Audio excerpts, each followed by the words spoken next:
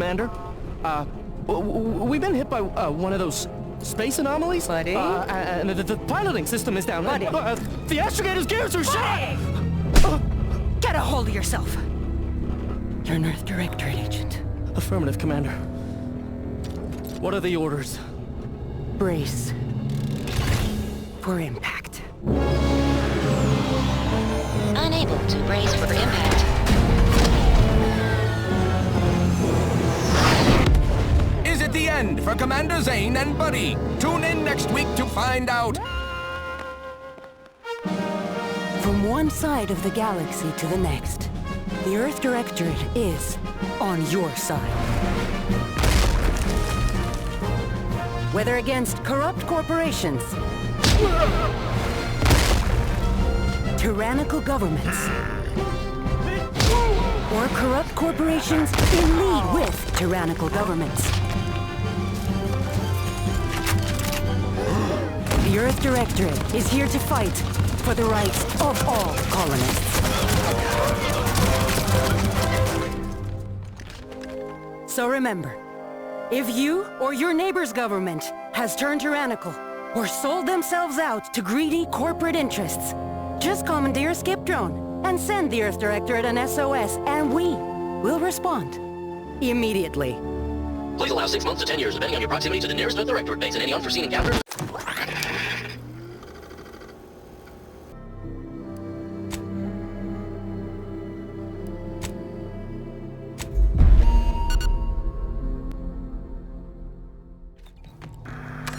Commander, I know we're rarely of the same mind where tactics are concerned, but you're the best agent we've got for, let's say, our unofficial missions.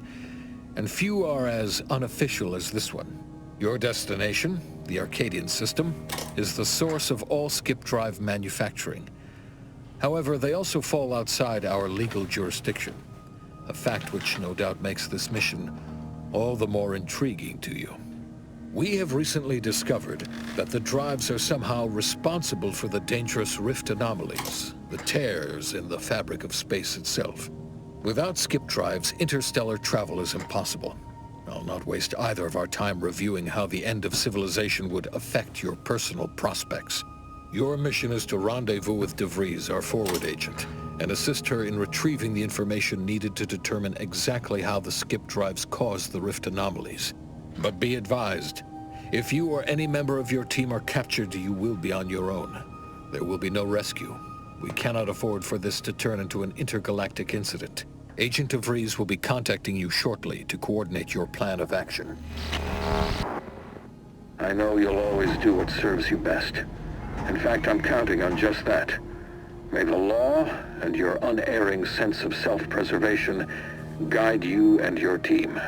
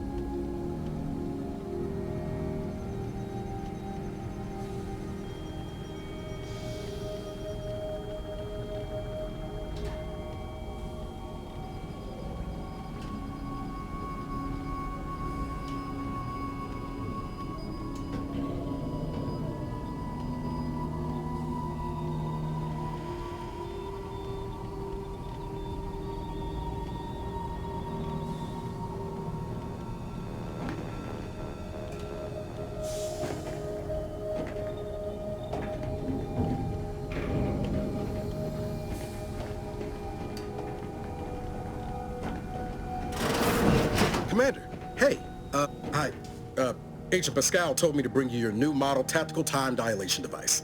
They say these newfangled ones cost no, that ain't right.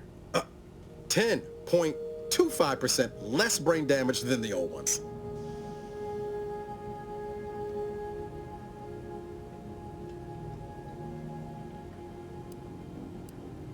This a test? The TTD devices operate by speeding up the subject's perception of time. Or is it slowing? You know, I can never get that right. Everything just moves slower. They say the way it works is like Well, you know how parts of your brain can become damaged if you're in suspended animation too long? It kind of does the same thing.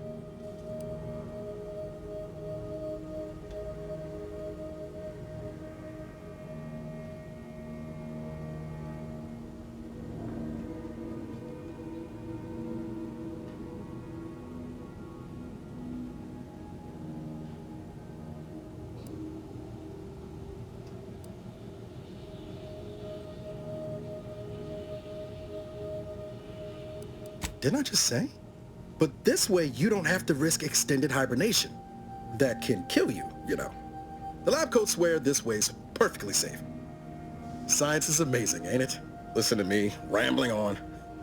So, well, anyway, here you go. Look, Commander, truth be told, I asked to deliver it to you. I was just hoping to get a moment to ask you for a pointer or two, you know, on how to be a great agent like yourself. Because, well, you're a legend. And the other agents, well, let's just say they disagree on just how I should go about it.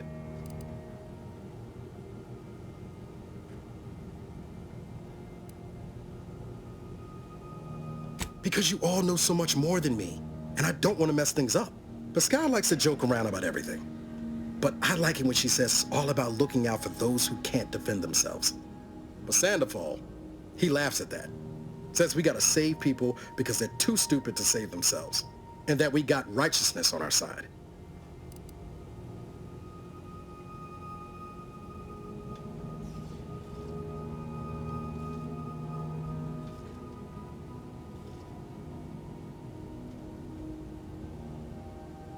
I didn't think you'd say that. Strikes me as a mite unsparing, but no, you're right. Why should a criminal get a second chance when their victim doesn't? Anyway, thanks for giving me the time of day. Most superiors wouldn't. Oh, I almost plumb forgot to tell you. It's near time for Agent DeVries to establish contact. She's like you, top tier, one of the Earth Directorate's best. I know you'll like her. Anyway, we ought to be getting down to the main room and open up the channel.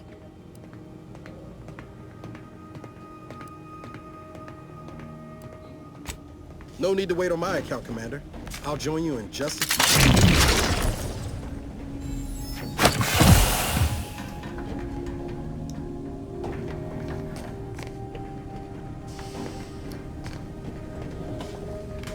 Whoa, that's sure faster than taking the stairs.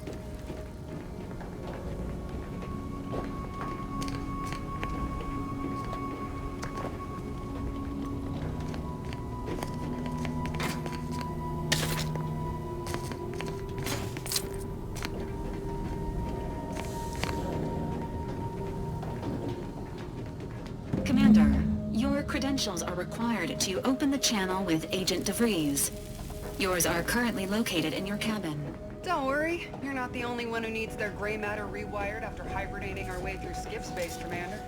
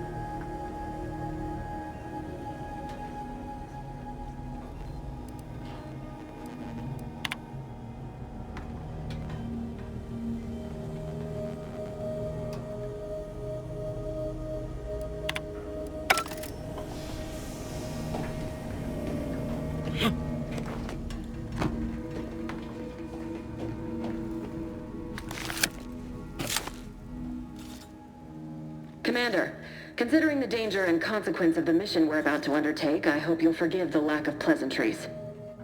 Arcadia is ruled by a dictatorship that calls itself the Protectorate. They are beyond secretive. However, it is their inability to even imagine that someone could infiltrate their system that has given us an advantage. One I've found a way to exploit spectacularly. As unbelievable as it may sound, Once you make your way to my location in the skip labs, we will be liberating an unsealed skip core.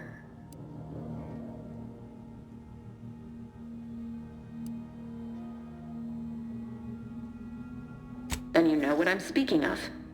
But the whole story about the explosive seals being necessary to complete the circuit so they'll function? Well, it's a lie.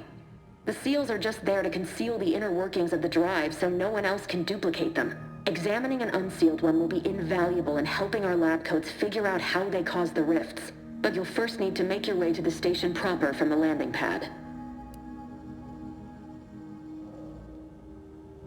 Hopefully none. Our mission's timing is fortuitous. Most of the sector's security was reassigned to the far side of the station in preparation for the imminent visit of their sovereign's family. They decommissioned several landing pads, including ours, to give them fewer points of entry to guard, giving us fewer chances to be intercepted. You'll just need to reroute power to open the door to the sector once you've landed. Once you gain access to the sector, you'll need to shut down their communications to keep them from alerting anyone to our presence. Then, you'll need to handle their combat mechs.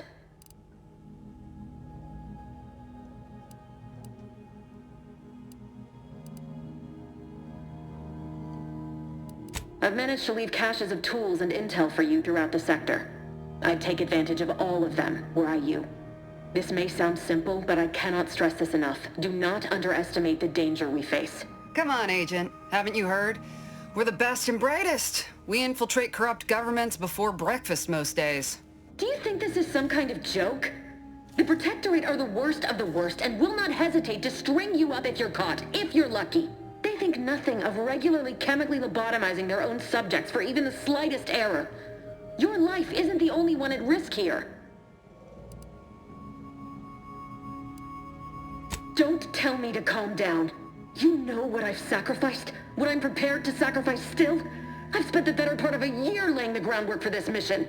I don't need a team led by some self-serving raconteur who plays fast and loose with the rules whenever it suits them, fouling it up.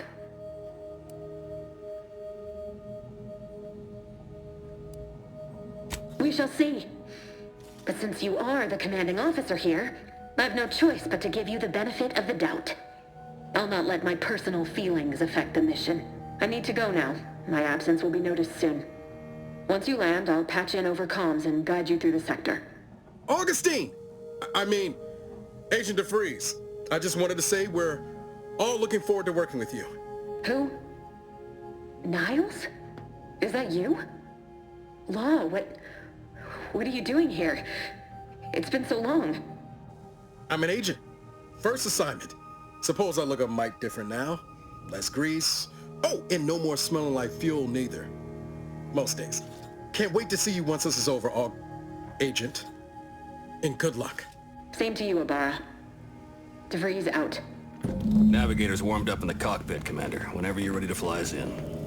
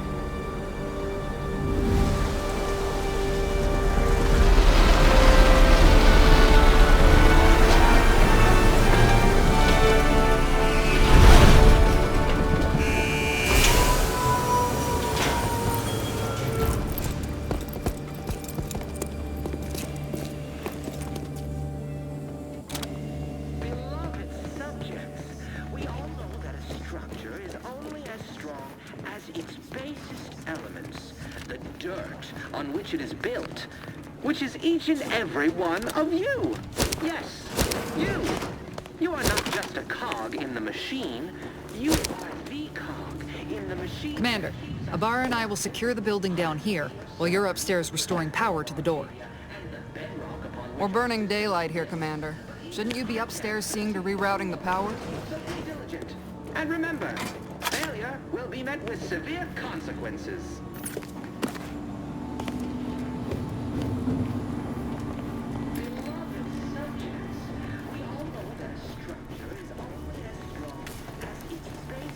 Agent DeVries's orders still stand. Power must be restored to the core in order to...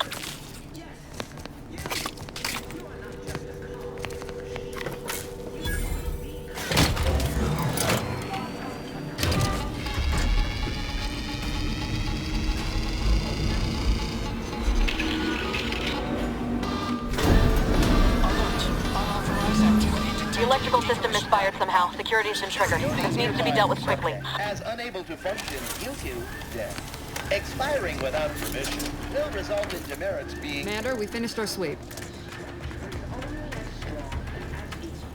I'd wager we could use the intercom to call for help, Commander.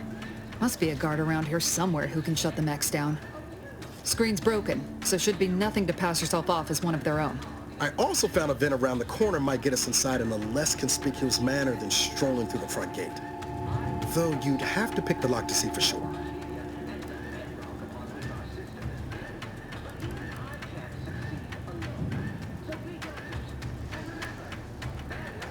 Always a good idea to have a cover story. That don't work out. This here mag pig should come in handy.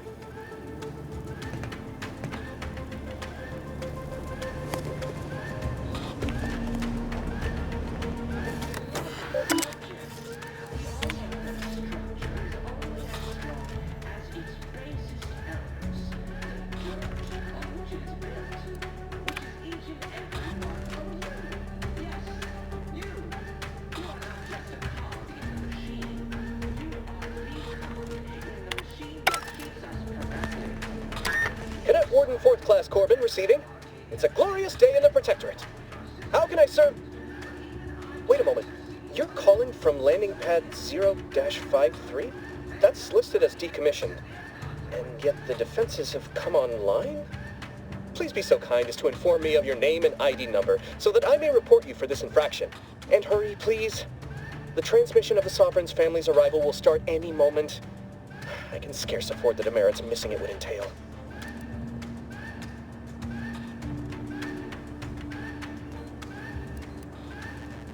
Mallory? Oh, now I understand. I'd heard you were, that your condition wasn't, optimal. What? I know I shouldn't be asking this, but what was it like? The mental refreshment?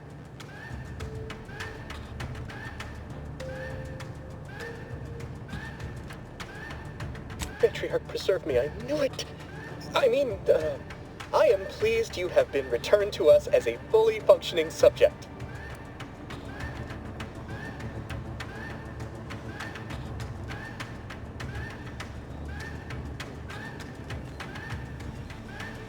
Sorry, I can't risk being sentimental. Forget I said that. It is my duty to report this. I'm sure the Arbiters will come get you out of there when they have the time. I have nothing to say to you. Leave me be. Structure is only as strong as its basic elements. The on which it is built, which is each and every one of you. Yes, you. You are not just a cog in the machine. You are the cog in the machine that keeps us productive. I may be your sovereign, the protector of our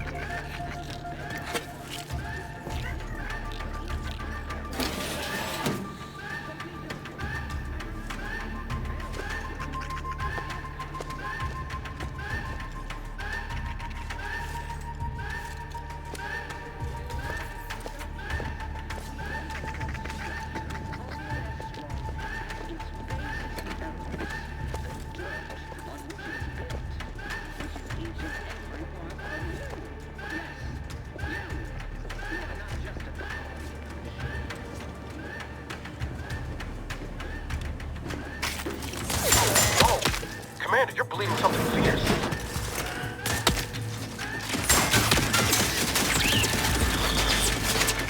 Commander, the situation is becoming more fluid than I'd originally planned for. We've got to change our approach. Split. Good to know DeVries is consistently on edge. Wasn't just me. You'd think she'd never been on a mission before. Everyone knows fluid's about the best you can hope for. Well, sitting here jawing ain't gonna accomplish much. Looks to be central dispatch on the right with security ops on the left. Which you taking, Commander? We'll hit the other.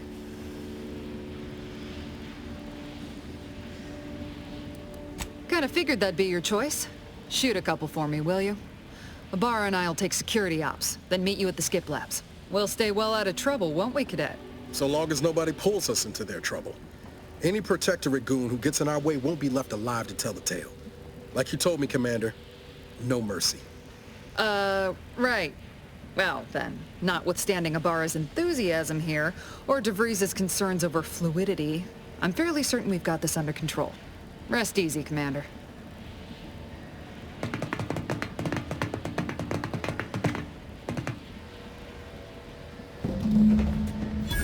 Agent Pascal. Ma'am? I've been cogitating on how best to gain entry into security ops. You know, nice and quiet like. Oh, you gonna school me on some of that newfangled academy training of yours? So long as it don't result in us being unceremoniously shot, suppose I could hear you out. Not getting shot's certainly part of it.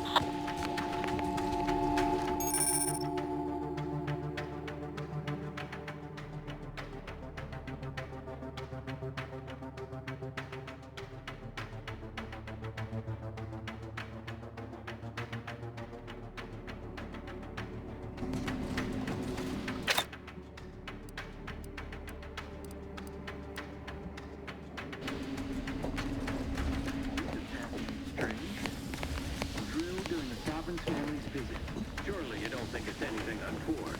A surprise appraisal of our competence seems more likely.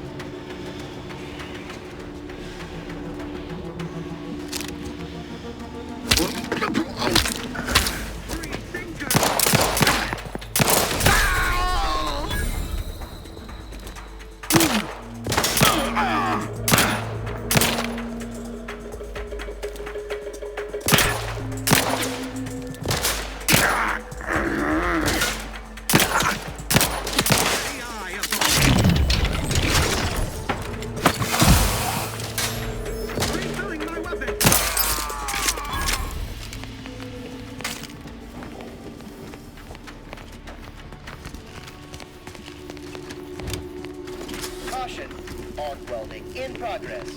Unit shall report any individual careless enough to be burned by flying sparks.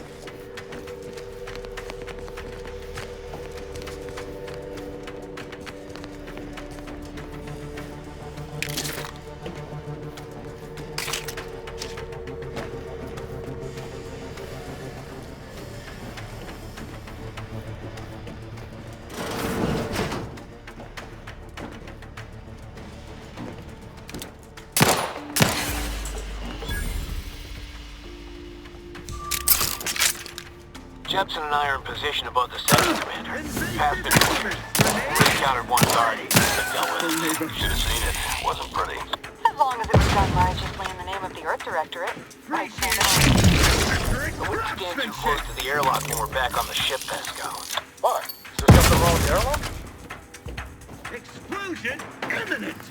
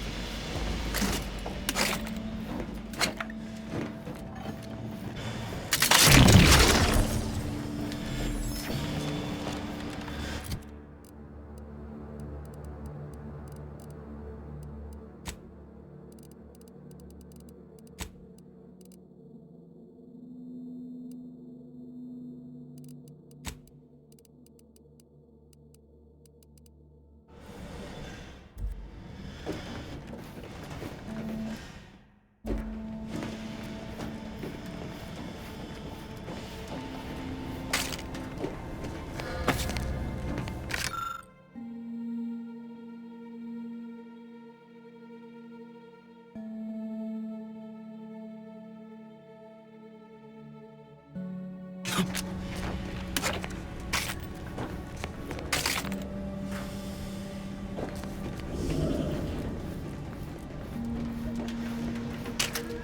need to sabotage the transformer to disable the failsafes. This will allow you to open the door and proceed. I left the manual in the locker to your right in case you need it.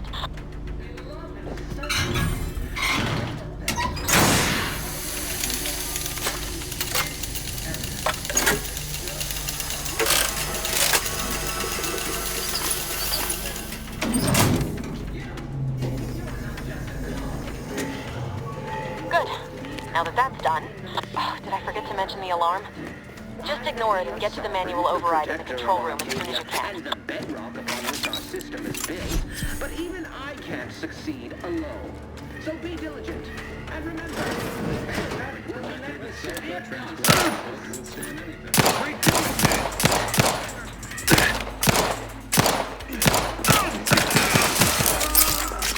Is only as strong as its basest element.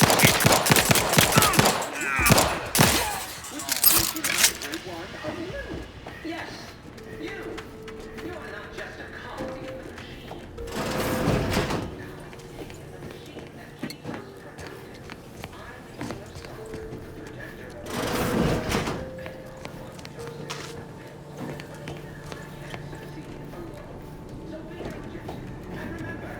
Failure will be met with severe consequences.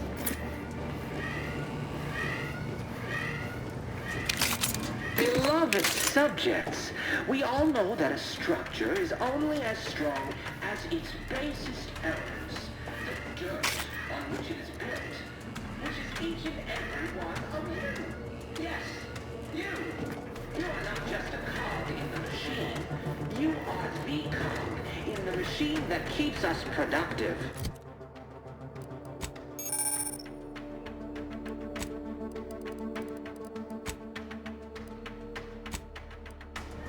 Your sovereign, the protector of Arcadia, and the bedrock upon which I but even so be diligent.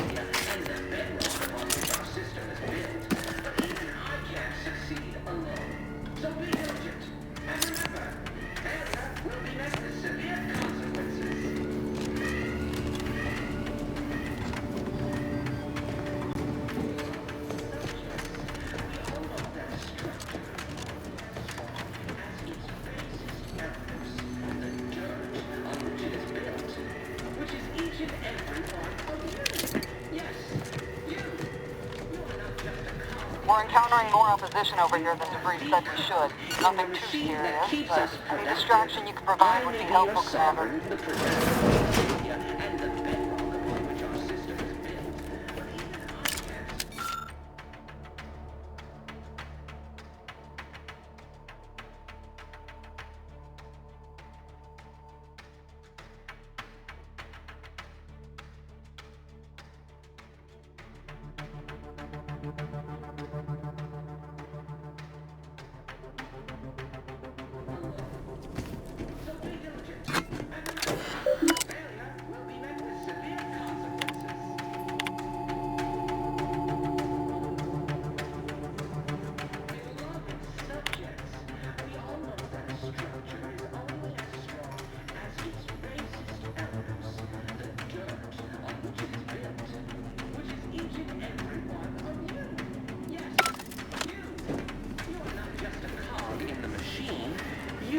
the cog in the machine that keeps us productive.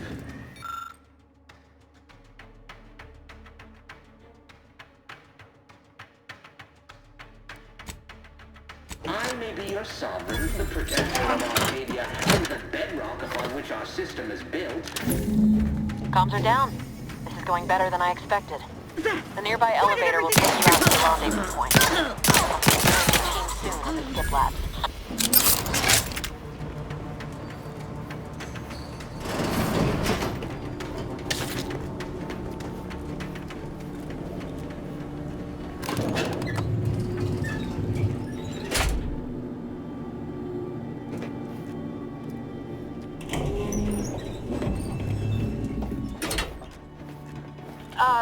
Give us a minute. Something's not right.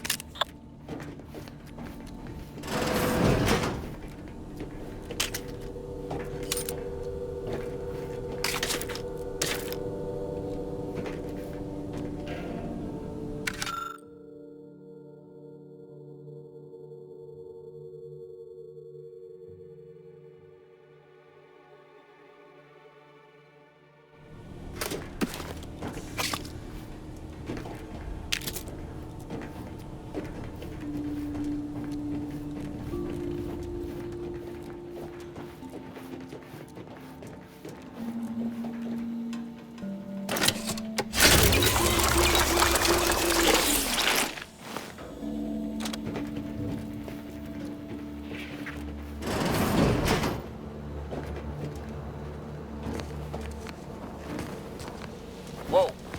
Hold on. What's this doing here? What's that? An explosion? Abara, Pascal, do you copy? Niles, say something. What the fuck just happened? I see smoke.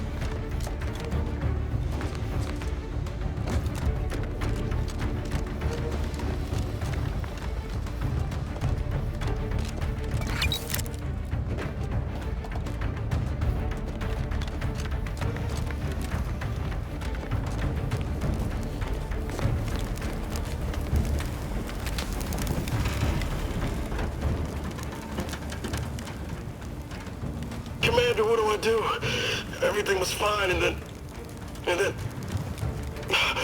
Lord, I think Pascal's hurt. I called out to her, but... There is a 90% chance Agent Pascal is trapped under rubble. 87% chance she is mortally wounded beyond help.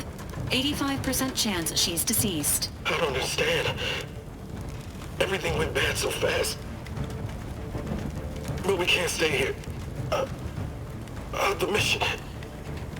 We've got to complete the mission.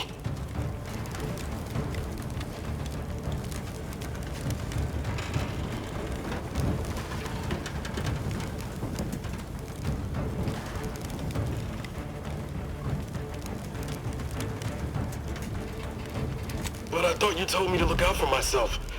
Be merciless. But...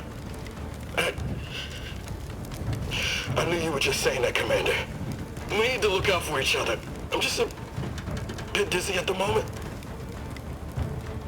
I'm sure it will pass. I sure hope I find her before the Protectorate sets their lamps on us. Issuing urgent reminder.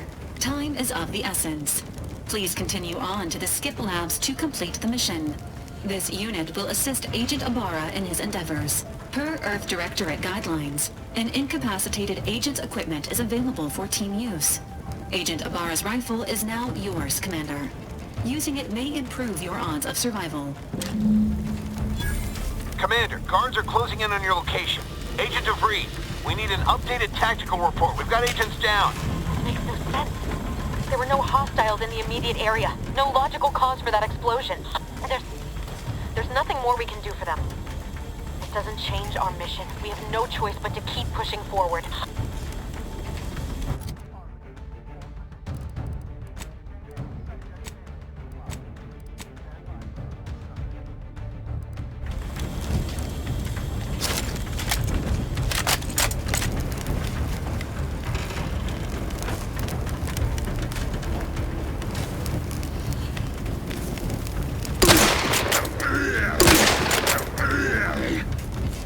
Invasive element!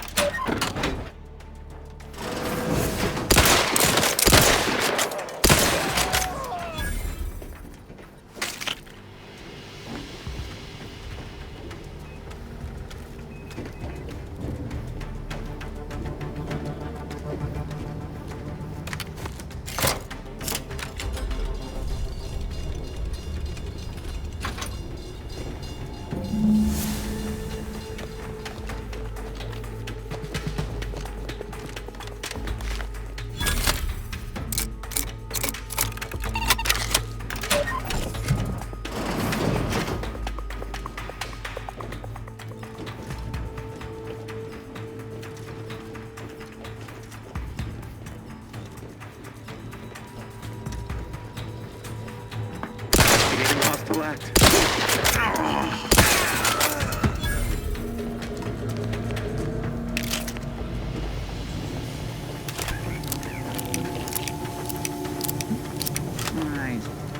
Quizzical. Mess with the car, you get the teeth!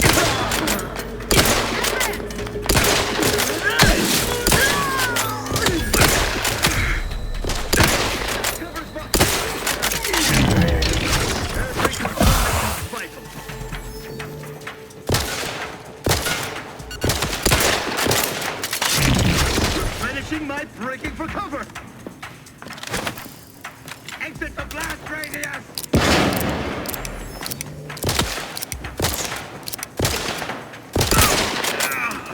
His steady eye above! Think you don't let that thing in!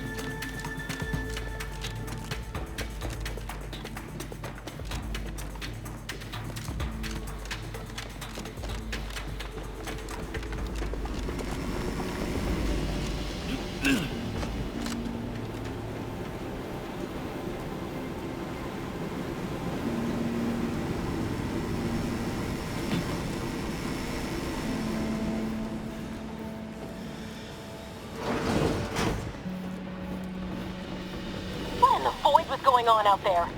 Did you think shooting up the place was a good idea right now? After what happened to Niles? You need to stop the tomfoolery, take the lift behind you, and get to me as soon as you can. It is imperative we retrieve this unsealed core and escape this station.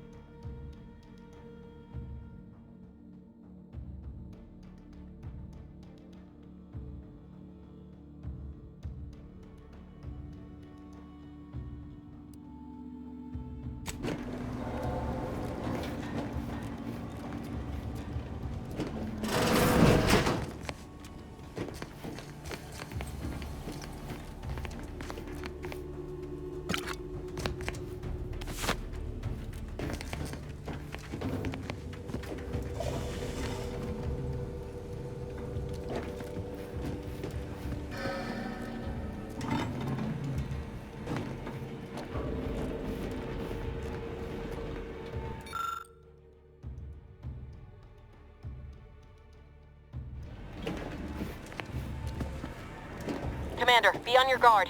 I'm picking up increased security activity in your area. They'll be at your location at any moment. This is not a drill. Or it is, and we're being tested. It is not our place to question.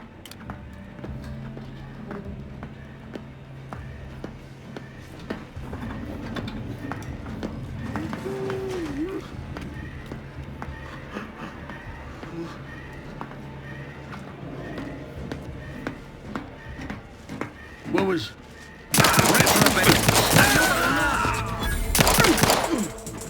Seeking cover!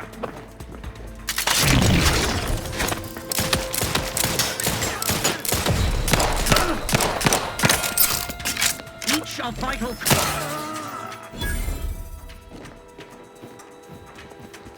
They dropped out of sight!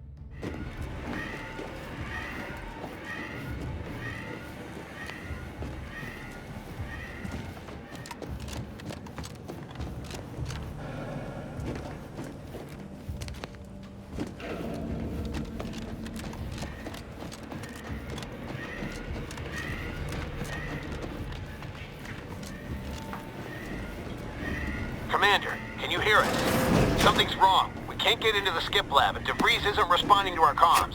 In other words, we're trapped out here. So don't count on us for backup. We'll be busy keeping ourselves alive. Don't worry about us. Just get to DeVries and liberate that core so we can get out of here.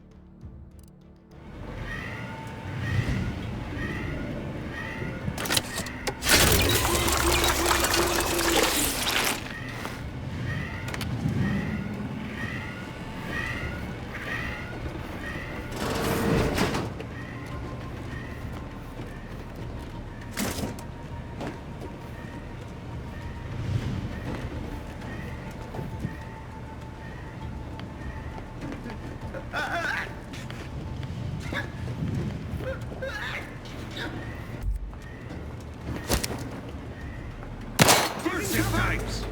Improve.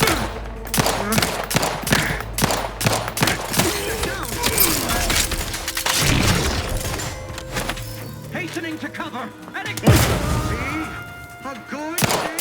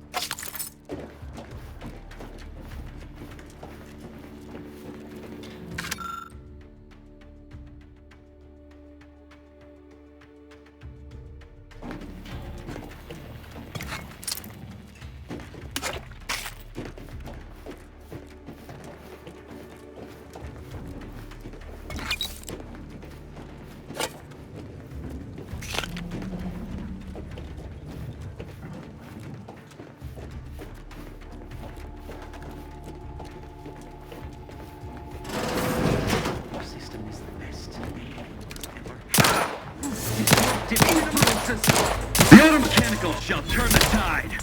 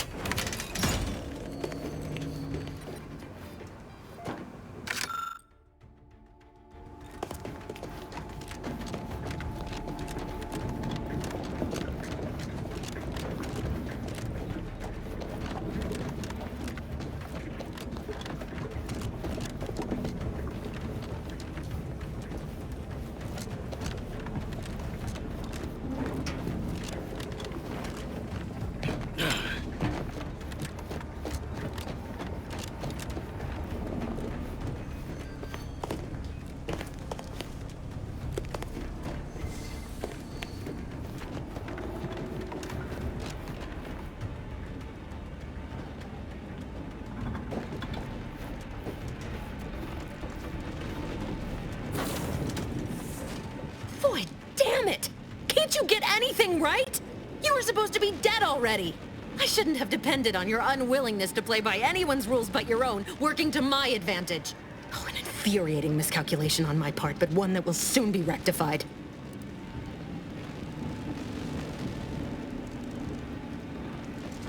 You think I'd betray you, or the Earth Directorate, or my principles for a handful of bits? There is no betrayal here, though it is understandable someone like you would see it thus. No. The explanation is far more simple. The grand plan mandates this abomination of an experiment must die. And you along with it.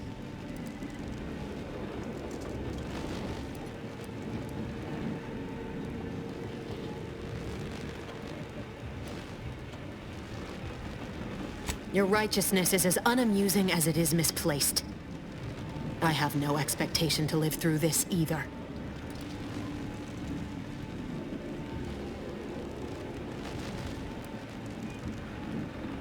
Are you finished with your pithy threats? I'm loath to step on your big moment, but we are out of time. Farewell, Commander.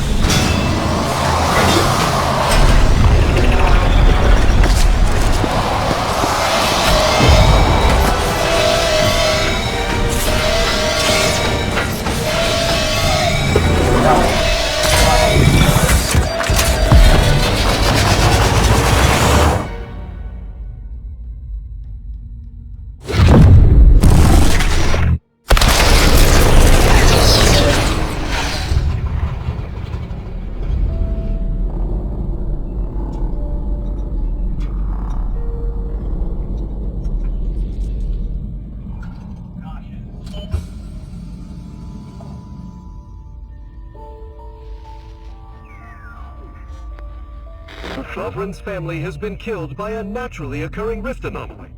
High priority alert to all Earth Directorate Agent. Contact with Earth has been lost.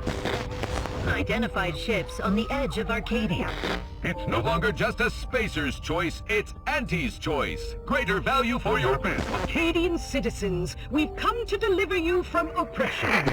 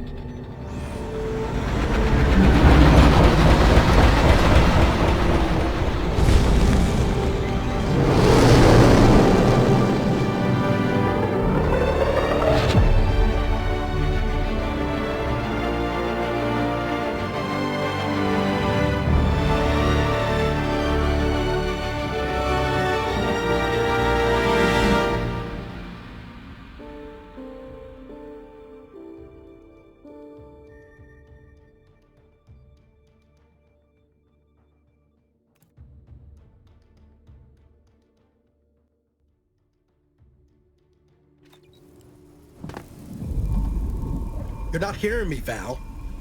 They were out there for almost 10 years. You know what usually happens to someone left in suspended animation that long. Explosive cell death may result from extended periods of suspended animation. Death occurs quickly as the human body rapidly liquefies. Exactly. And it would be my fault it happens. Oh, I never should have stopped looking. I can't face the commander right now. Not like this. I'll be in the cockpit.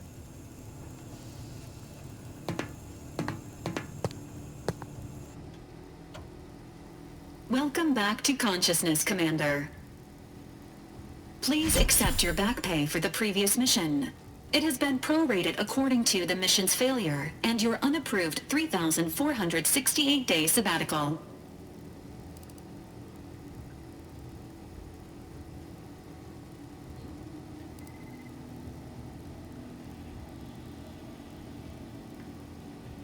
Some post-hibernation nausea is to be expected. Please direct any vomit away from your Valerie unit. Revival protocols mandate a physical and cognitive test to confirm mission readiness. This is to ensure no unexpected changes have occurred regarding your abilities, Commander. Due to your prior medical history and general fragility, this assessment is especially recommended.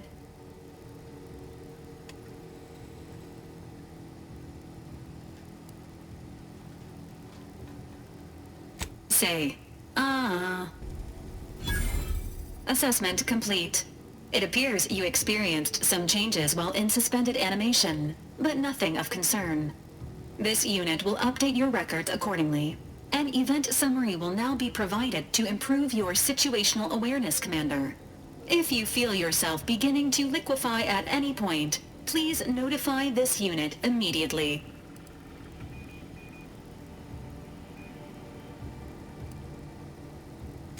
Following an aggressive merger between Anti-Cleo's and Spacer's Choice, the new corporate entity known as Anti's Choice invaded Arcadia. Anti's Choice claims they are following market demands and liberating Arcadia through the power of capitalism.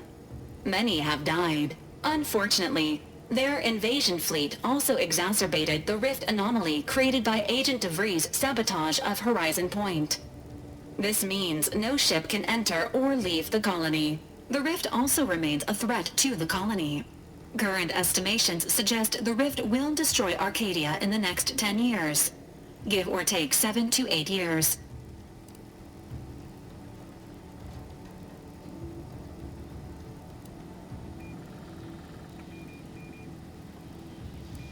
Correct. At some point in the next decade, the rift will result in the complete annihilation of all life in Arcadia. But currently, it is a low to medium priority concern. Agent Ibarra has expressed far more confusion and alarm about Agent DeVries' latest actions.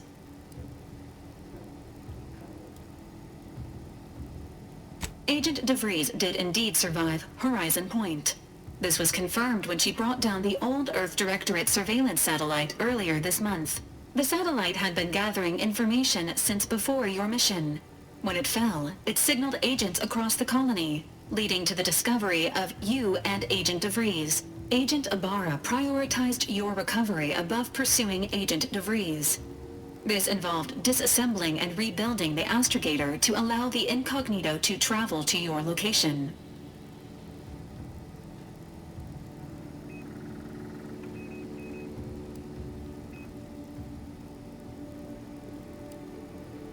It is inadvisable. However, Agent Ibarra has had many years to teach himself new skills, though he has not shown the same aptitude in soap making, hydroponics, or cooking. This unit has also observed a marked improvement in Agent Ibarra's hygiene regimen since the satellite was brought down. He is shaving again, and routinely changes his clothing. Final update. Due to the deaths of every other squad member, Agent Ibarra is now a full agent. He is currently in the cockpit. Please extend your congratulations when you see him.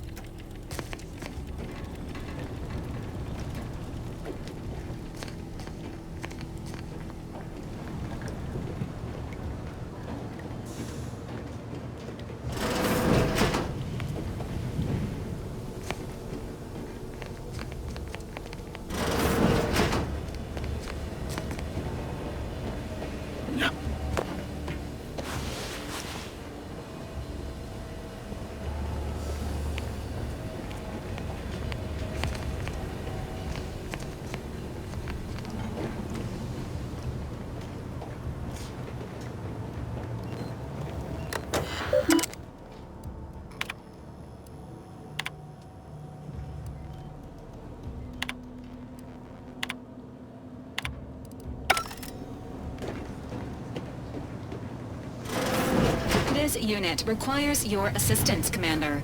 Records indicate that lockboxes, such as the two housed in this dispenser, were originally part of a failed smuggling operation.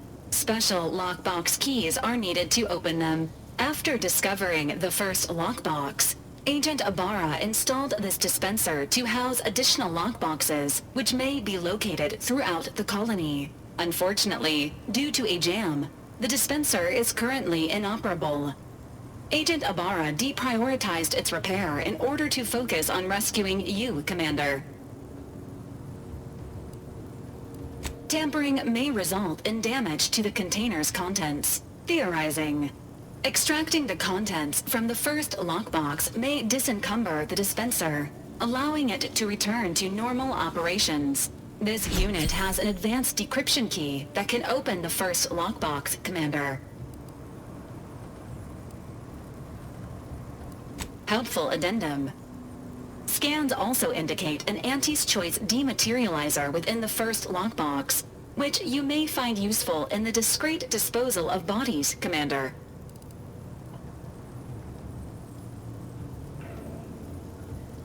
An Earth Directorate agent prepares for all eventualities, including but not limited to unpremeditated murder. Additionally, the second lockbox's contents may contain parts to upgrade your Valerie unit. Upgrades are recommended to improve your experience of Valerie. Please do not attempt physical intimacy with your Valerie unit.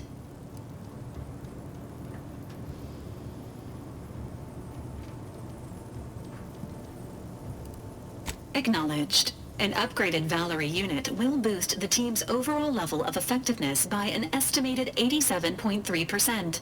Please be on the lookout for any additional lockboxes, which may be stored here for your convenience.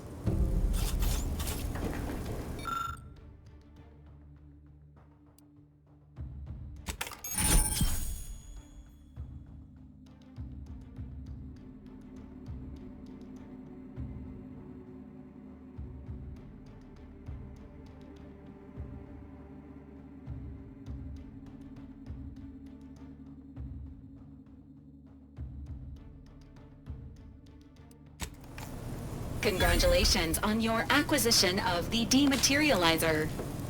The dispenser is now functioning normally. Your ability to conceal homicides has also been increased by 85.9%.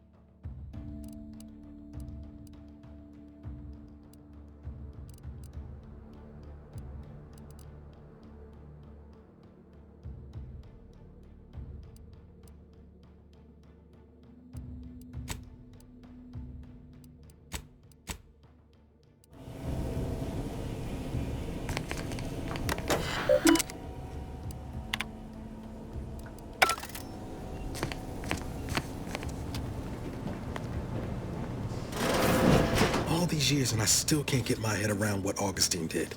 Sacrificing her whole team. And for what? What did our blood pay for? Oh, Commander. Thought you were Val. Glad to see you up and ambling about. And not, human stew.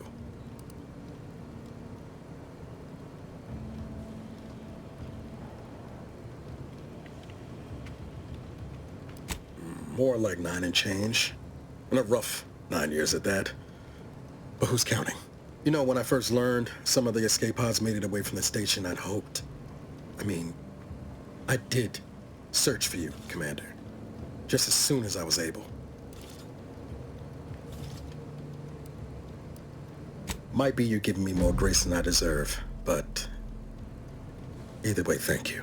So then, I gather Val subscribed to our state of affairs? Confirmed. The commander has received a full briefing on the following topics: the invasion of Arcadia, the Rift, and Agent DeVries' survival. DeVries. Would have been better if she joined the dead. I figured she'd done just that until I got the alert that she brought down the Earth Directorate satellite. If she's of a mind to, she could use the information on that thing to destabilize the Rift and destroy Arcadia. She was one of us, Commander. It's our responsibility to stop her.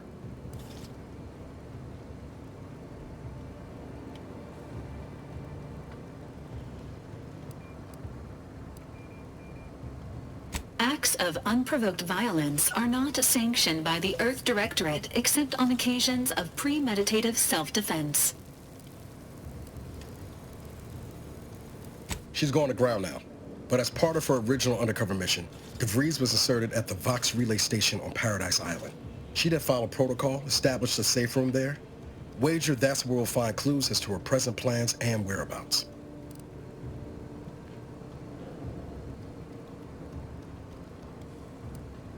Thank you, Commander. Means a lot coming from you. Just to be clear, I'm not saying we're strolling up to the Vox station and knock nicely. The Vox is highly restricted and heavily defended. It'd be a death sentence. We might ought to explore the island first, find out what we can. The satellite alert pinged DeVries' tracker in a town, name of Fairfield. Wasn't nowhere clear as yours, so we need to poke around a bit. Doubt she's there now, but it seems a better place to start than assaulting a Protectorate communications hub.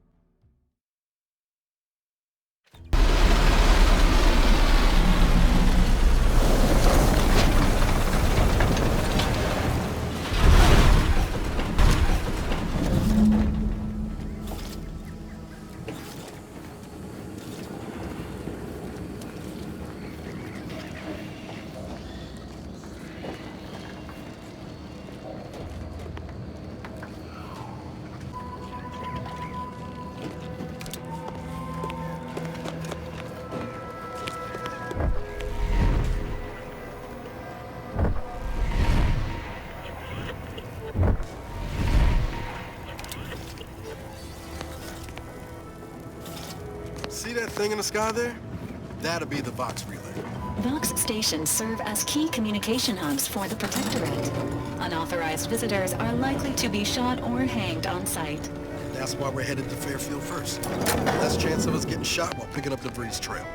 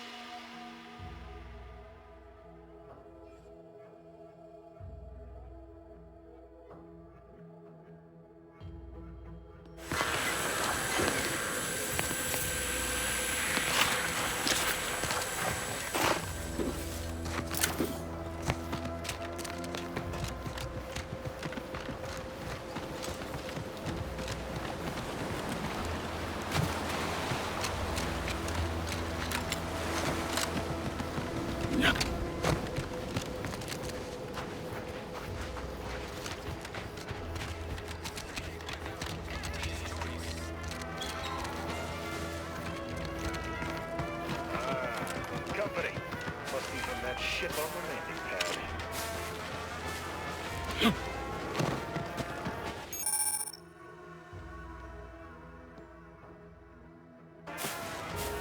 pad. Word, Commander? Whoa there, go-getter.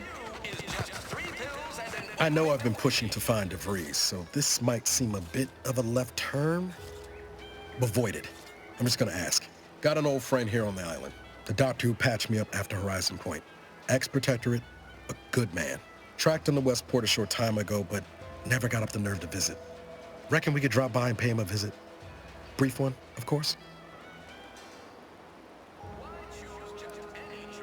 I'm being serious here, Commander. Could you try doing the same? I had some bad years on my own. Now with you here being part of a team, this might sound a mite soppy, but I feel like I could be a proper agent again. That starts with writing accounts. This friend of mine, Zebulon Tran, I let him down. And I've been chewing on that live wire for a while. Too long, maybe.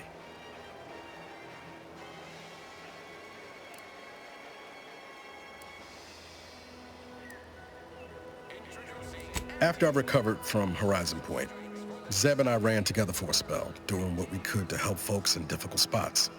Fighting Protectorate tyranny in small ways. Too small for Zeb, as it turned out. He was unhappy before I showed up, and after, well, all my Directorate talk fired him up even more. I had my orders. I was to stay low. Couldn't let the Protectorate catch wind of an Earth Directorate agent in its midst. But Zeb, he kept pushing to take more extreme action.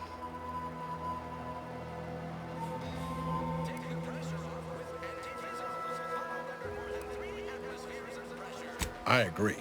But the problem with burning down a system is finding ways out for all the innocent folk trapped inside it. That wasn't the goal anyway. Just helping out where we could. We worked hard, but the Protectorate's arbiters and sentinels worked harder. Often than not, our help only made targets of the folks whose lives we were trying to improve. Didn't matter what we did. Arcadia was still caught under the Protectorate's boot.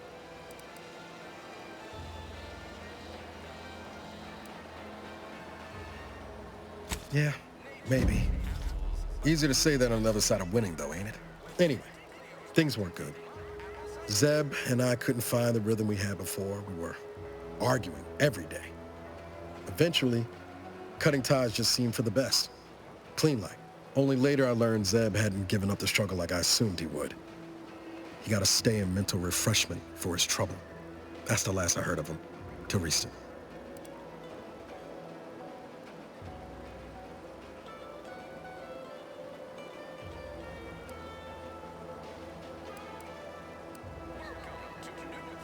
Much appreciated, Commander. Promise, I won't be making a habit of pulling skeletons out of my closet. Westport's on the east side of the island. I tracked Zeb to somewhere on its outskirts, but never got up the nerve to visit before now. We ought to start there.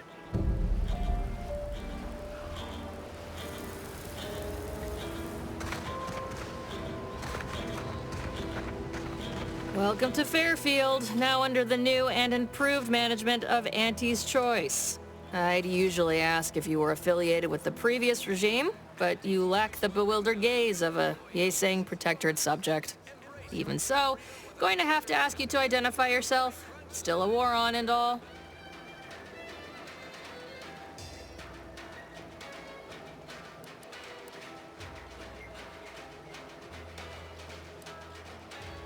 Huh. Really? Everyone knows we're cultivating our sprat population for a new deep-fried snack line. So I refuse to fall for such a ham-handed attempt at dissemblance. Look, we're Auntie's Choice. Lying's fine. We downright admire it even, if you pull it off. Next time, try a little harder. End of the day, we let most anybody in. Bottom line's all we care about is our bottom line. That'll be all. Unless you got any questions before you're on your way.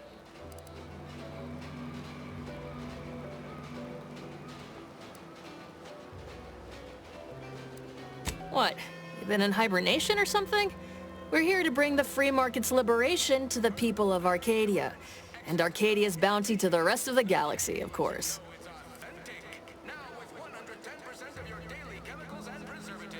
Oh, we got everything. One of them, at least.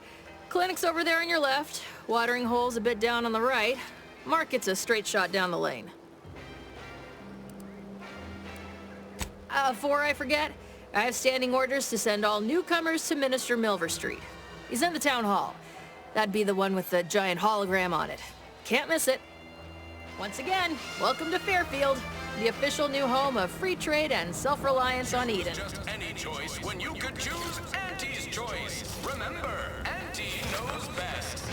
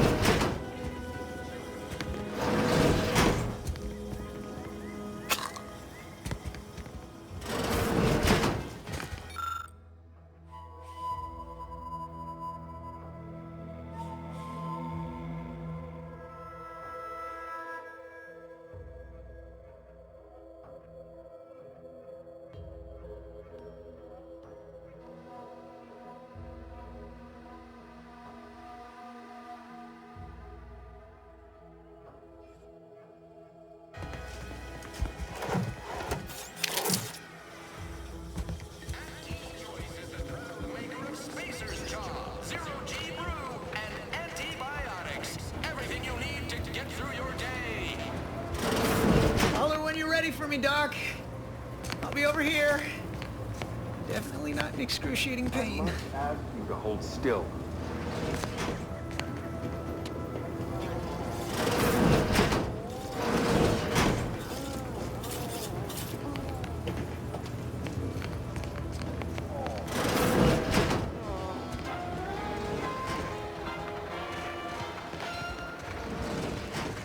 Keep your petty skepticism. I'll pay my tab in no time. You'll see. I see a huge opportunity for us in Fairfield. Welcome to the name-pending saloon, purveyor of spirits and stimuli. What'll it be, stranger?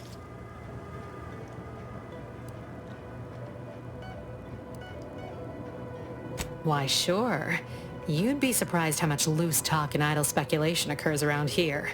What, between the Protectorate defectors, finally able to speak their minds, and all our off-duty Auntie's employees carping about work and the war. Any particular topic you have in mind?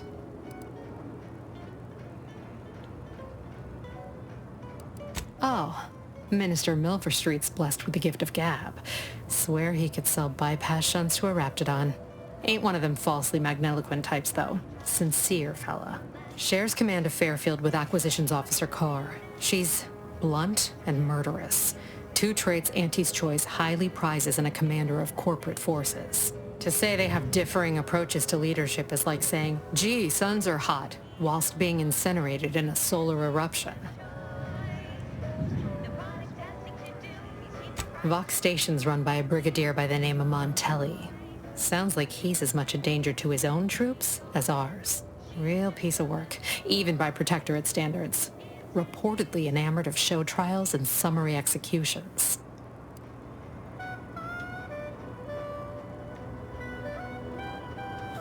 Tell you one thing you can't avoid, the bridge.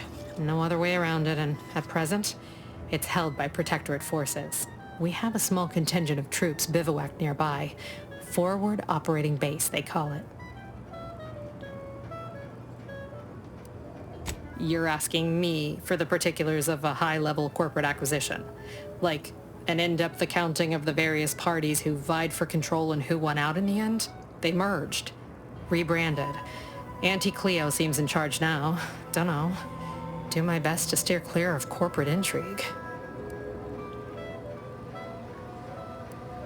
My pleasure. Got anything for me in return?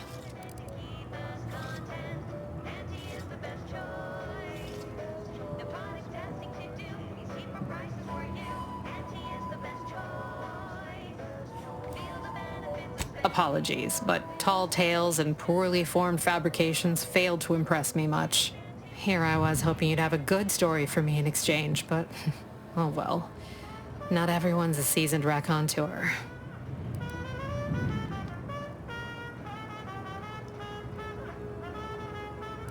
All right. Appreciate you dropping by.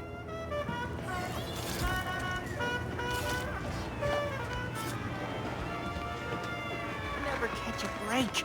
Finally find a way That guard wasn't being ironical about the giant hologram over Town Hall. Well, guess we ought to go acquaint ourselves with that minister like she said. The door of this stuff? They must be storing something good in there. Yeah, guns, armor.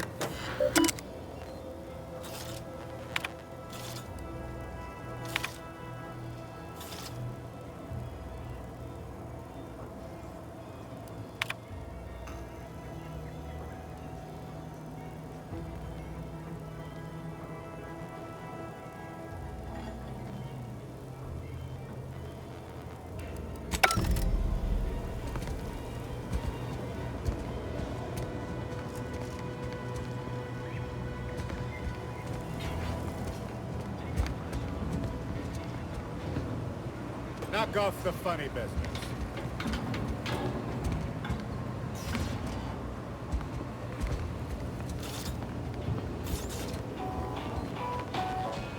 Don't go into that cheap saloon if you got a lick of gumption. They got no tolerance for it. Why do you think I'm out here? Has nothing to do with my current and very temporary shortage of funds.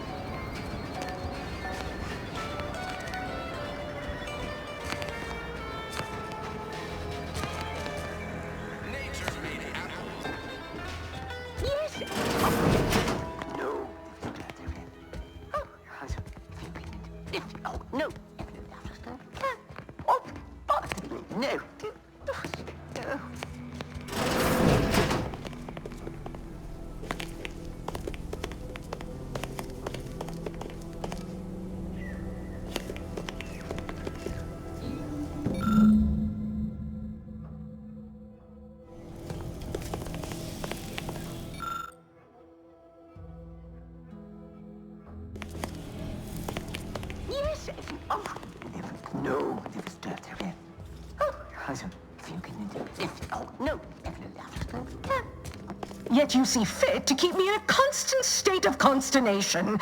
With each unauthorized act, you jeopardize our hold of Fairfield. Yes, but you must understand, the Protectorate citizenry is a hair's breadth from defection. Within the week, I'm certain. Certain? Like the week prior and the week before that. Impressive foresight you wield. Should apply to join the Order of the Ascendant. It would be difficult enough to convert the stubborn populace without your soldiers' constant, ill-advised forays. Enough! Your yipping reminds me of my 2 old canids. I loved those canids. You, on the other hand, are trying my patience. We don't want to try Auntie's patience, do we? No, Auntie. Yes, I thought not. Now, unless you care to see what life in the lower rungs looks like, you will both of you cease your foolish maneuvering immediately. Do I make myself clear? Yes, Auntie. Good. See that it is done. I will brook no more disappointments. And while you're at it, you might want to look into your security situation, Commander. I'm not accustomed to an audience when addressing my subordinates. Who in the void? Eavesdropping on Auntie's choice business is like to get a body shot for spine. Though you're not wanting for moxie. I'll give you that. Now hold a moment, Carr. When opportunity comes visiting, perhaps it's better not to riddle it full of holes. Our new compatriot may be of assistance. A surprisingly good point, especially from you. She only forbade us using our own personnel. Be a whole other matter were a stranger to happen to aid one of us. But which? Well, you seem an observant sort, so I expect you'll tire of Milver Street's bluster soon enough. Come see me before agreeing to whatever absurdity he proposes. Unlike him, I have some work actually befitting your time. I'll be waiting. Alone at last. I never thought she'd leave. Now then, allow me to introduce myself. I am D.B. Milver Street, Minister of Marketing, Duke of Demographics, Commercial Condottiere, President of Promotional Material. Tell me, do you believe in signs?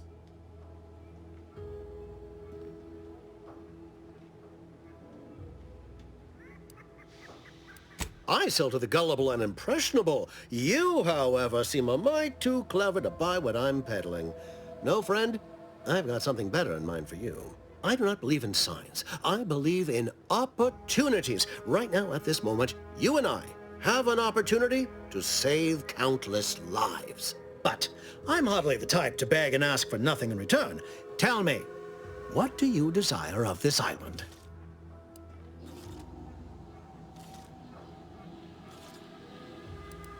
Tisk tisk. I appreciate your devotion to remaining mum, but I simply cannot work with a freelancer who I do not intimately understand.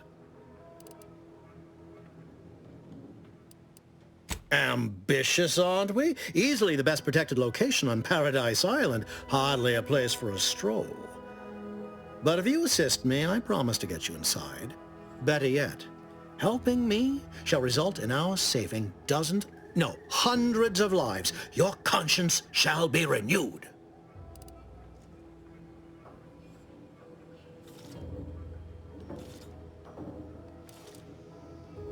Auntie may demand Carr and I do nothing, but for each moment I remain inactive, dozens fall in meaningless combat. I seek a persuasive method of alleviating this conflict. The Protectorate utilizes a procedure known as mental refreshment to ease the temperament of wayward subjects. The Ministry of Accuracy contains vital information about the process and where it is performed. This is the prize I seek. I previously sent a grafted soldier, Trooper Ceylon, to retrieve said information, but I have not heard from her in some time. Consequently, I must presume the worst.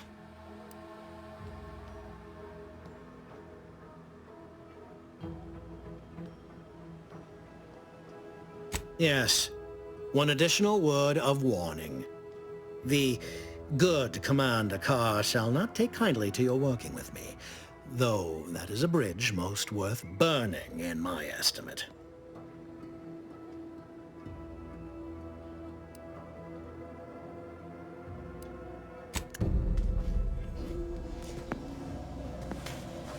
Being this close to DeVries feels like we're finally on track to set the universe aright. Anyway, need something, Commander?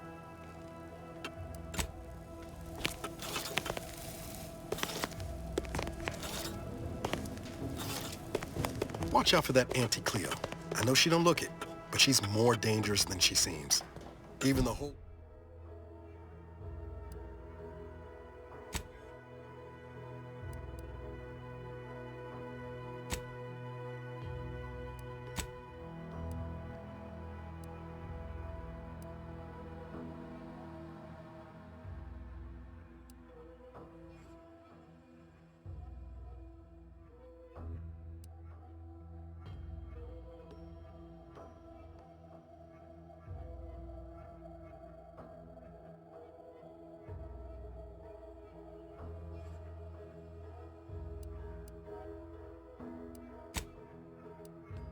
Even the whole of Spacer's choice could not maneuver her.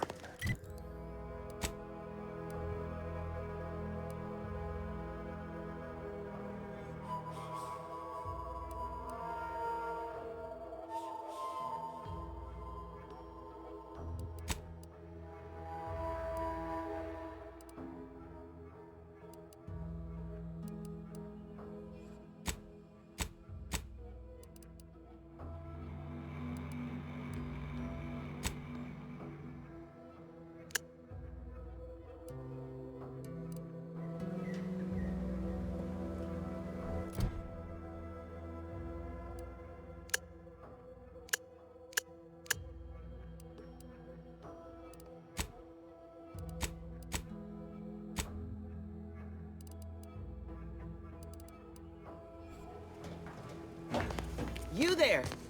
Still got work if you're looking.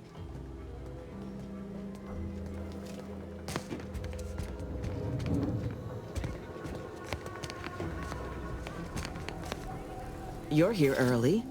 I expected you'd be on the receiving end of Milver Street's bluster until close to the end of time. Happy that ain't the case, as I can make use of you. I'm Officer Babylon Carr, head of aggressive acquisitions and persons elimination on Paradise Island. Let no one say I can't be official when circumstances merit. Now, not to say I question the presence of a wayward sightseer in the midst of a war-torn waste, but it might be safer for us both if I knew your purpose.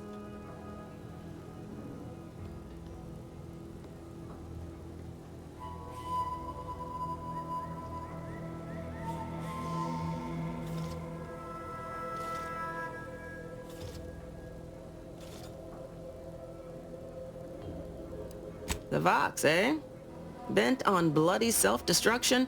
I could just have my troops dispatch you, save you the effort. Although if you were keen on continuing to draw breath, perhaps you and I could broker a deal. There are Protectorate vitals need bled. You could do the bleeding.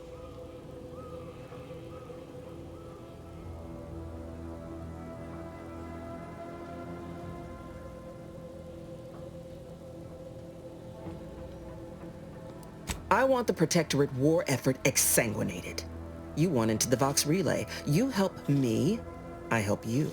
There's a particular holding we shelled early in the war. Name of Euphoria Coast Automech Repair Center. Deserves a raising for the length of its blasted name alone. My scouts report recent Protectorate attempts to bring it back to functioning. I need the place sabotaged, lest Automechs return to aid the Protectorate war effort in droves. Should note, the ministers like to take our working together as a personal affront. Aid me, and I suspect he'll rescind any offer he may have made to you.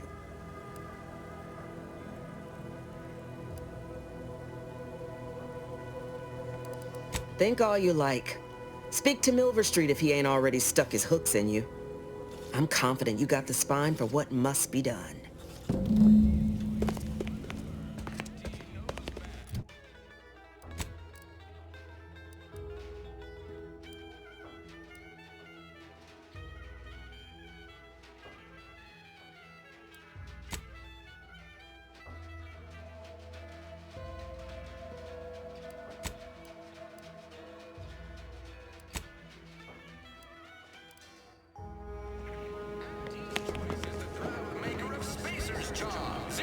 Commander, there is a 98.7% chance that hunting Agent DeVries will require greater amounts of ammunition than you currently possess. Ammunition can be purchased at vending machines or crafted at a workbench using materials like this collection of scrap metal and powder. I can also help you craft items in a pinch when we're out together. Most won't even explode on you.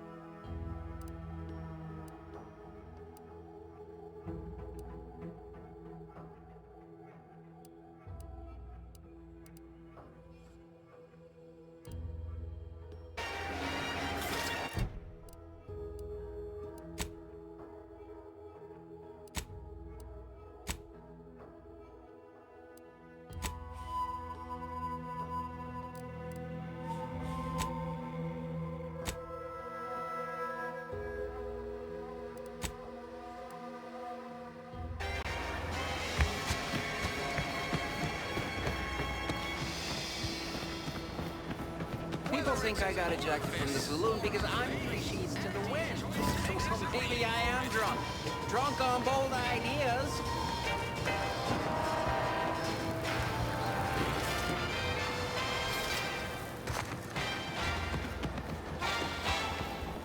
Swear, I almost had it this time.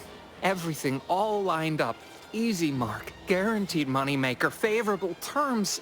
Practically the recipe for success. Look like you've had your share of troubles.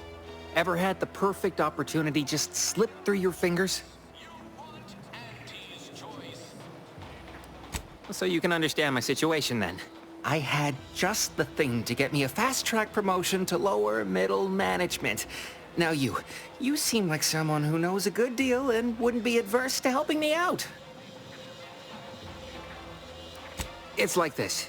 I agreed to meet with a business associate to finalize a deal, but the location got set for Spire Grove. Problem is, you been outside of Fairfield? Well, the funicular to Spire Grove broke recently, so I got no way to get up there. I'd break my neck scaling that cliff for sure. There's a long way around, but it's not for me. Why, the path there might be lousy with raptidons for all I know. It wasn't before, but mayhaps they were just lulling me into a false sense of complacency so they can strike. While exploring facilities to the north, my partner unearthed a heretofore unexploited advanced protectorate technology. Couldn't or wouldn't go into details, but he promised every household would want one, that it'd revolutionize the daily life of Anti's choice citizens.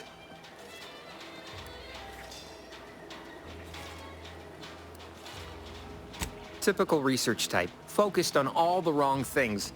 Not particularly motivated by competition or social advancement. Strange bird. Pitched him the dumbest deal I could think of. Told him I'd trade him my entire tossball card collection for schematics or a prototype. Said sure. Complete rube. Didn't even ask about condition. My Kelvin Tran rookie card isn't even ultra fine. Got a piece of nicotine chewing gum stuck to it. Don't want to bargain none? Might suspicious, you ask me. Like maybe I ought to end this here conversation.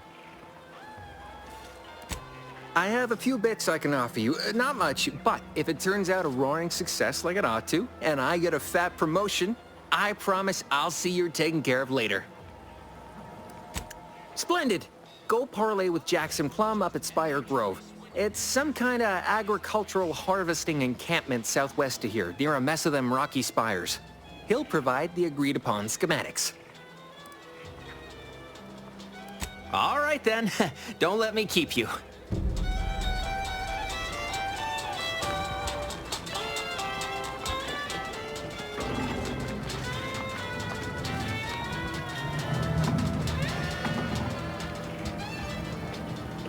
Our target audience here is... Pete, back already. Anything else I can help you with?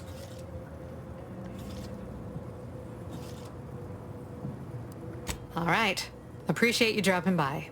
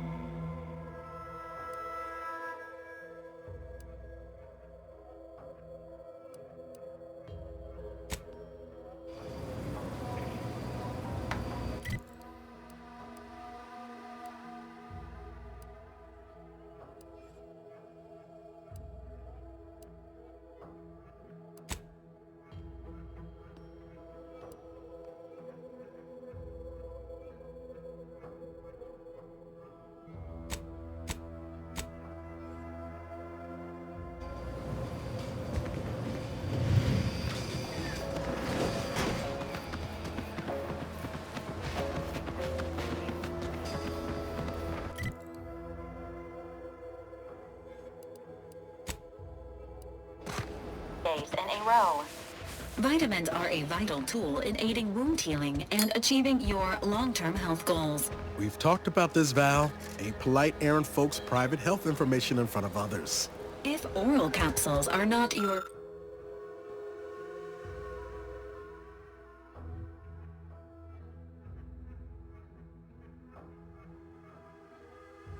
preferred delivery method, suppositories may be a viable alternative.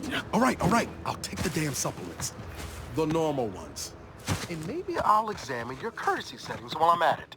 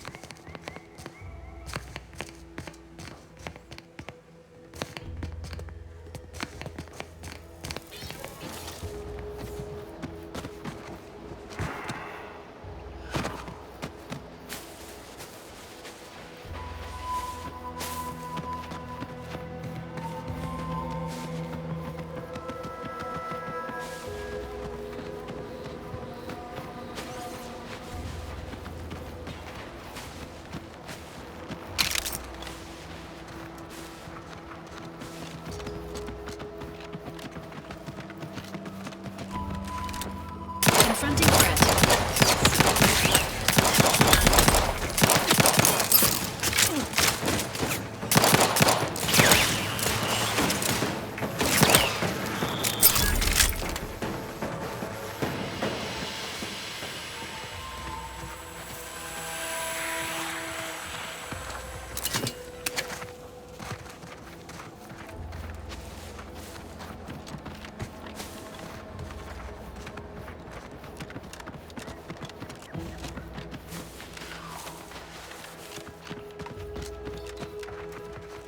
Engaging combat platforms.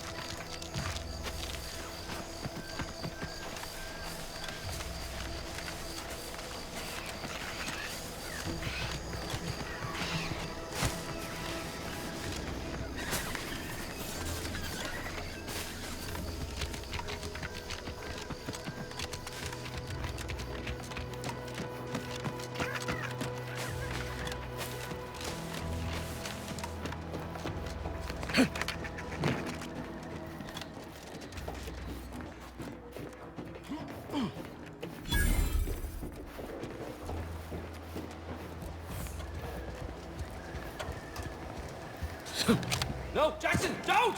Don't fret. With these boots, I can fly! Help! Are you breathing? Say something! Oh, law. I can't believe he jumped that way.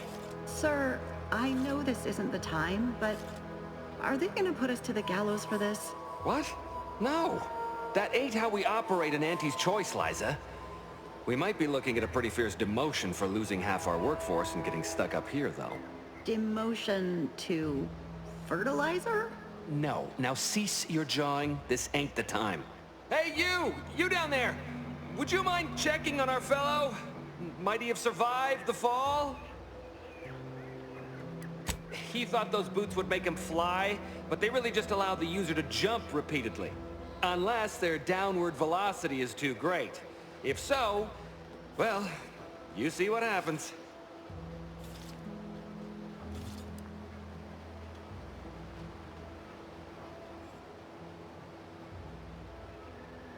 Not nearly as upset as we are. We've been stuck atop this machine since Ida, one of our new Protectorate acquisitions, had her gray matter scrambled by the height, jumped down, and landed right in its gears. I can't fathom no sensible motive. She joined us shortly after Auntie liberated her with the freedom of meritocracy, and she seemed happy enough. Were you not listening? She said she'd always be a loyal subject. It was part of the endless inculcation we endured in the Protectorate. It can prove insurmountable for some. The notion that she'd sacrifice herself, even after seeing the vast possibilities in staying alive and climbing the corporate ladder, it's just impossible to cognize.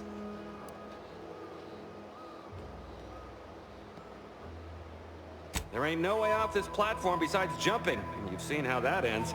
But you being down there makes you uniquely qualified to help us. The reason Jackson tried using those plasma thruster boots was to gather a piece of machinery we'd spotted on a little table halfway up the spire. It's a drive overloader. If we install it, we can push the platform's arm hard enough to... well, to grind old Ida out of the gears. Though the power of that overloader will deluge the system and, well, overload the drive and burn it out all permanent-like. But desperate times and all that. So if you were to use them boots to bound up the spire and deliver the overloader to us, we'd avoid the tragic fate of our 2 former cohorts.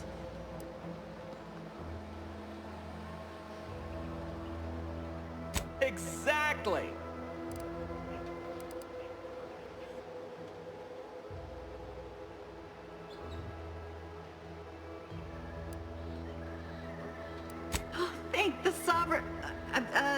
Thank you, stranger. We are eagerly anticipating a long life utterly absent of starvation.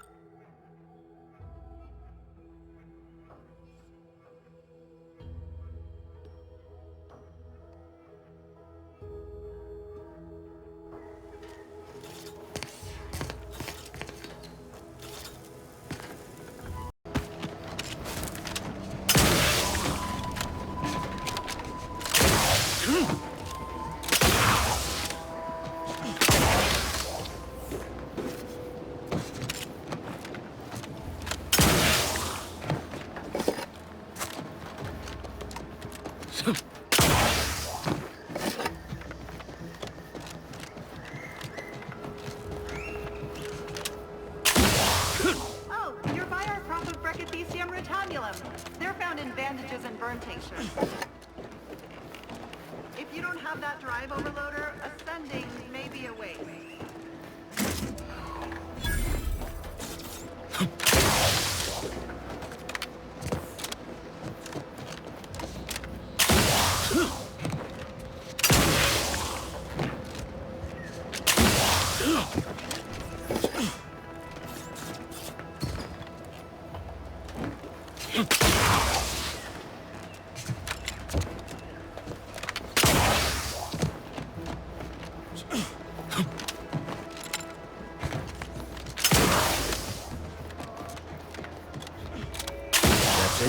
It was that easy?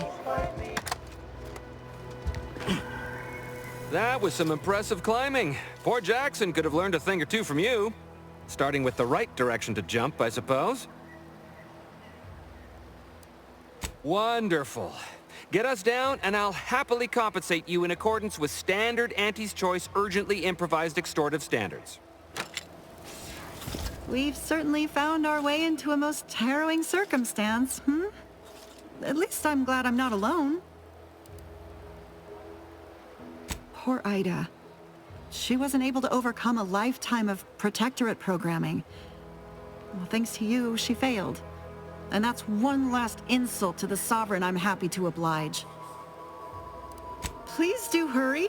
I've lost count of how many meals we've missed, but it is closer to many than a few, and we're starving.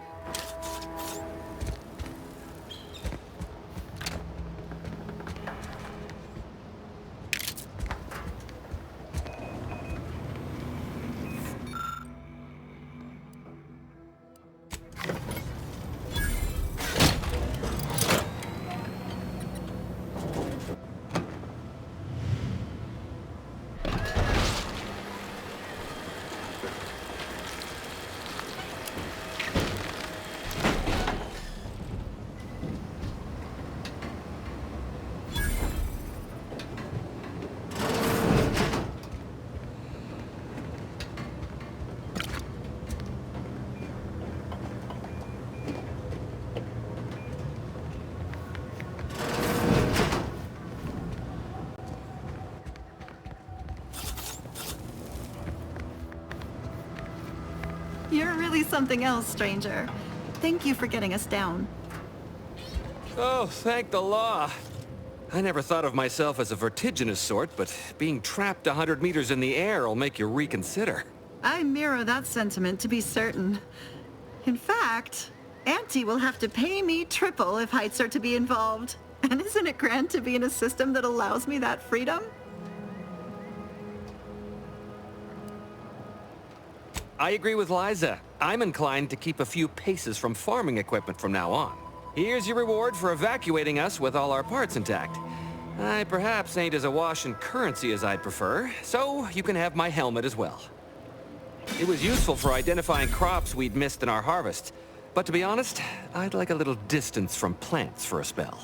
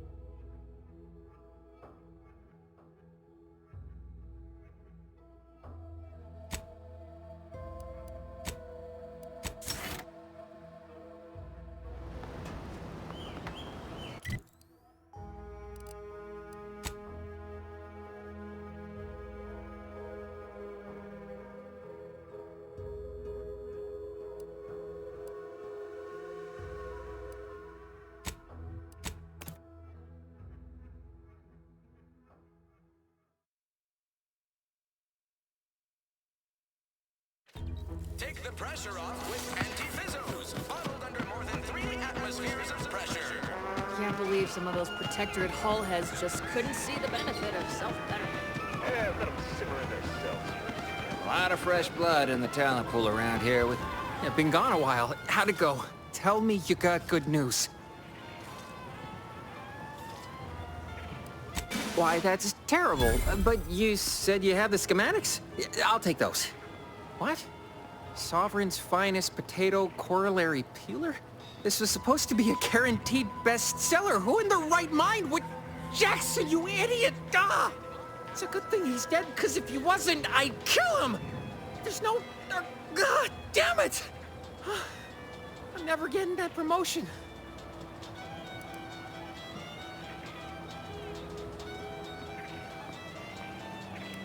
This was supposed to be my easy path to a promotion. Must be something I can do to salvage this. Tell me, did you come across any other advanced Protectorate technology while you were there? Anything more, well, easily marketable?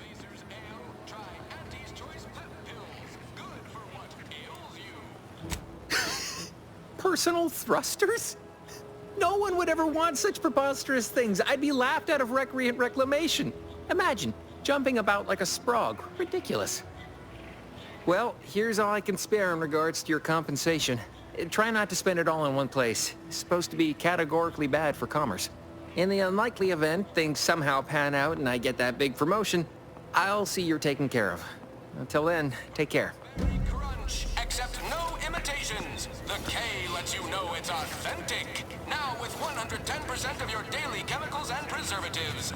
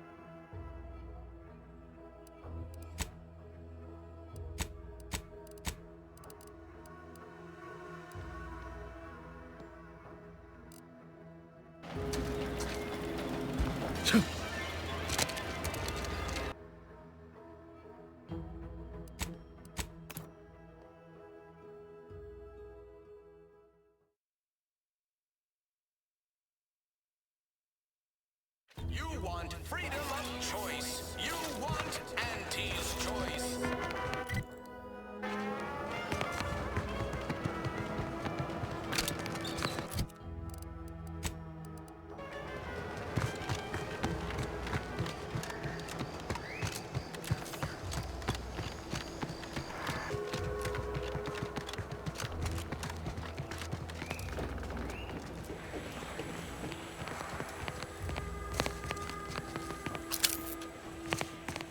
There must be at least a few usable parts in here.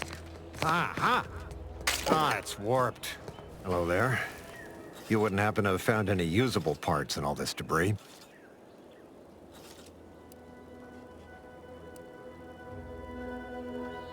Nor do I. But when at war, one must make do however one can. Westport's stockpiles of replacement parts are nearly depleted. I need to find some parts to convert some of our automechanicals, non-combat parts. Fortunately, there's nothing here that's salvageable. Auntie's bombs sure take their toll, don't they?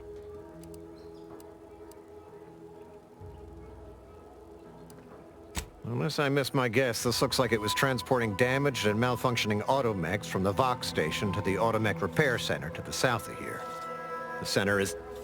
Say, you don't work for Auntie's, do you? This is beginning to feel more than a little like you're digging for intelligence.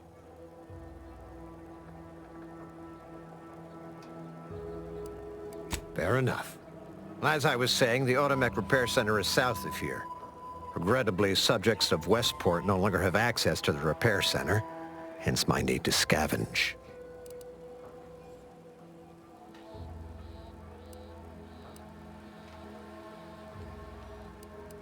Let's just say to fill Westport's needs. If you follow the road heading north, you can't miss it.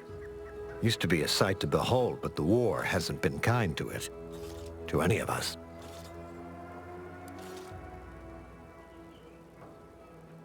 True enough. A few years ago, I couldn't have imagined us running short of anything. And now here I am, digging through scrap for parts. But I digress. Was there anything else? Need to get back to my hunt, you understand?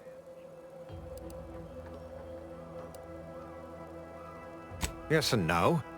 The bomb certainly took a fierce toll, but I suspect these were all in various states of disrepair even before Auntie's offensive, which has made sorting out where to begin my efforts here rather difficult. There should be a manifest somewhere, but it's nowhere to be found. Nor are the troopers who should have been escorting this. Or their bodies.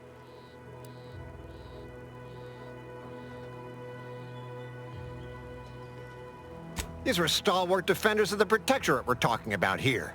Not the spineless stumblewits that comprise the forces of Auntie's choice. No. Some other unfortunate fate has befallen them. Could have been any manner of terror brought upon us by Auntie's. Likewise. And please inform me if you happen upon any usable parts. There must be at least a few usable parts in here. Aha! Ah, it's warped. Looks like everything else.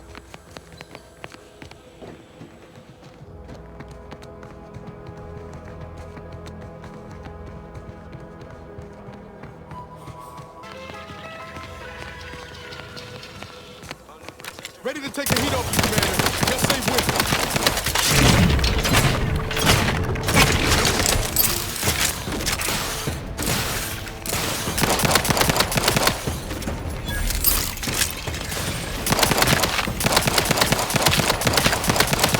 Taking a few course slow, Commander.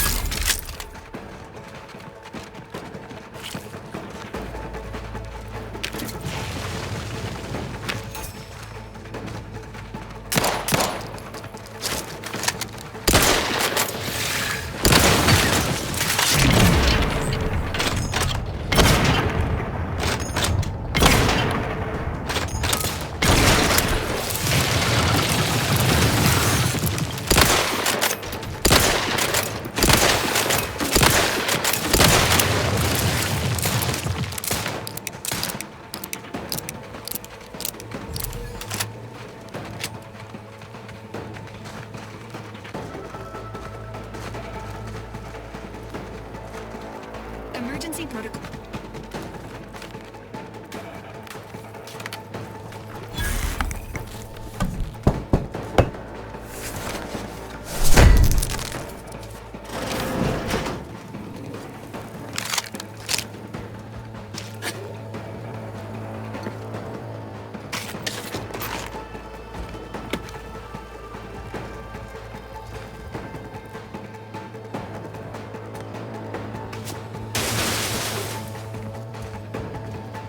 Engaging hostile life forms.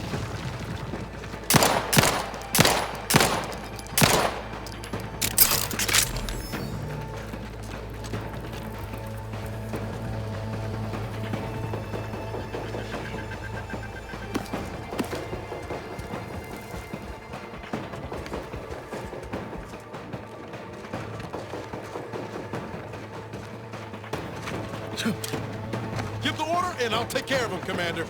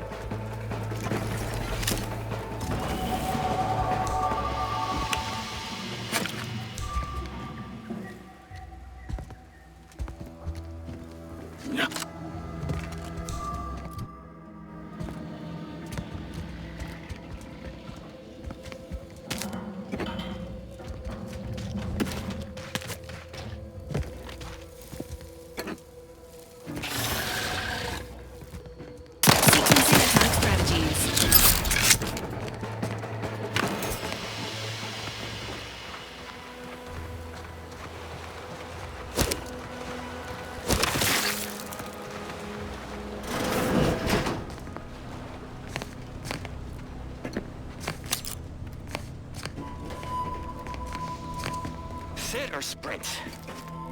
Typical predicament for an anti-bottom runger like me. Wish I never snuck in here to begin with. Seemed like a good idea at the time. Nah, it was a great idea. So much stuff for the taking around here. Motherload of loot. Plenty to get me back in the sprag race. Just didn't account for all these crabbles. Real fly in the old ointment. I could just sit tight, live lean off all these supplies, hope the crabbles skedaddle, or maybe open the door and bolt. Seems like a good idea. Nah, it's a great idea.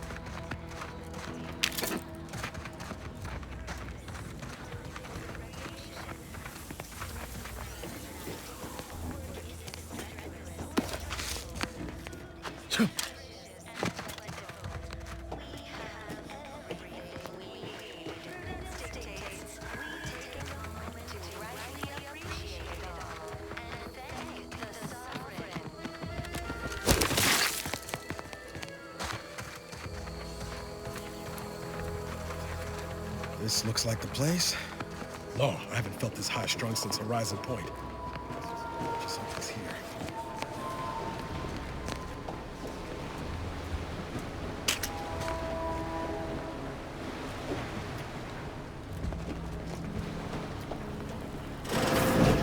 Niles.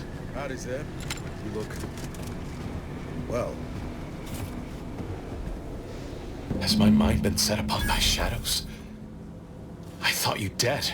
Can't imagine why you think that. I've only been gone 4 years. Oh, back from your little saunter then, are you? Head all cleared? I must say you took quite the perambulation. I hope you didn't wear out your rotation adapters.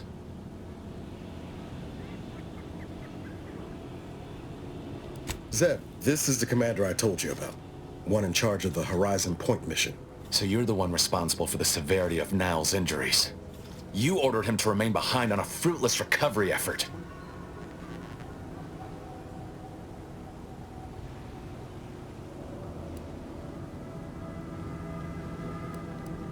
No. I only dealt with the bloody aftermath. So, you are keeping company these days. Just not mine.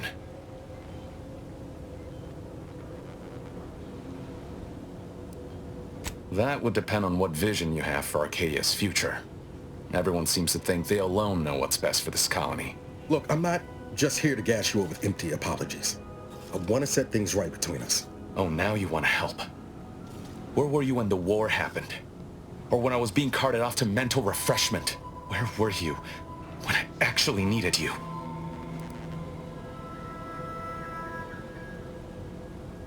I know I let you down before, but give me a chance to earn back your trust. There must be something I can lend you a hand with. I know you haven't given up the fight. I haven't the time to patch your bleeding conscience, Niles. I'm in a situation that demands my full attention. It's Baines. My team's been caught. Pharaoh and March are dead. Protectorate are holding the rest for interrogation. A ship is inbound to take us off-world, to the consul himself. I barely managed to evade capture. Damn it! It looks like the data went through, but there's something wrong with the connection. The cipher isn't transmitting... Found her! You there! Step away from that terminal at once! Audra! Fuck! It's all coming apart.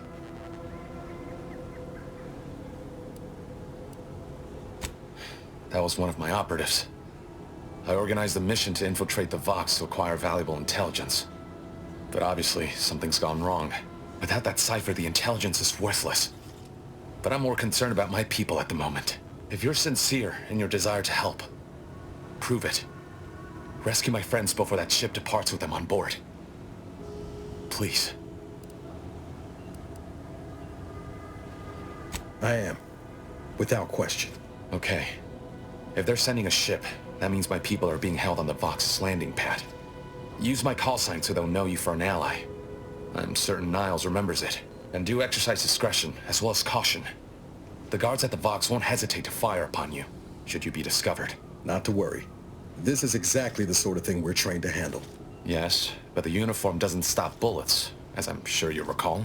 Good thing we know a doctor then.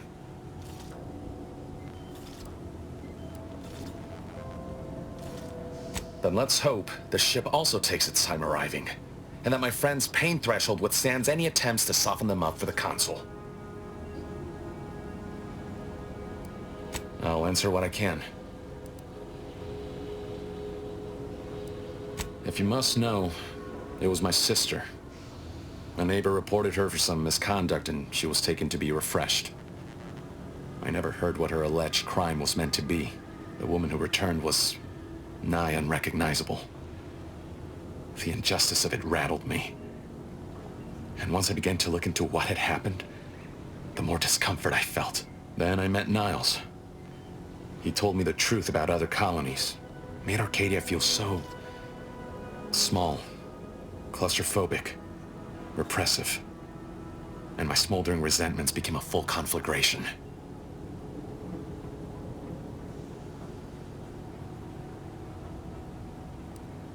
Stop there.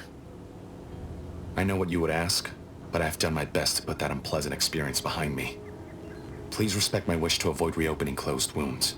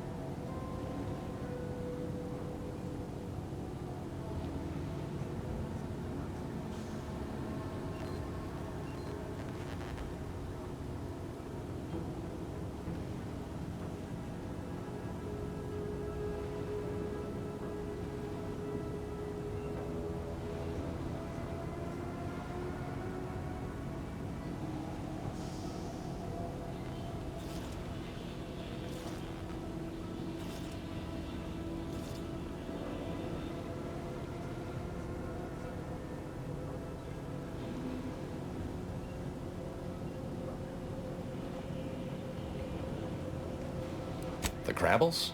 They keep people away who might otherwise stumble into my operation here. I feel kindly toward them. Of course. Hogarth and his unfortunate charges would be top of mind if you've explored the nearby settlement. I sympathize with the plight of those in Westport. They want nothing to do with me, of course, or anyone outside the Sovereign's grace, which has been to my benefit. I do believe that one day, the truth of the Protector's iniquity will be too obvious to ignore. But for now, not even a crowbar could pry open all those shut eyes.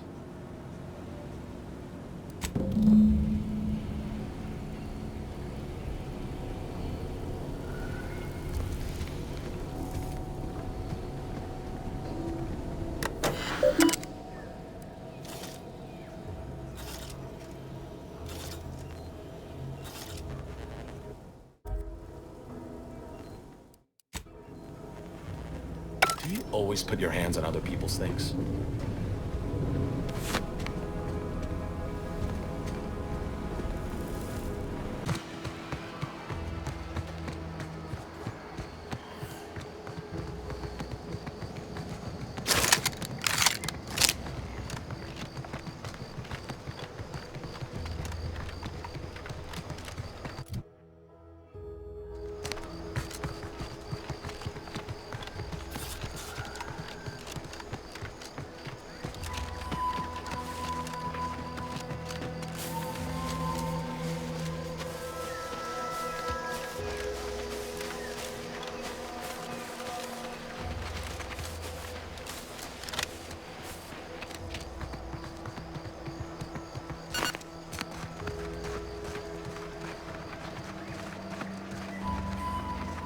Ask them defectors if they miss anything about Protectorate life. 10 bits, they said community. Yep, community. That must be the greenhouse. You know, the one where that Emmeline is supposed to be moving stolen goods.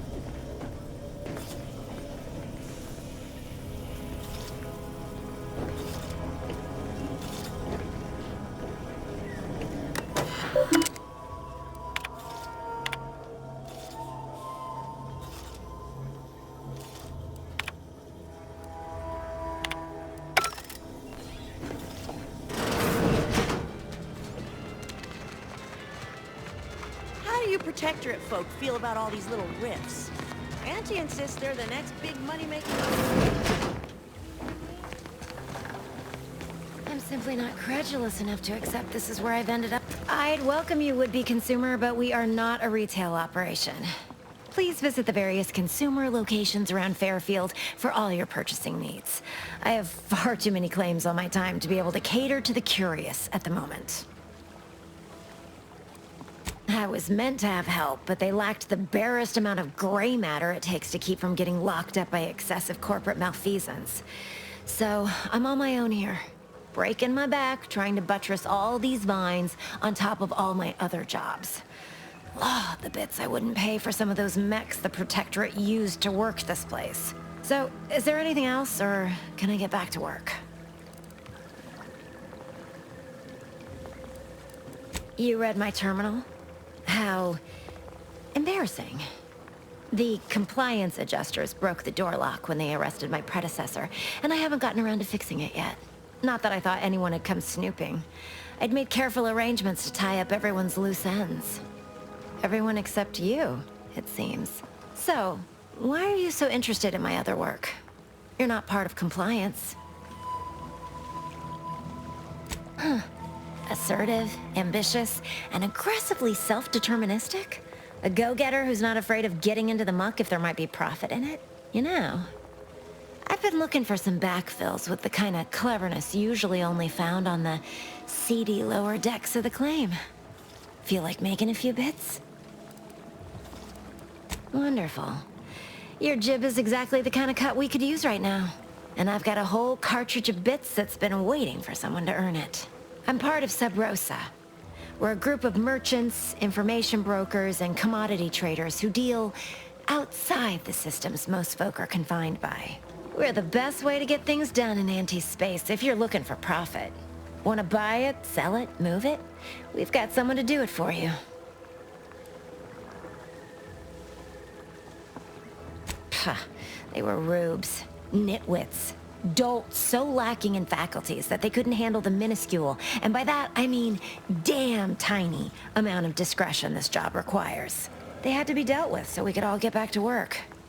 And now that I'm here, things will be running right smoothly. So, long as your brain pan's filled with more than a half-dead sprat spinning on a rusty wheel, I absolutely guarantee this is a no-risk venture. Well, isn't that just wonderful? I had no suspicion when you walked through my door that you'd help resolve the last of the morass Paradise Island has become for us. And all we need you to do is access Quartermaster Cardos's terminal and scrub any Spectrum vodka from her ledgers. It's already been resold, so having it in her system could become problematic. Expunge it, and I get you some bits, and the friendship of Sub Rosa all over the system. You get me? Because we are the black market in Arcadia. Odds are, at some point, you're going to need something you just can't get legally. Then you'll be thrilled we're associated. Sub Rosa feeds that appetite to not just survive, but to thrive. And that's taking all of us places. We're more than simple opportunists. We are opportunistically driven. Trust me, for both short-term benefits and long-term prospects, you want to be our friend. And I'll be waiting here with your bits.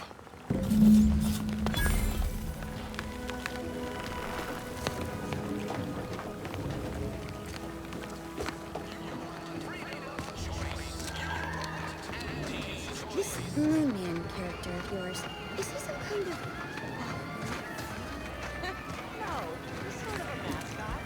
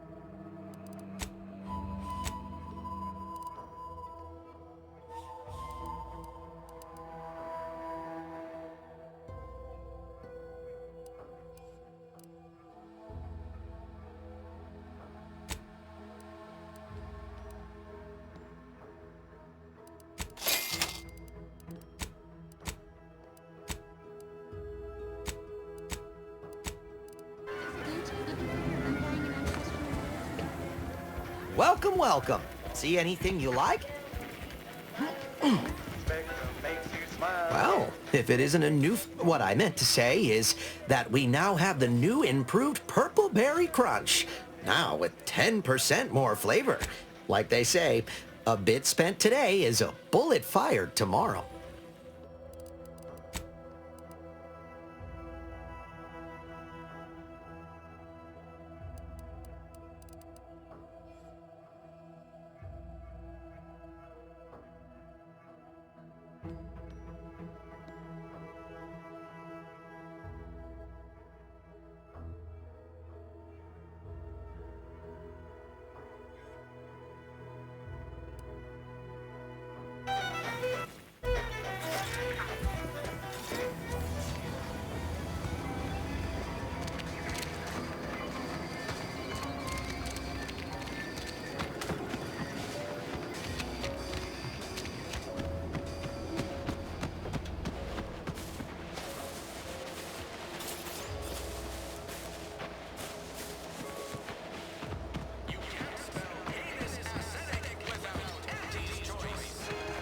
Keep them coming. I can do this all day.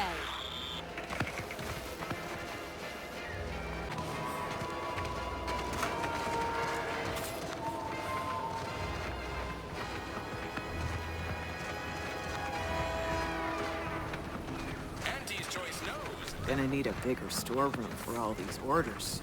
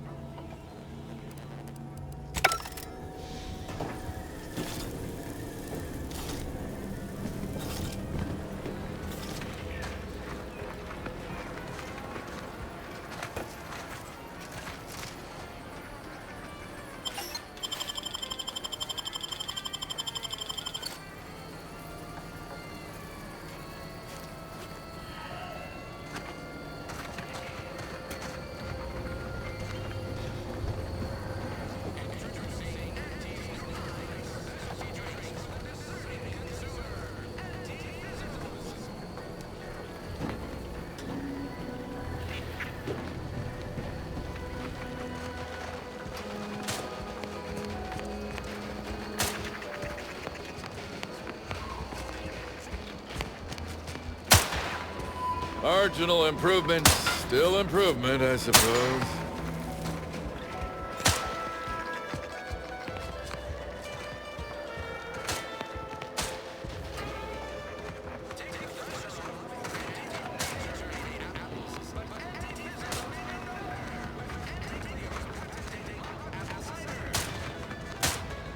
How do you eat Purpleberry Crunch? Real warriors eat it right from the box.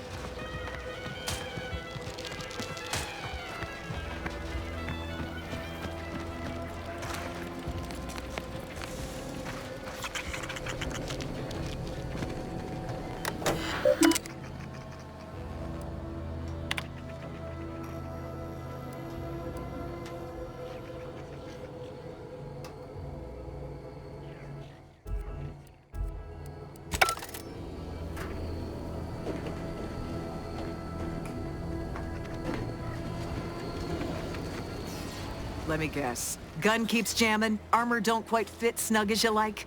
State your division and I'll get you outfitted. Quick and proper, or your next provision's free.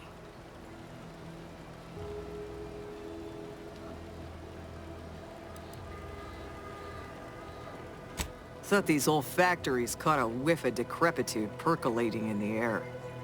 I'd explain it then. As Chief Replenishment Officer, it's my privileged duty to furnish our brave troops with all of their wartime essentials. You could say I put the ration in liberation. Tell me what you need, and I'll do my ample best to supply you.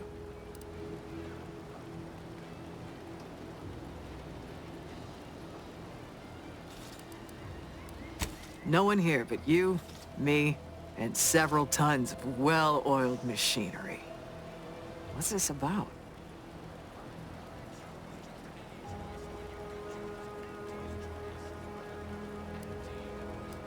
Now there's an odd request. If you've got queries about my stock, I'm sure I can answer them for you.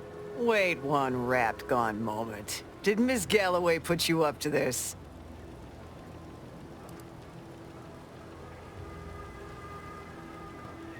I can't for the life of me adduce a reason as to why a greenhouse manager would be interested in military inventory. What kind of plants are we growing in there?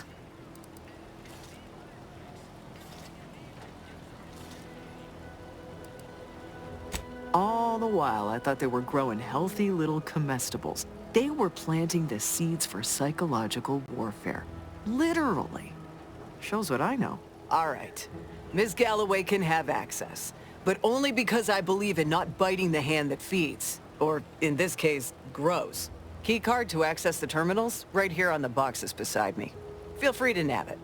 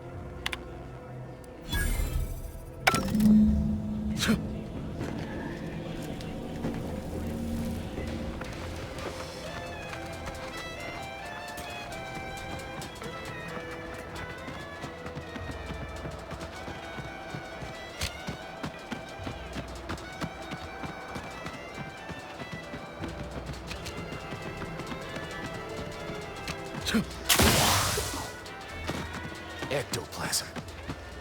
Wait. Nope. Just taro excrement. You can't spell anus acidic without Auntie's choice.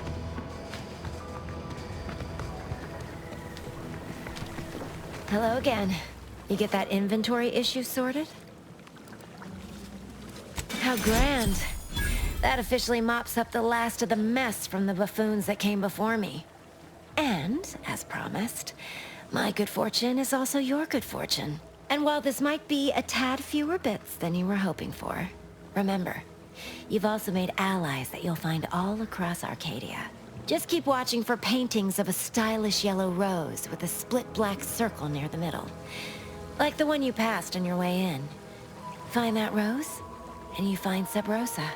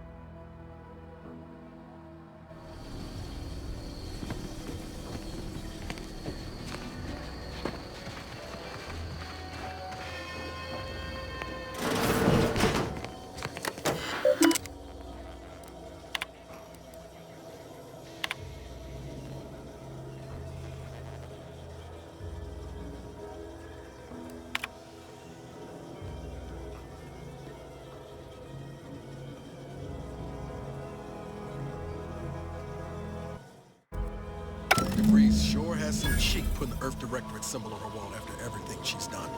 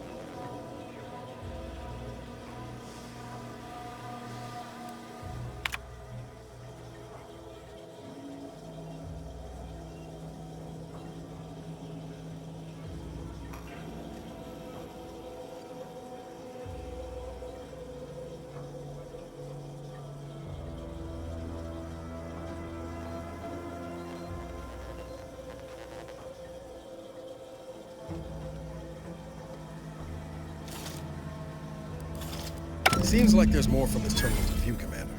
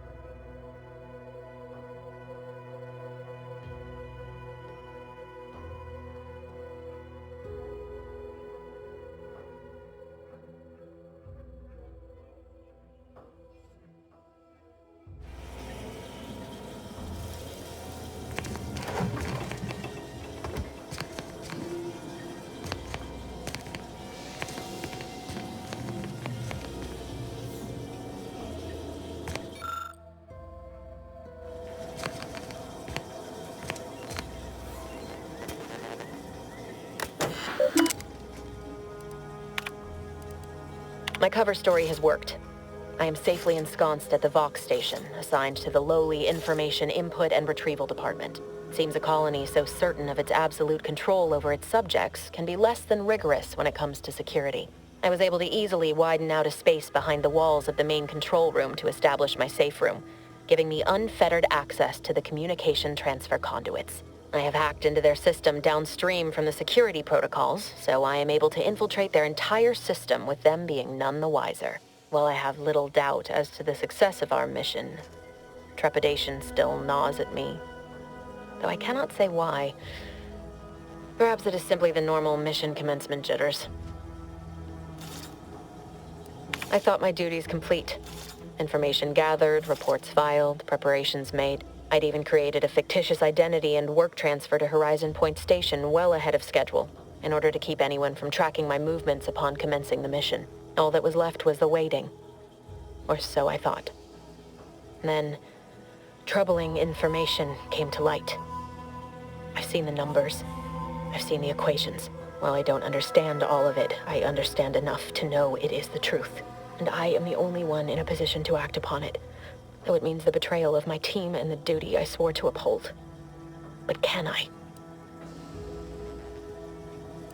I did it. They are all dead. And I am still alive. I had not expected this. I had prepared no alibi, and so felt assured my ruse would be discovered and I'd not have to carry this burden. But the complete gullibility of the Protectorate subjects cannot be underestimated, it seems. My threadbare excuse of my grievous wounds as pitchball injuries was accepted without question. I can only keep telling myself it had to be done. Something which becomes harder by the day as the rift anomaly grows in the sky. But it was all part of the plan. Wasn't it?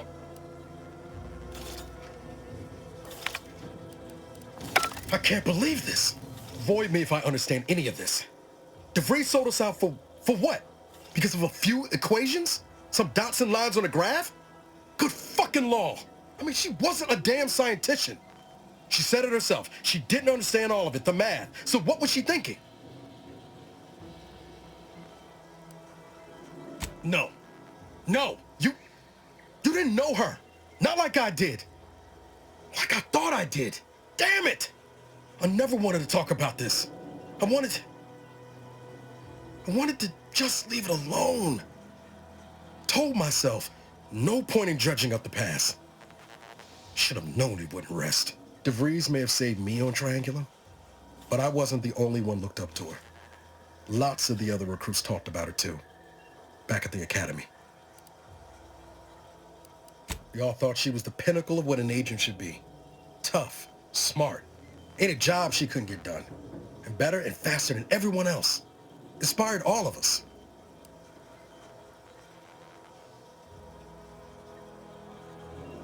Reckon so. It's a mite embarrassing how much worship we all put on her name. You put a tool in my hand, I would have built monuments to her. Figure my own career could be just that. Doing for others what she done for me. Never imagined I'd actually get to work with her. Me, some nobody from Triangulum. And then she betrayed us. Tried telling myself it was an accident, but now we've got the cold, hard proof it wasn't. Law only knows why she trusted the Order's numbers.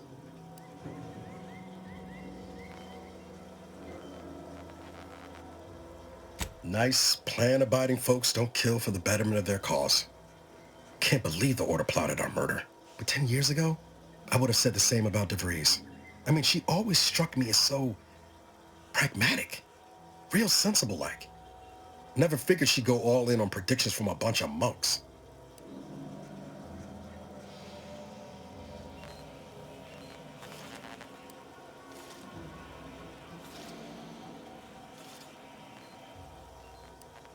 Maybe. She seemed tore up about the choice after the fact. Guilty. Not sure if that makes me feel better or worse. I don't take issue with folks clinging to whatever keeps them afloat. Math, science, the grand architect, void, even capital. I know how most colonies run. But when those beliefs start to require hurting others, even killing them, that's worth questioning their virtue.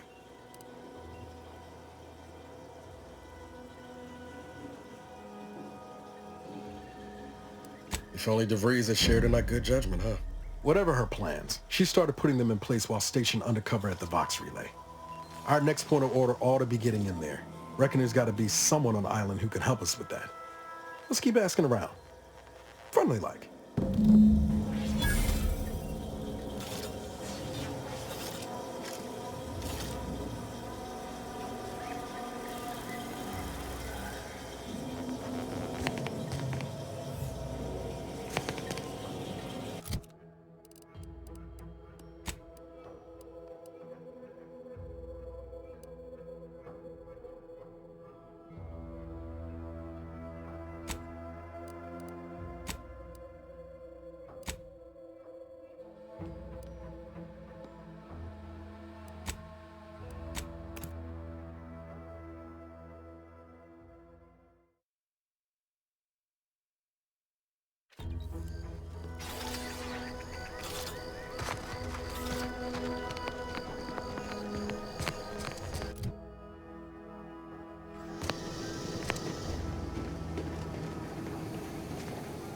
Welcome back to my chapel of fear and futility.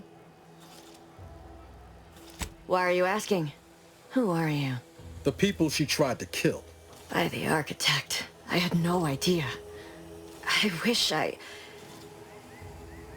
could say it was unbelievable. I was afraid she was becoming a danger to herself and to others. But this is horrifying. Yeah, imagine how we feel. Why don't you tell us where she is so we can make sure she ain't being a danger to herself or others? And how are you going to do that? That ain't something you ought to be concerning yourself about. If you think I'm going to help you do what I think you're talking about, you are deluded.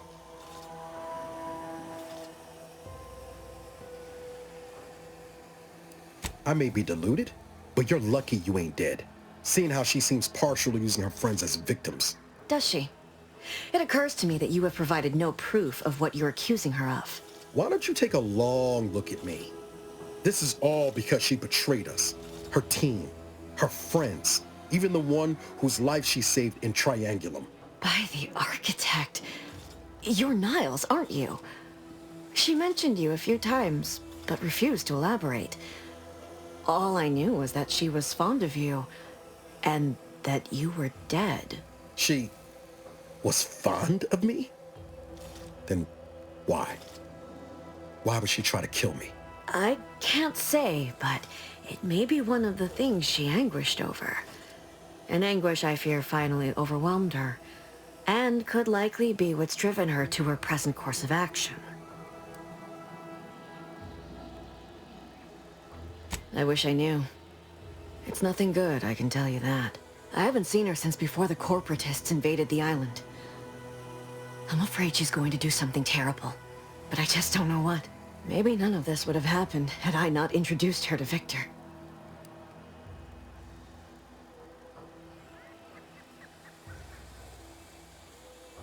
How did...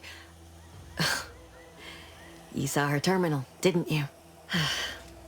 Victor's an Order archivist. We were all friends for a time. But then, shortly before the schism, they started talking to some others inside the Order. That's when things became tense. I started to become uneasy, scared, really. She kept getting angrier with the Order the more she worked with Victor and her other contacts. On top of everything else, it became just too much for me.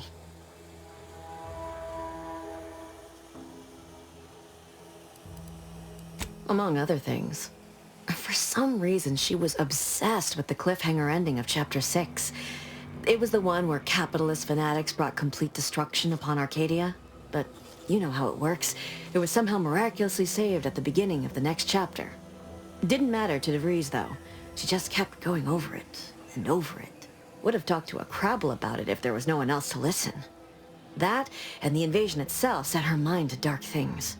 I begged her not to go down that road again. She was so agitated when I first met her. Must have been 7, going on 8 years ago now. She never slept, didn't talk to anyone if she could avoid it. After we became friends, she began to change. Still bothered her from time to time, but I thought it mostly behind her. I couldn't watch her go back to how she'd been. Or worse.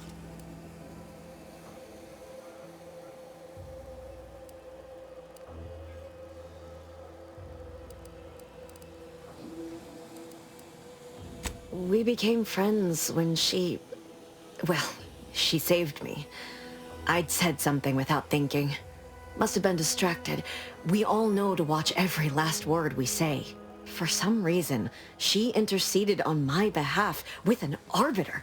And she convinced him he didn't hear what he actually did. No one does that. Void, I didn't think anyone could.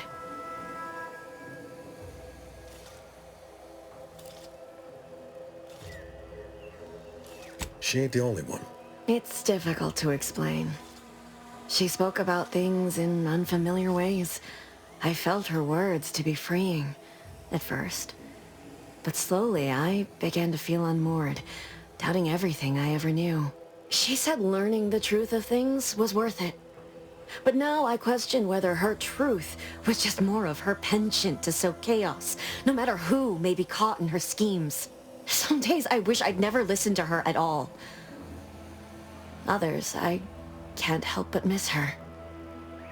Even with everything. Know a little something about that too. I did try to. Once. After the corporatists invaded Paradise Island and took over Fairfield. They seemed to let anyone in there. Some boisterous fellow even tried to recruit me. No. Nearest I could surmise, she'd left just prior to the fall of Fairfield. I'm ashamed to admit, I did break into her safe. She used the same code for everything. 15-778. That is Agent DeVries' identification code, Commander. She said it had some meaning from her previous life. I'd hoped she'd left something for me, but the safe was empty.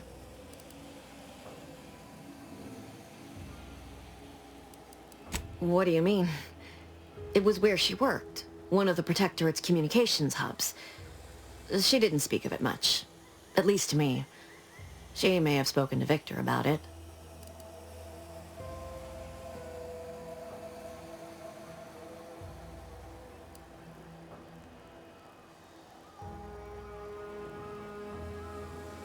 No. But it had to be someone's fault, right? The Protectorate couldn't possibly have failed to safeguard the colony. Then they had to answer the accusations the Order leveled at them. I know I've no right to ask this of you, but when you find her, please remind her of who she used to be. She's unwell, but I know there's still hope for her.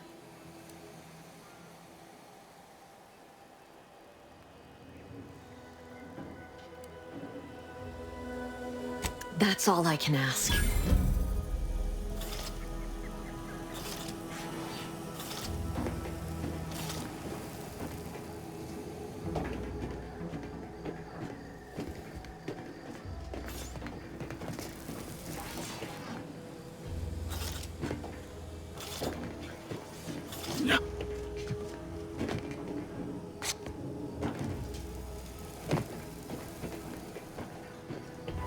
Hey! Got a distraction for you! Come at me! Health benefits available at your request.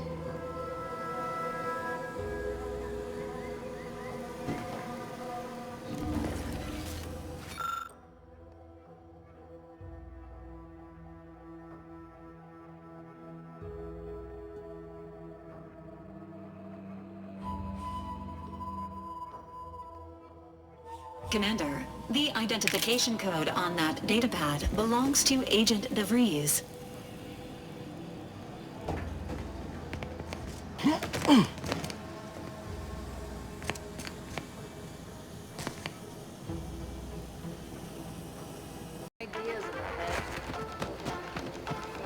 You ever find yourself with too much disposable income? I got plenty of ideas on how to dispose of it.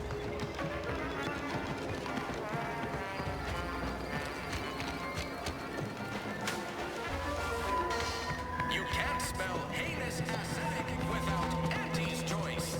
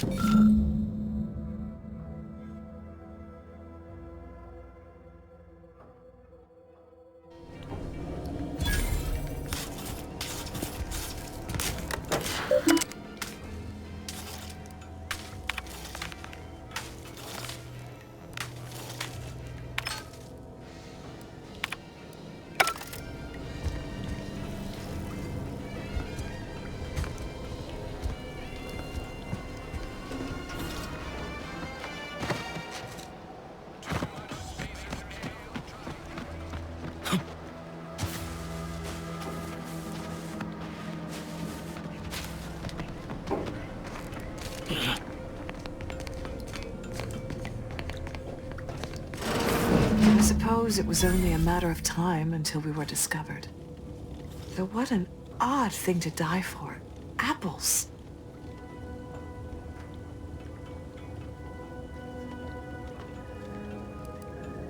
Spare me such timid dribble. We needn't waste time bandying lies. Of course I know why you're really here. You have come to exact retribution for our larceny at your greenhouse.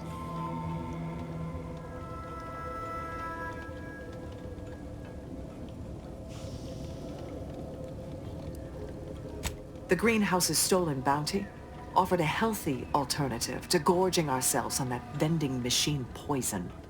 Alas, I was spotted on 1 or 2 forays. Starving? Hardly. We have greater stores of strength than you suppose. This hunger is a momentary distraction, nothing more. Do not speak of biology to me, interloper. We are not the same. I am built in accordance with the paradigm, and you are insubstantial, weakened under the burden of choice.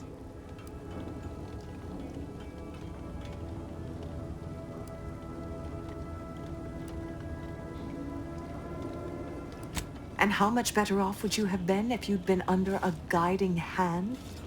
Moments ago I loathed you, but now I think I merely pity you. Enough! We know what is expected of us, and we have readied ourselves to meet death in all its personas. Have you?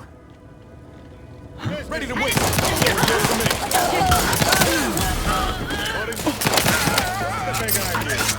You did me a big favor here.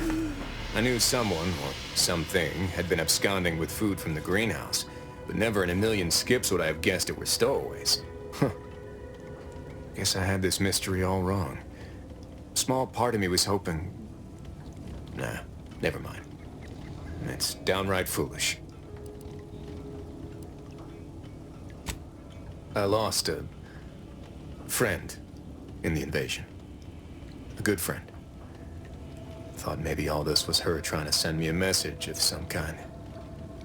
Like I said, foolish.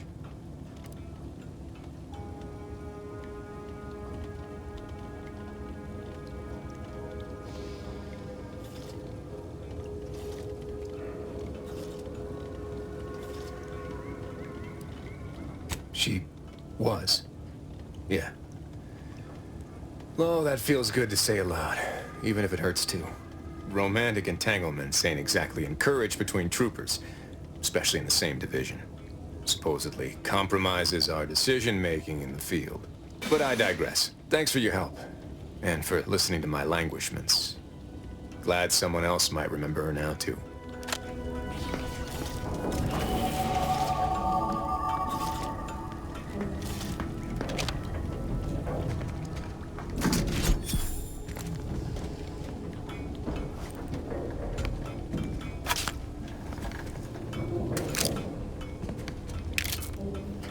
Emmeline will be pleased not to have to worry about her fruits and such going missing anymore.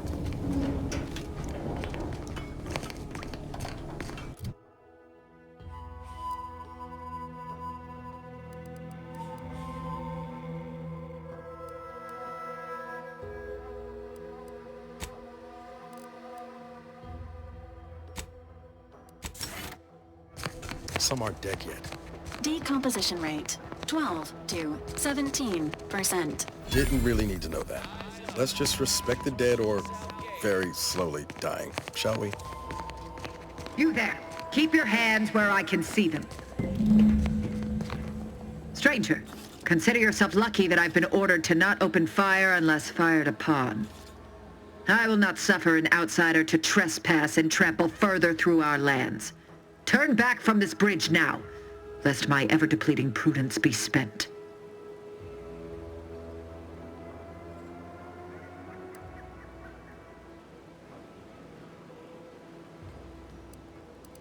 Yes, they are corporate degenerates who threatened our dominion and way of being.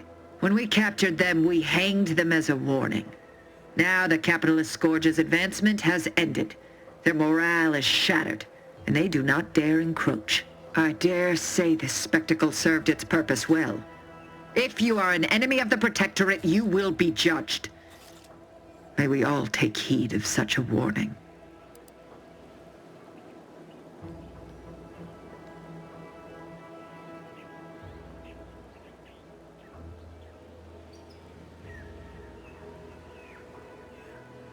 Out of the question.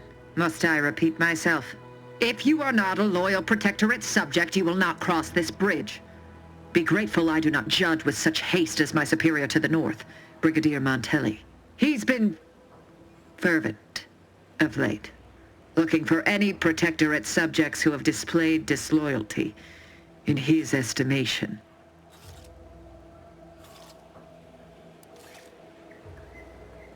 Any associations with wrongdoers results in swift execution. That has, unfortunately, put many folk in his sights, myself included. And so we wait for the proverbial axe to fall.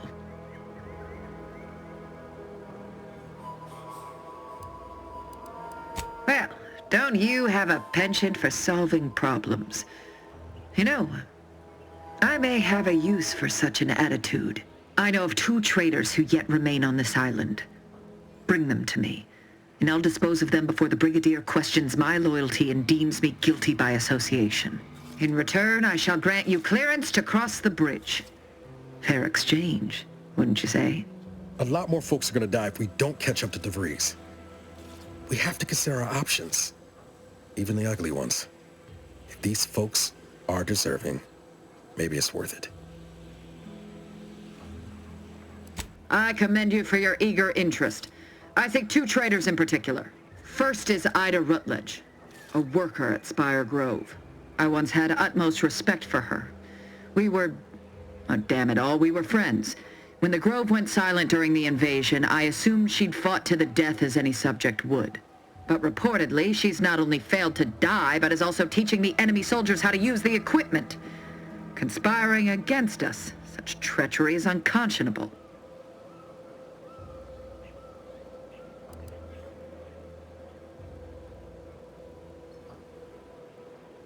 What? How do you know this?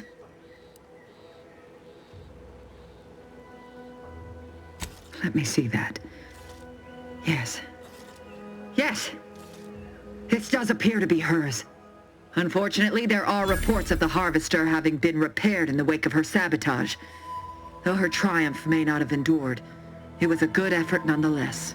Should Montelli deign to interrogate me for my associations, I'll be certain to inform him of her patriotism.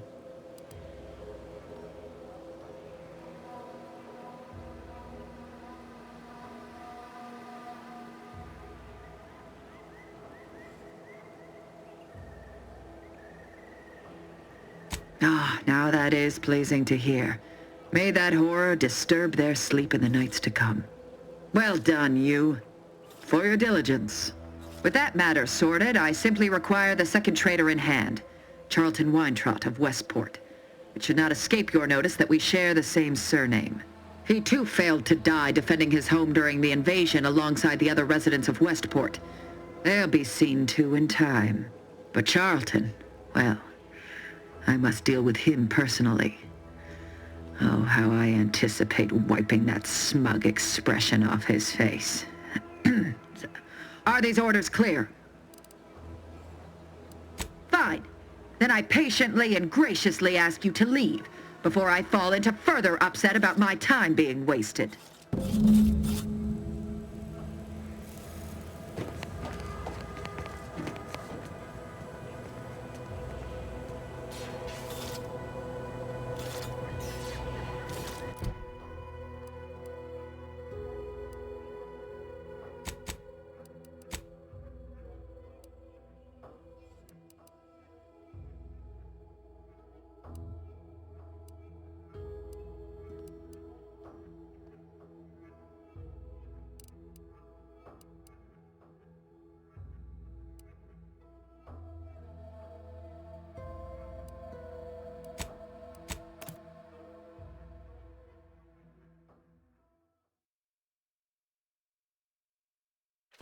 You are the raw material for perfection. From the lowliest subject to...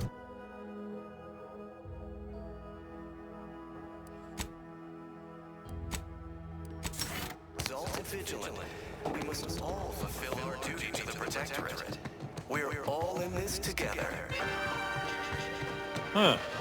Well, at least it's not shooting the water anymore. Matriarch chose Eden because she recognized it as the perfect ecosystem. The native flora and fauna, the pleasant atmosphere, The matriarch and sovereign chose Eden, the perfect ecotope, as our home. Appeared right out of the aether, just as I imagine our proud sentinels do. Like, here I am, your innermost thoughts are known to me, and nobody once hears from you again. Caught me reciting passages from a beacon to the cosmos, illustrating my steadfast fidelity. All subjects prosper under the guidance of our beneficent ruler, the Sovereign. That part always hits me directly. To quote my personal log, an essential passage, rightful and true. Charlton Weintraub. or the base individualists within Auntie's choice. Though don't fret, the system is Why, that's wonderful! I'm actually quite relieved a fellow customer like yourself somehow saw through my carefully maintained act. Others in Westport fail to perceive my true nature. I am hardly one of the herd around here. A reference you'll no doubt recognize from those keen Auntie's Choice commercials. extra added zeal for now, just to offset any minor I am not familiar, though that does sound like one of their products. I refer to the ones for Purple Berry Crunch brand cereal. You likely guessed their influence right off, what with my assertive attitude and all. I laugh at danger. I hand-make my own luck. That character is a revelation. You and I are just like him. Get up and go-getters.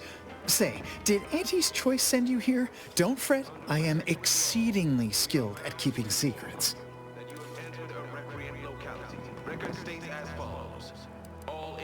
If I am not the person for it, I would be most surprised. Do tell. Sabotage and or manipulative indoctrinatory falsity.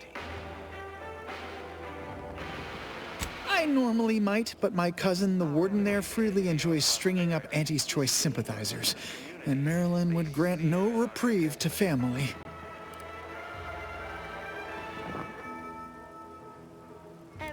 That seems neither prudent nor wise. I value my neck and do not intend to hang. Why, you're right. I am no member of the herd. I think for myself. You've convinced me. Well, all right then. I will pack my things and head out in due course. Glad this world has folks like you just going around helping people realize their enormous unrevealed potential. I, for one, am the better for it. We all enjoy the full luxury the paradigm affords us. A perfect life of contentment and plenty. We have community, purpose, time for recreation.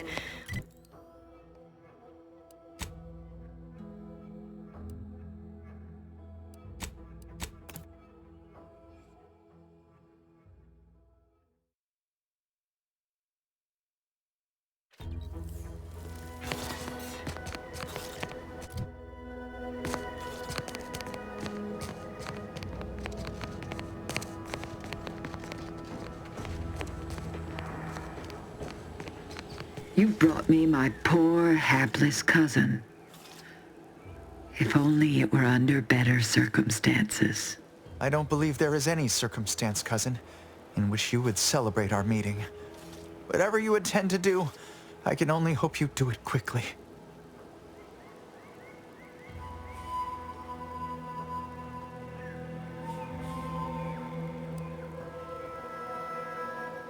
Patriarch have mercy. So he has not only turned traitor, but he has also fallen prey to corporate manipulations.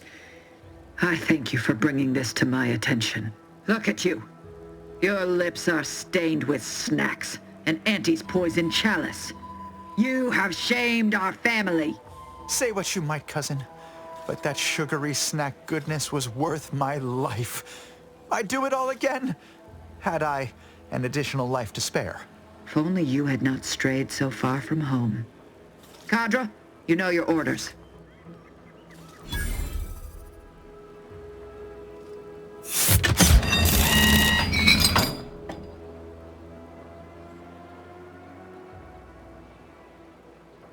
With that, our arrangement is concluded. You may cross the bridge. Remember, there will be no negotiations, no staying of hands north of the bridge. If you step out of line, may the matriarch have mercy on you. Montelli surely won't.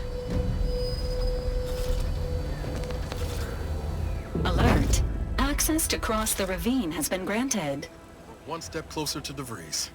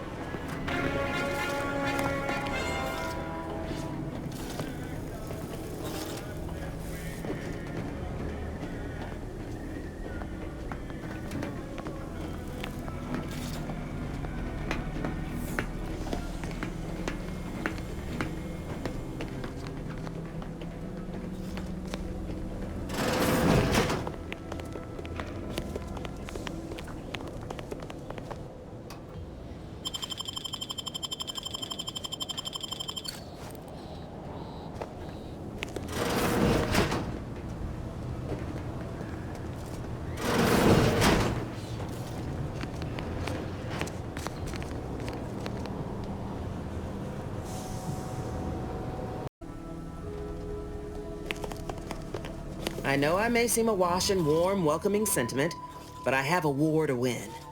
You ain't aiding me. You're wasting valued time. Competence recognizes competence. One last thing.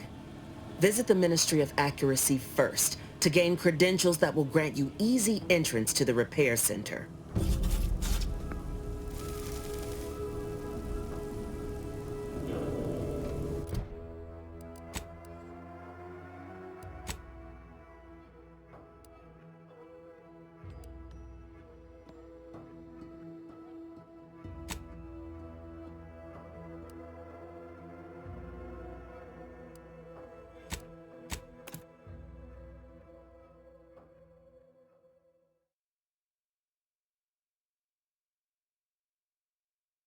Take the pressure off with anti-fizzos, bottled under more than 3 atmospheres of...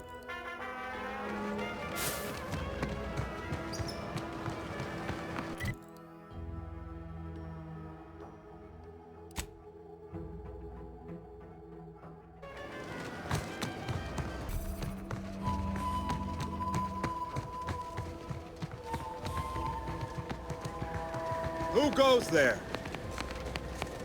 By orders of Marshal Donaldson, no one comes or goes to the Automech Repair Center without approval. What's your business here?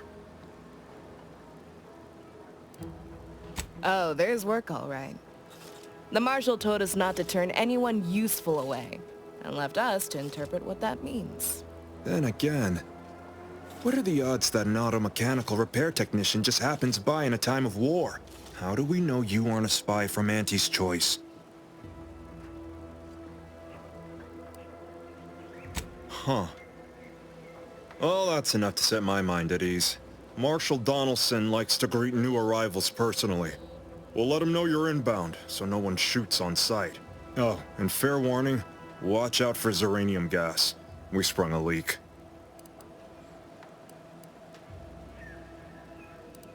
One more thing.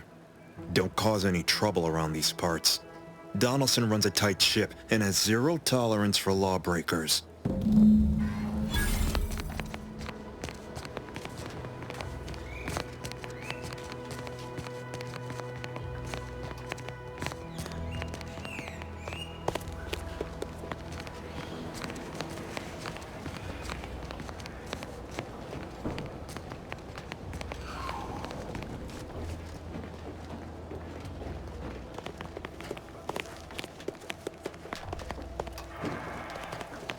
All that matters is getting these automechs to the Vox relay station. But Marshal, we must adhere to decontamination procedures. Ambient Zeranium levels are higher than average. State your business. This unit was engineered... Oh, this is surely exciting. Someone is finally trying out my automechanical... Command, not... Huh. I thought that would have put it into sales mode. All wares should be perfectly... Sorry, it tends to take... Lull detected. Conversational status. Current inventory indicates 0 copies of... I see. It's mislabeling stuff as a specific request. Look, for now, just use the phrase initiate commerce. It's what I used during the initial testing. Initiating commerce.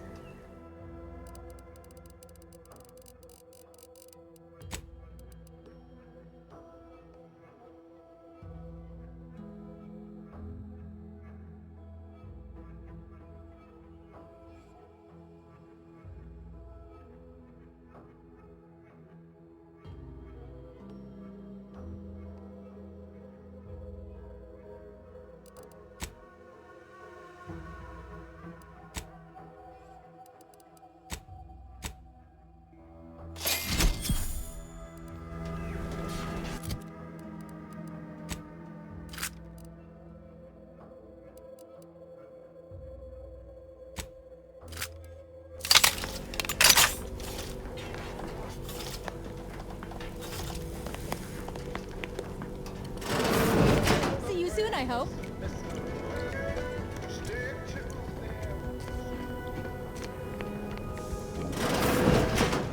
Might be wise to give that large gas cloud a wide berth. I don't think there's anything to gain by getting near it.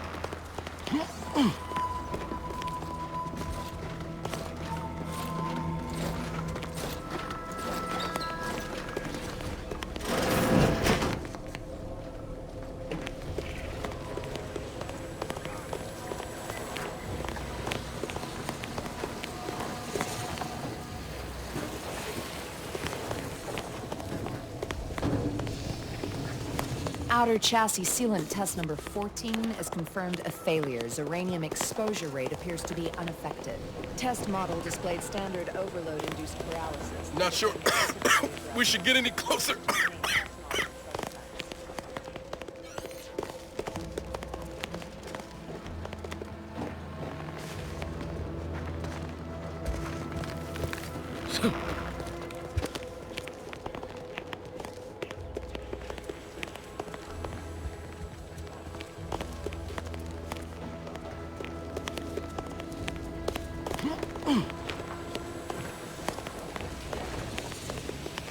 Outsider?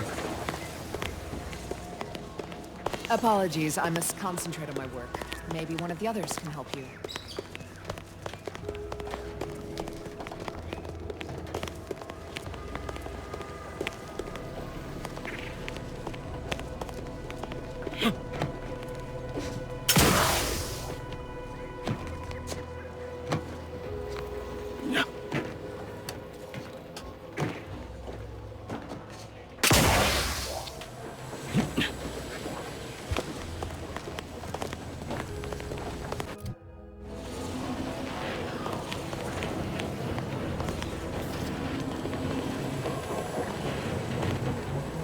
seeing Zeb again went different than I expected.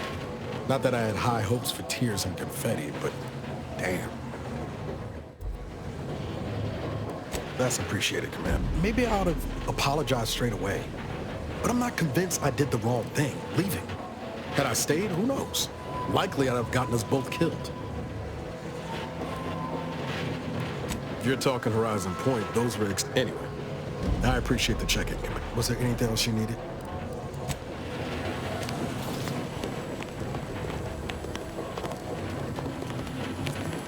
Warning. Agent. Irreparable damage to lungs imminent. Exit gaseous cloud immediately.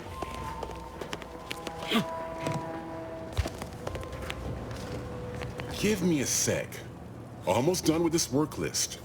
Another sealant failure, amplifier requisition, and 2 more cases of uranium exposure. We're a mite bit busy these days.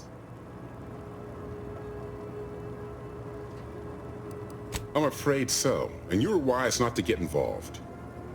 The Marshal is under a lot of pressure to deliver automechs to the Vox relay station, but I'm responsible for their quality control.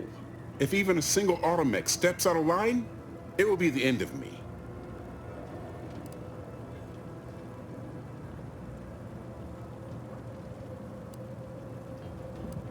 Brigadier Montelli does not accept excuses, and he does not tolerate failure.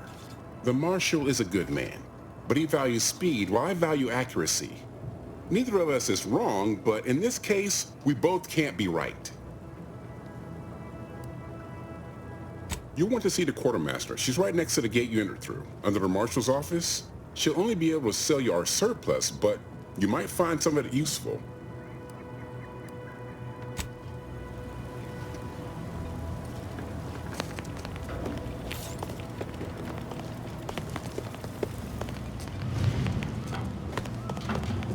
Outsider.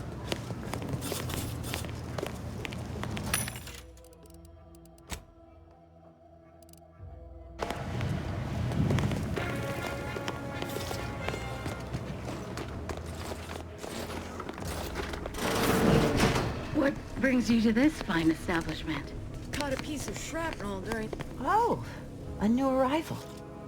Oh, and what's this? I dare say. Fortunately for you, you appear to have a fairly mild case. If you'd indulge me, I have a few questions I'd like to ask, for medical posterity, and so on and so forth. First question, can you describe the conditions in which you were exposed to this uranium? It's a wonder you're still upright. The emanations outside that building are thick enough to be a death sentence. The Marshal's at his wit's end about it. I'd suggest paying a call to our visiting scientist next door. Purportedly, she's devised a device that can block the effects of uranium gas. All right, next question. How are you feeling? For instance, do your bones seem noticeably softer somehow? Have you observed any sterility on your way in? Or aching in your thyroid or spleen?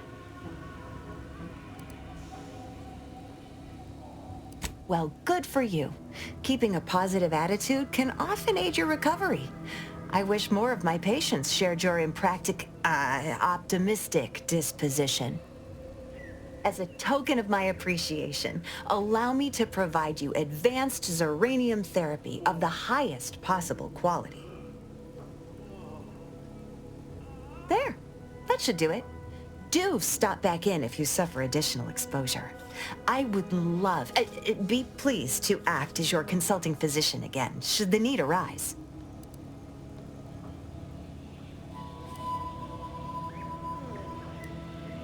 Oh, gladly. I've rather dedicated my life to researching its unique form of matter. What would you like to know?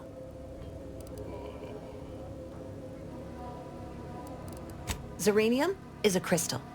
Even in its raw form, it generates energy. But once refined and stored in a quasi-gaseous state, its output increases exponentially. Uranium is found in a liquid state as well, but it's far too hazardous and inefficient for our needs. Refined Zeranium is used to power nearly all major Protectorate technology. It's an amazingly efficient power source. However, it's also highly unstable and must be mined exceedingly carefully. Even minor bumps or jolts can cause Zeranium crystals to explode.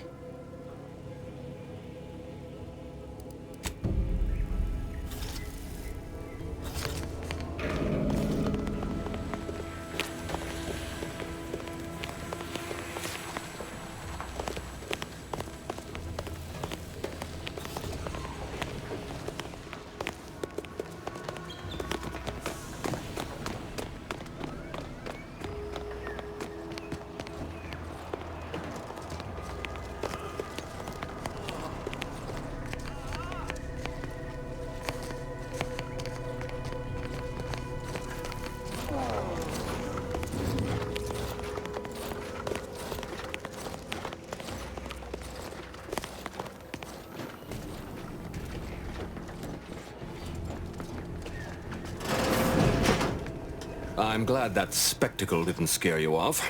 Between the recent attacks and the gas leak, you find us on the razor's edge between reason and panic. Anyway, if you have hands and a will to lend them, I won't turn away help. This gas leak of ours has proven inexhaustible, patient, and insidious. Zeranium is hardly my area of expertise, but it falls to me to find a solution, lest I follow my predecessors to their untimely fate. Speak with Delphinia Bryant. She needs all the support she can get, and I'll spare no resources on this particular problem. Her invention, once operational, will provide you a shield from the worst of the Zeranium. Her workshop is just past our clinic. Once you have the shield, see me about the leak. I'll give you all the details.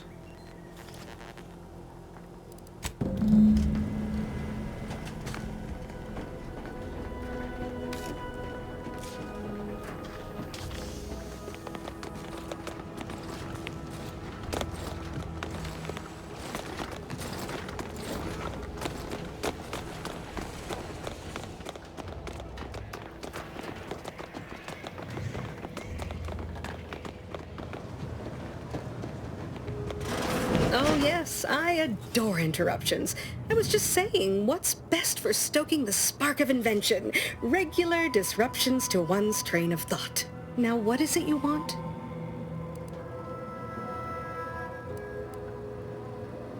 Ah, our good Marshal sent you, did he? Well, unfortunately, the device is taking longer than expected.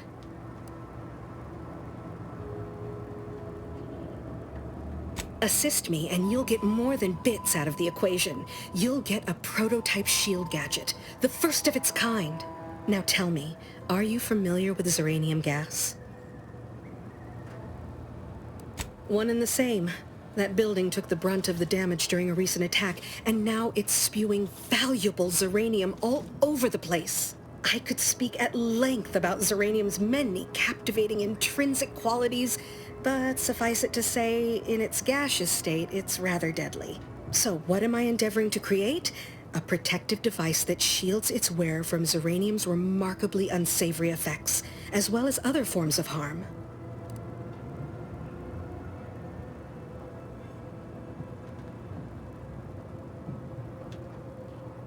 Quite splendidly, if I do say so myself. The principal function of the device is confirmed operational. I merely need to work out some minor implementation concerns. Alas, while I'm occupied with inventing this shield gadget, I also find myself in need of assistance regarding its key components.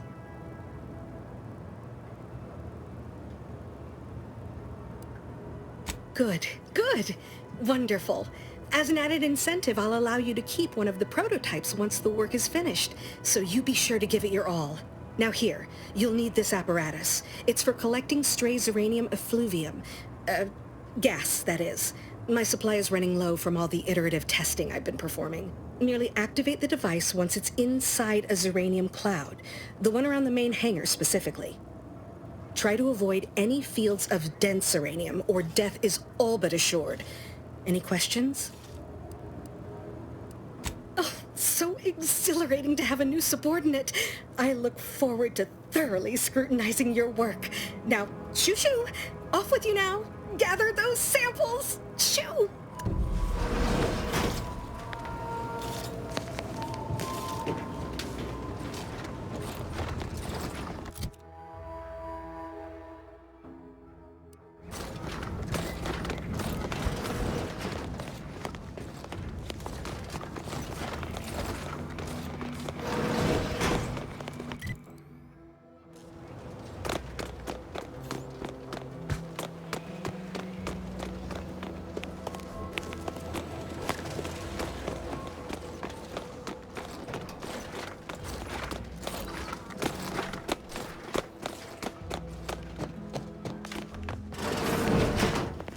My little minion.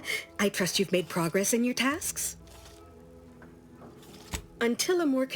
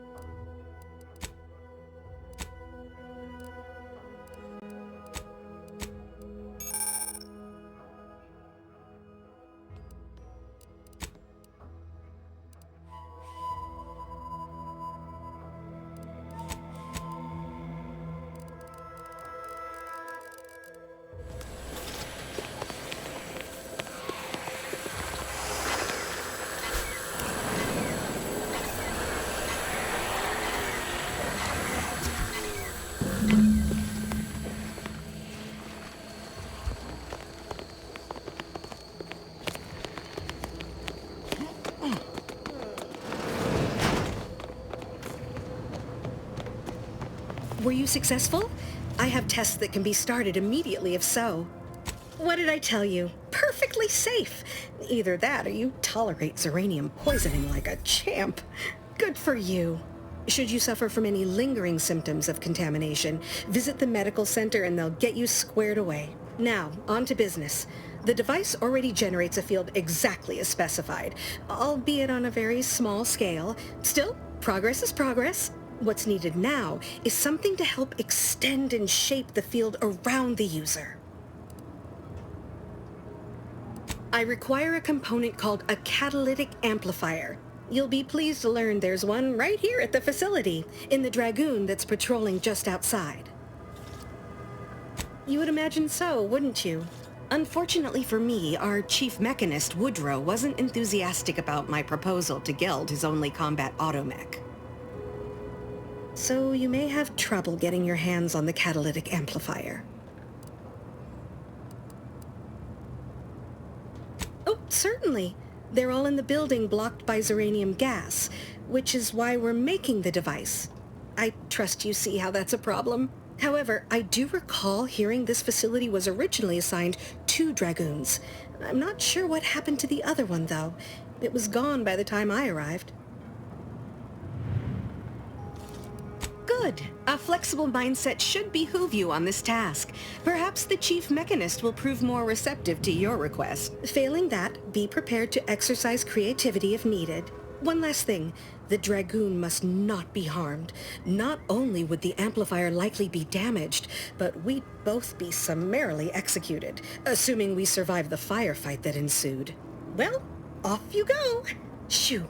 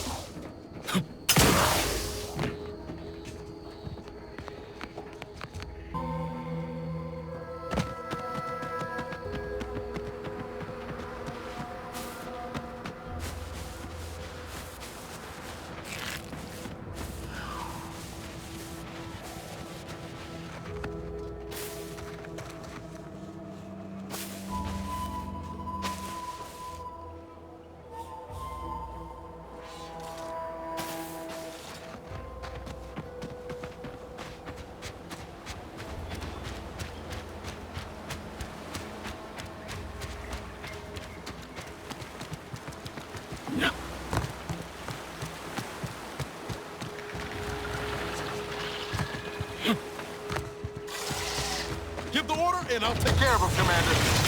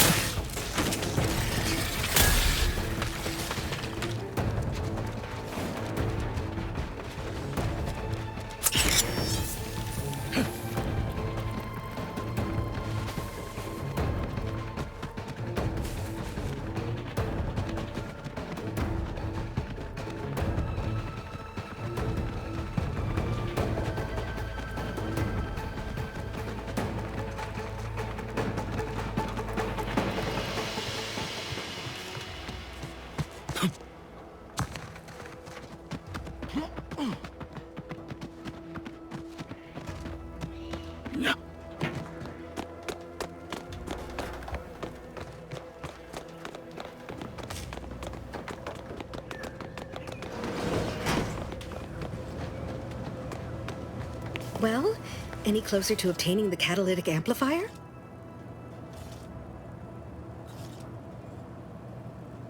Oh, superb! I'm almost tempted to ask how you managed it. But pressing on, just a moment to remove what I need and install it in the prototype. With this gadget, you'll be shielded against more than Zeranium, you know. Damn near everything, as long as it's charged. Now, report to Marshal Donaldson, if you please. He's rather impatient to end this crisis so he can turn his focus back to the war. Don't thank me. Just doing my part for the sake of the paradigm, same as anyone.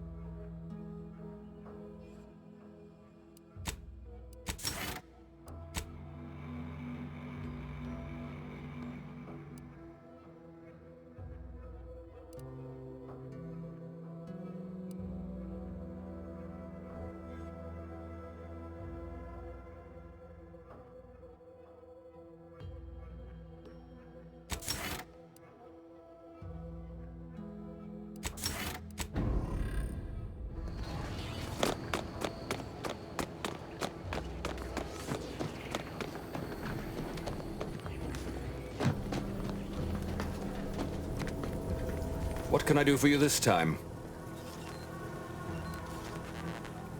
I knew Dr. Bryant would come through for us, that she'd prove her worth as surely as any subject of the Protectorate would.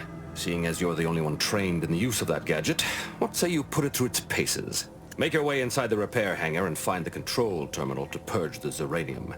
And be careful with that terminal. We don't want the situation getting any worse.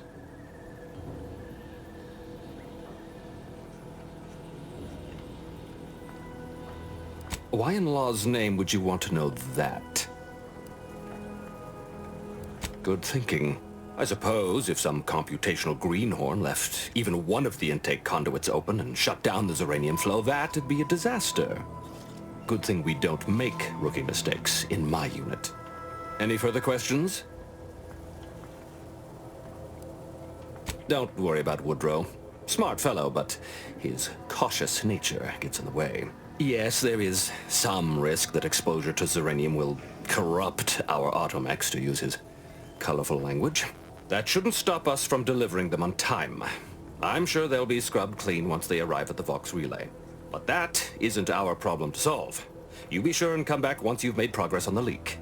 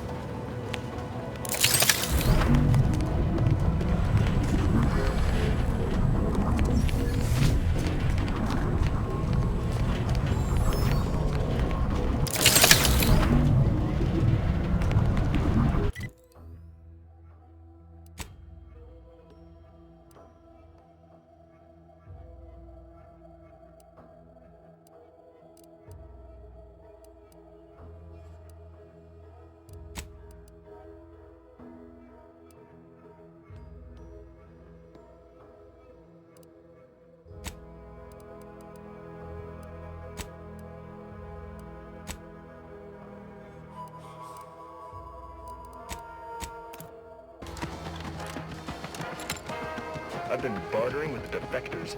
Traded one forced rocket for a whole tin of prestige force straight up. These riffs got me awful perturbed. Is reality hard enough without some nerve-wracking phenomenon? Auntie's choice.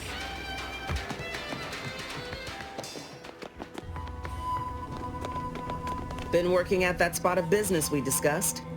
Easier to lead with fewer targets nibbling at your psyche. Loose your words. I'm listening. Scouts reported a plume of smoke thick and wide billowing from the facility. Sure didn't seem to be mechanical exhaust. Got more to report?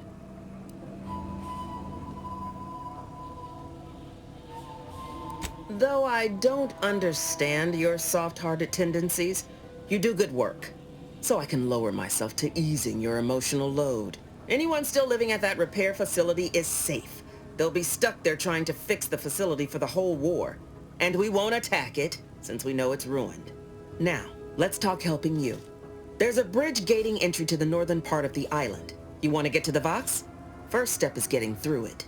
There's an alternate path, but it's blocked by Zeranium. I'll order my troops at the forward operating base to aid you, and you'll punch through together. From there, your target's the Skycutter Tower.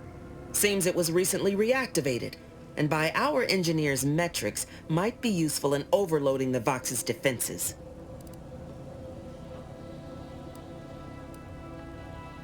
Oh, Auntie! I cannot believe what transpired!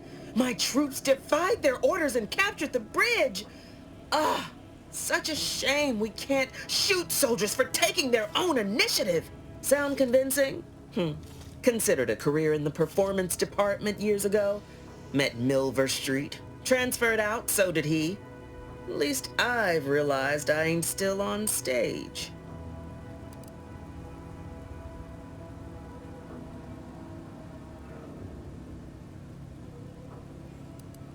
Wouldn't trust the Protectorate's over-engineered perfection to cook a spratwurst.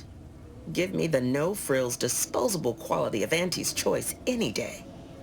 If by some miracle your contraption doesn't turn you inside out, I'd give you a much quieter route to the Vox. Much as I'd like the bridge's clearing. Once you pass to the northern end of the island and enter the Skycutter, you'll need to find the tower's power routing controls. Mayhaps you can wreak some chaos at the Vox. Step light, though. There's no Protectorate gallivanting near the tower, which like as any means something bloodthirsty lurks within. Stay intact.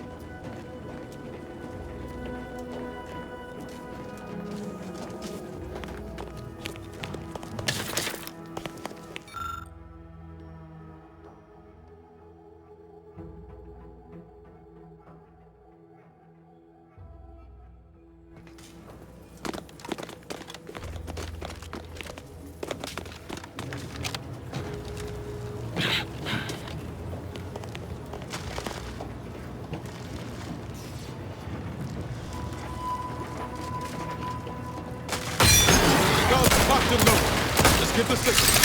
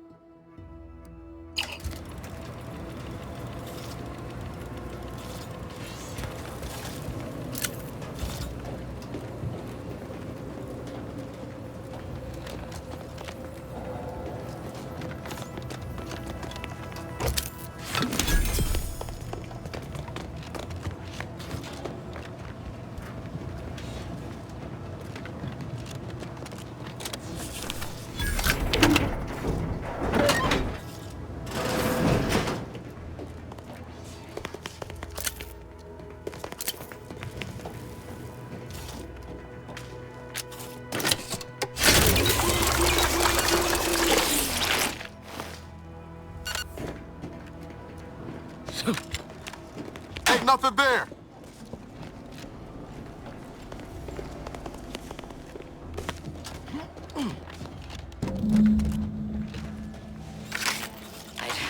I'd heard tale of those war-bred monstrosities, but this facility is overrun. We must pull back. Return with no less than a support battery. Wardens do not retreat, nor take any ignoble action. I shall excuse your cowardice by way of shock. Whether we are destined to succeed or die, we shall do what is required of us. We will not falter. Marchand, make a duplicate of our field recording. In the event we don't survive.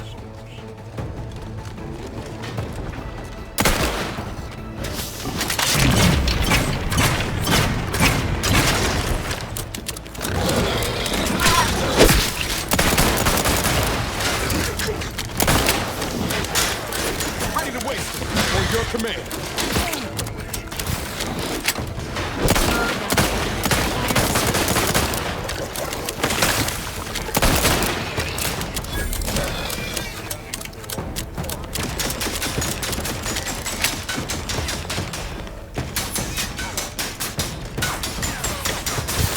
The idea is to kill them before you go.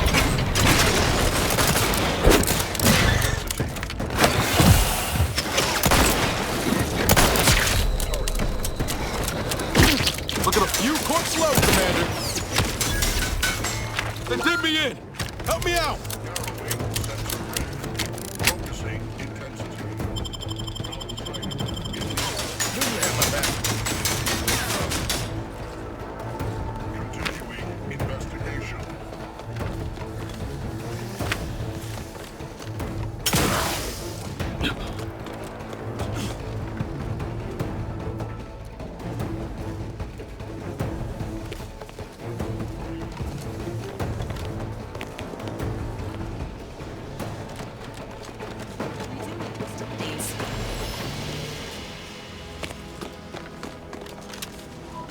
Maintaining your battlefield stamina.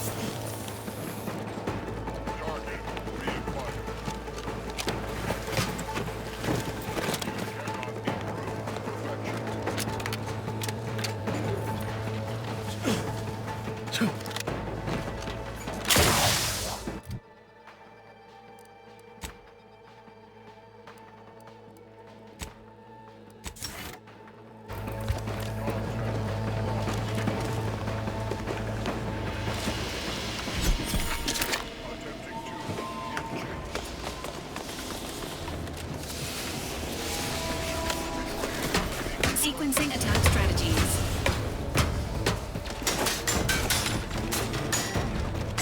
Emergency protocols ready. The fire has ceased. Is there any way Ames and Marchand could have... I'm sorry, LaRue.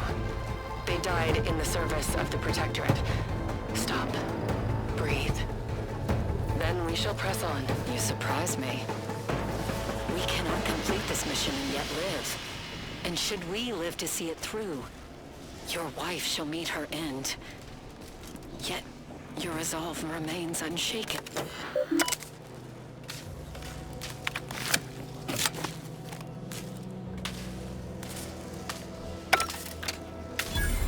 Everyone else heard Enthusiast.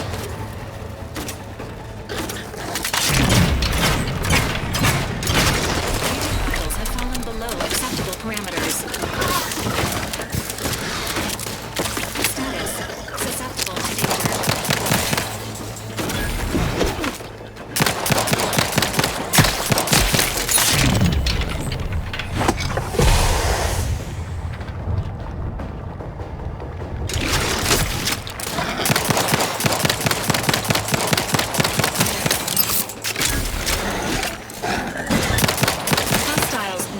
Detected.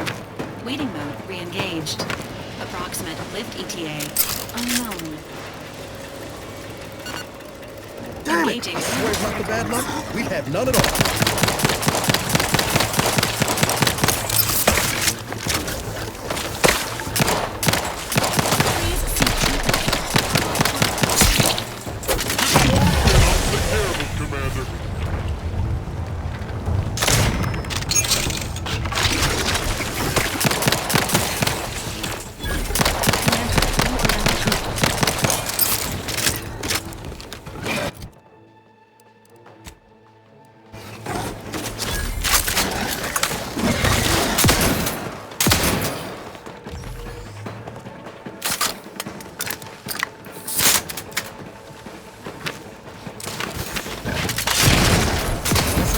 for me, thanks.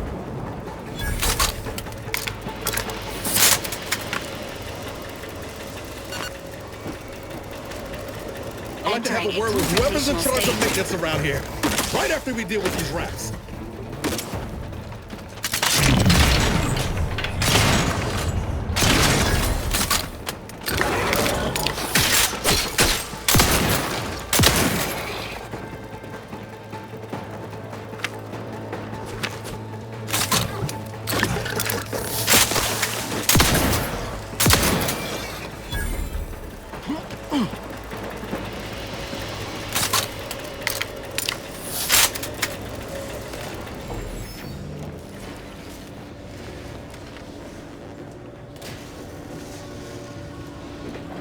Oh, that was some kind of universal test? Hope this means we passed.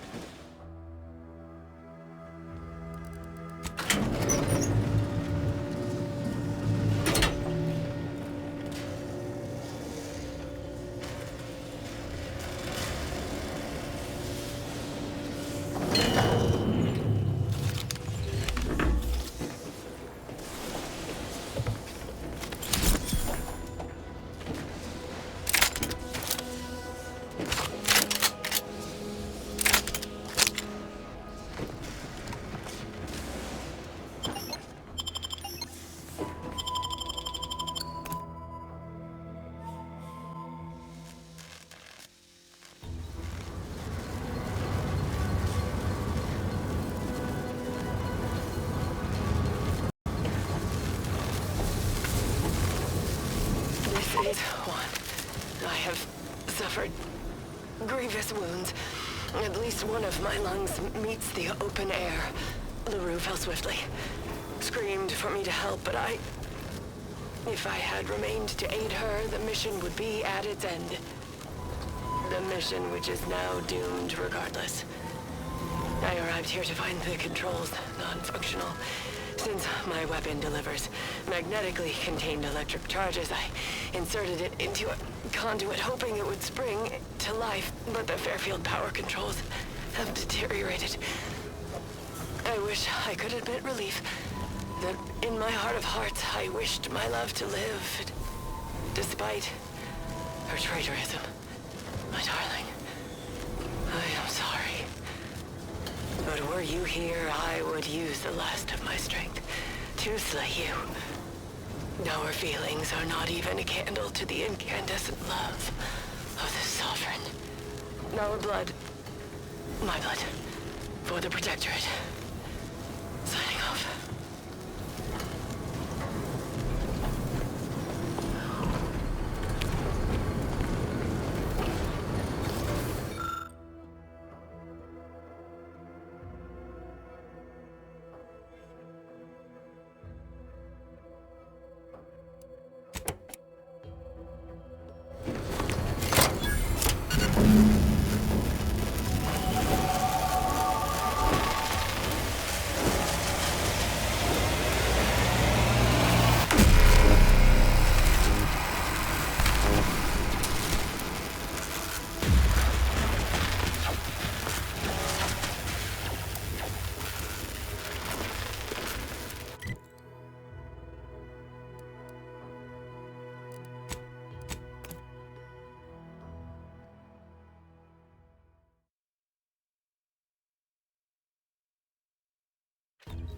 Nature made apples, but anti-fizzos made them better with anti...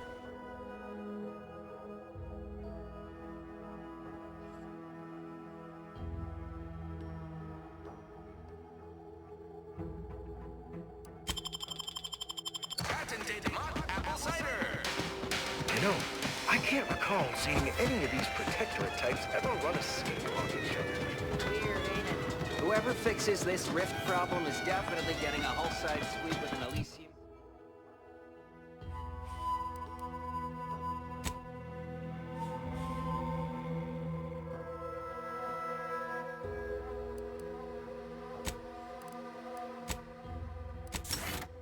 Elysium view in head office tower.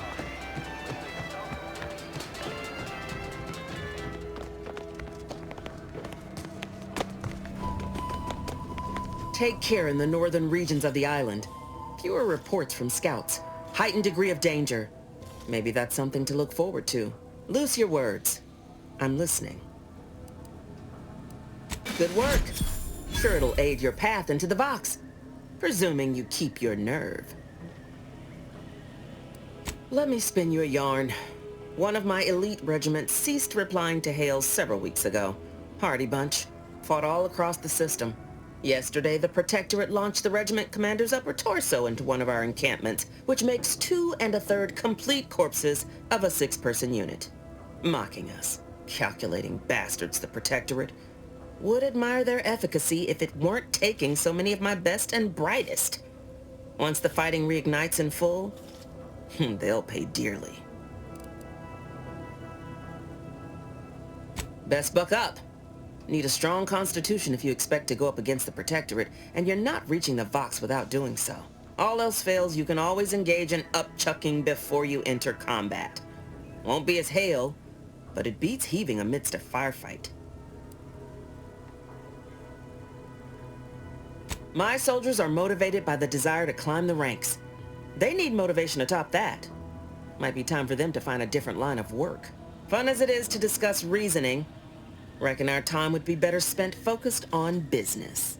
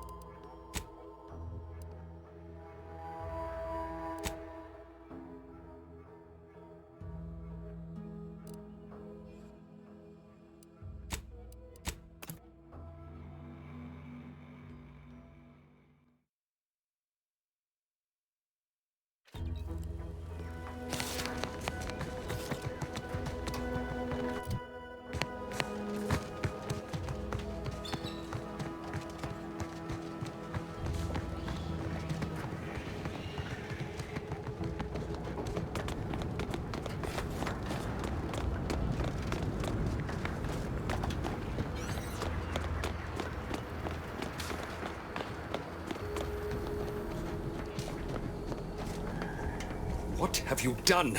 The Zeranium now spews from the hangar more thickly than ever.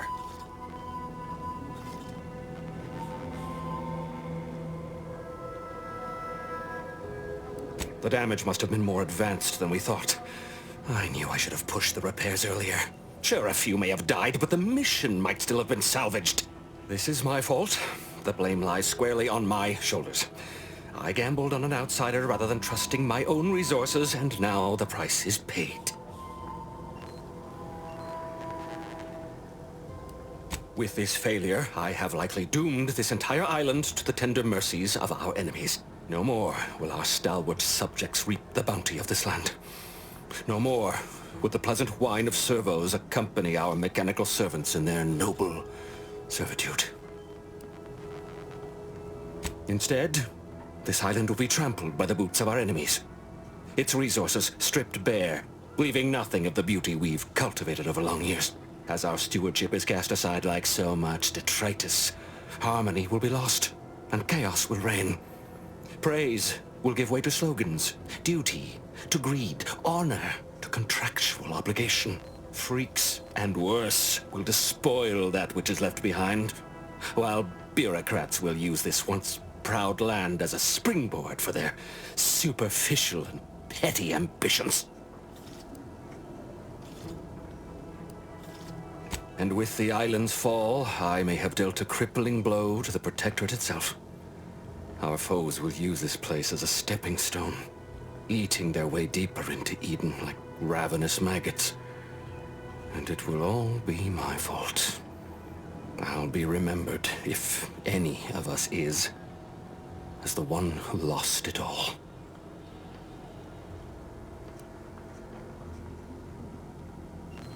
Yes, I suppose I have. Now please, leave me be.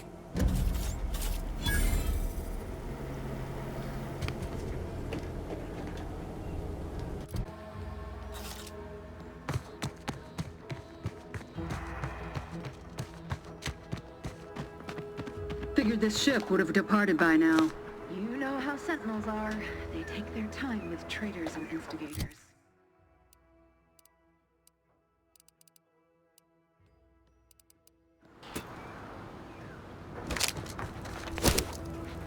Ain't nothing there. Ready to take the heat off you, Commander. Just say when. Charging boldly.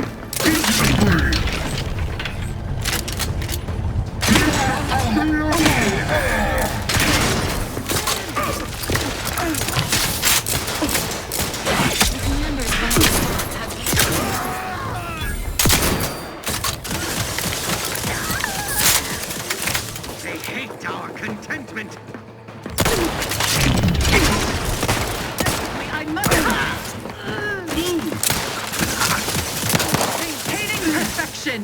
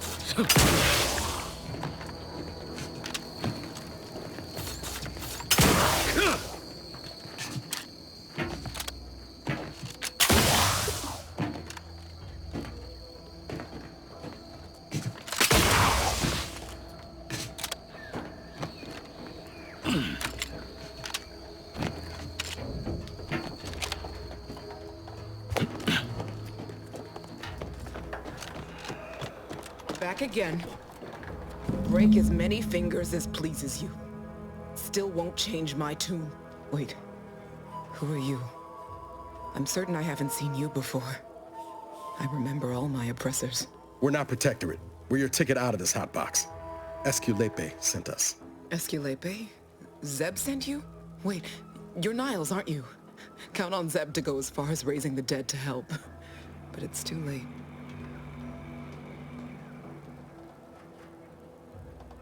I gather you haven't noticed the bodies in the pen here. Oh. The others don't look like they suffered easy deaths. What happened? Montelli, damn him! He executed March and Pharaoh outright, ranting about traitors. Then the Consul Sentinel arrived to conduct a preliminary interrogation. She tortured us for information. The others didn't survive her enthusiasm for the work. I'm only here because the Consul wants someone brought back to him, alive. Lucky me. Thanks. Can't take all the credit, though. The Sentinel seemed spent by the time she got to me. Wore herself out on the others, I guess. Quick, though. Before I forget or we're interrupted, I memorized the cipher. It's 02519W. Should help Zeb decode the intelligence we sent him a whole lot faster.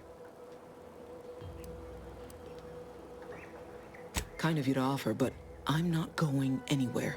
If you're too hurt to walk, I'm sure the commander and I could... No, it's not that. I need the Sentinel to take me onto that transport. I want her to think she's won. And then, just as we leave orbit, I'm going to blow her pretty ship to pieces.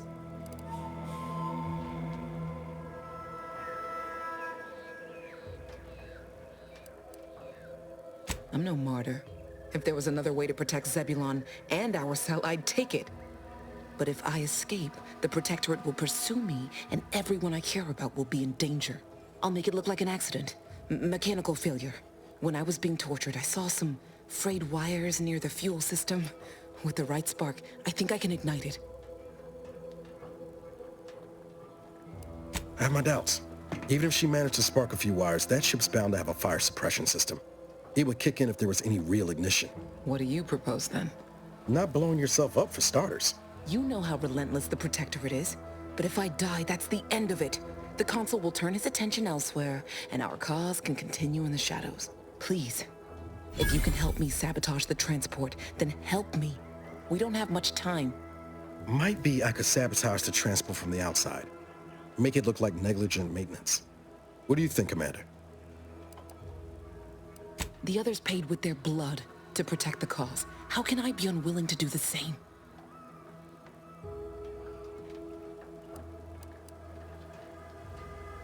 No. They'd probably tell me I was being foolish, acting rashly. But what if I'm right, and others die because I lived?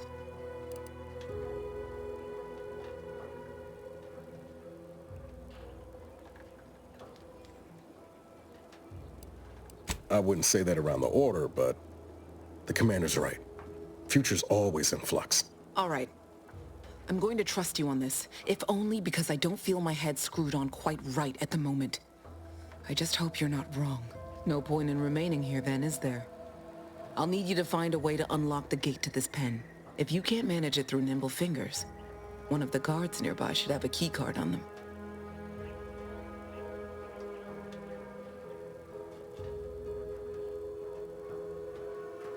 Talk about prepared. Quickly then, unlock the gate.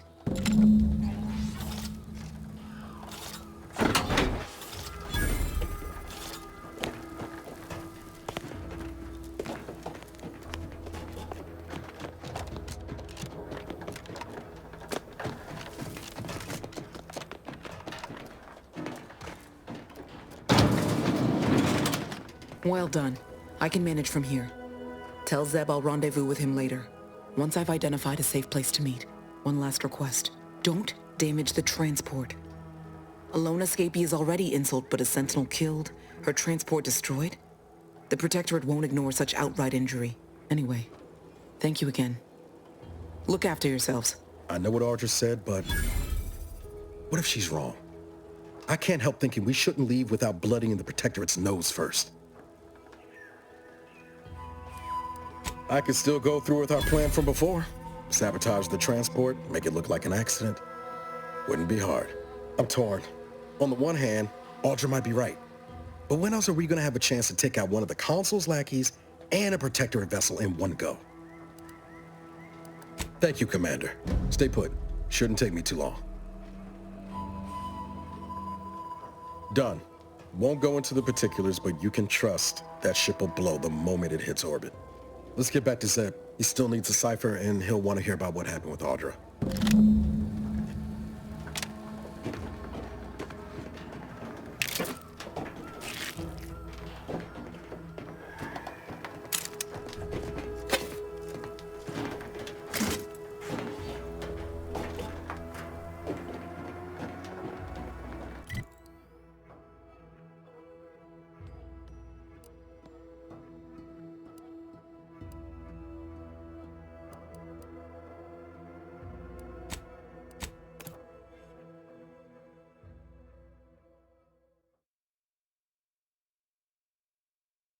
You are the raw material for perfection.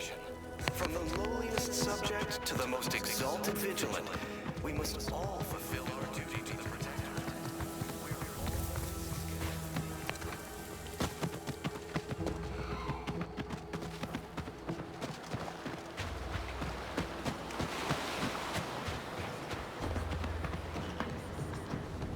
You've returned, but... Hold a moment. What's that in the sky? A Protectorate transport?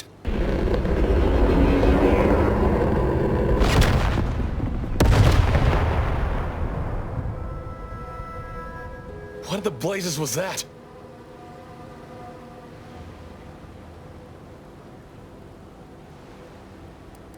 What is it? What's happened? A Sentinel worked them over bad. Only Audra was still alive when we got there, and she was ready to blow herself up to take out that ship. Luckily, we found another way. Damn the Protectorate! At least you were able to get through to Audra, and still find a way to avenge our fallen comrades. And what of the cipher?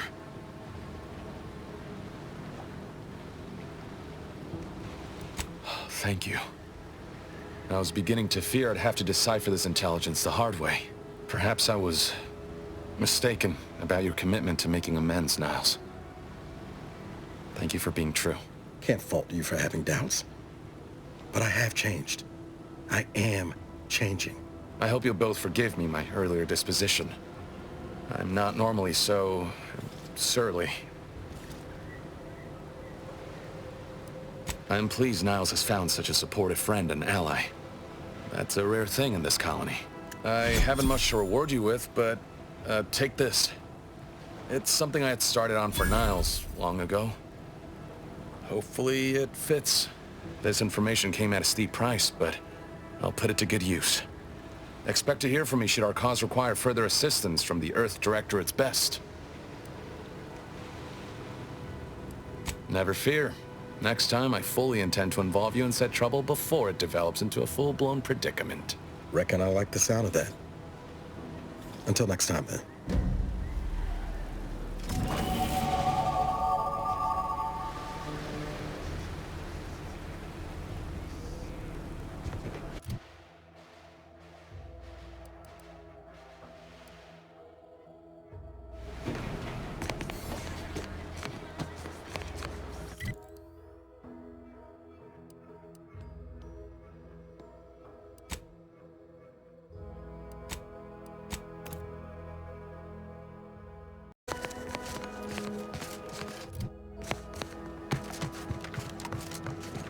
To what do we owe the pleasure?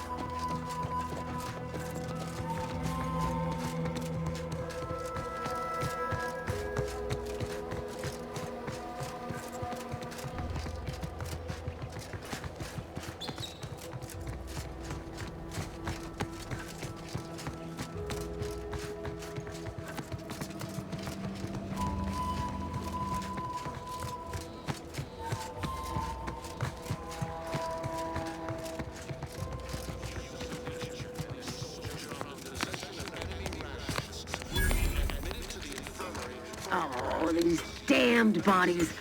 Why can't we just be forewarned?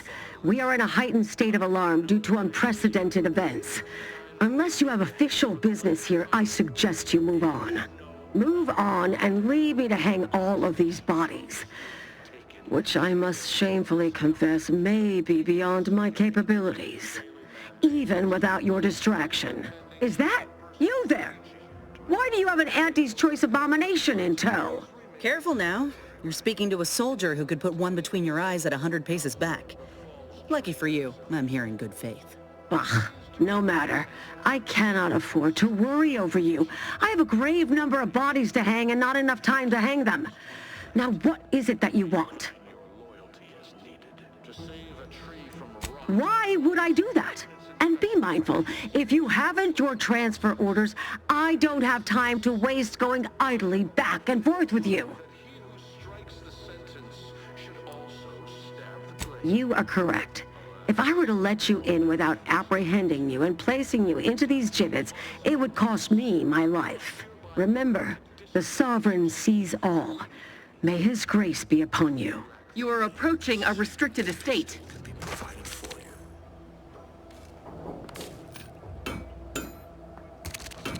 Though you are better company than these corpses, they are numerous, and I remain beholden to my work. Area's off limits.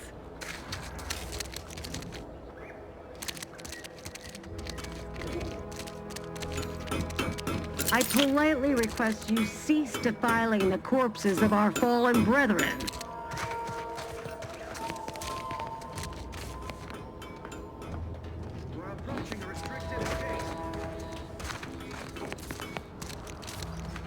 Though you are better company than these corpses, they are numerous, and I remain beholden to my work. Area's off limits.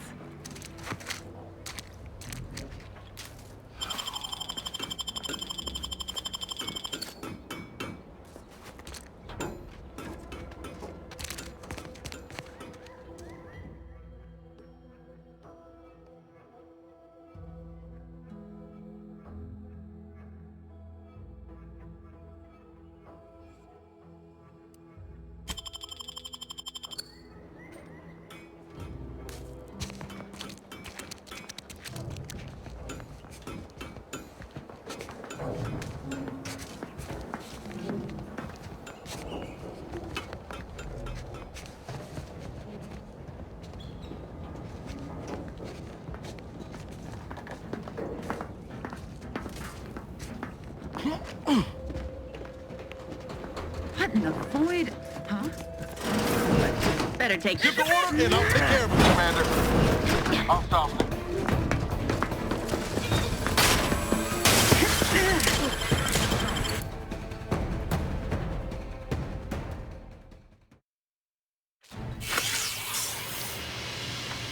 Hell of a scene to greet you at the start of your workday. Bet it keeps folk completely in line.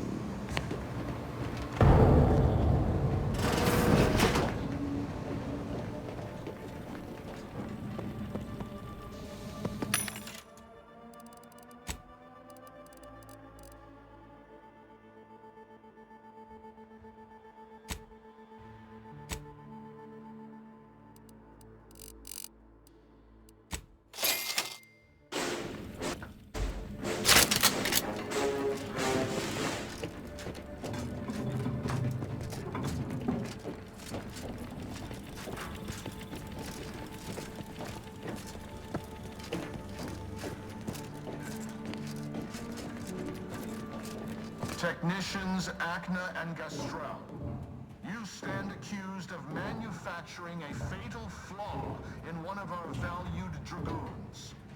Have you any last words to express your shame? That Dragoon was already defective. Oh, we were only rebuilding the logic assembly so that... At last, the truth alights. I hope this belated confession unburdens your conscience, though it will do nothing to commute your sentence. On the charges of sabotage and treason most contemptible, I find you both guilty. No. No, please! This is all a misunderstanding! We're loyal!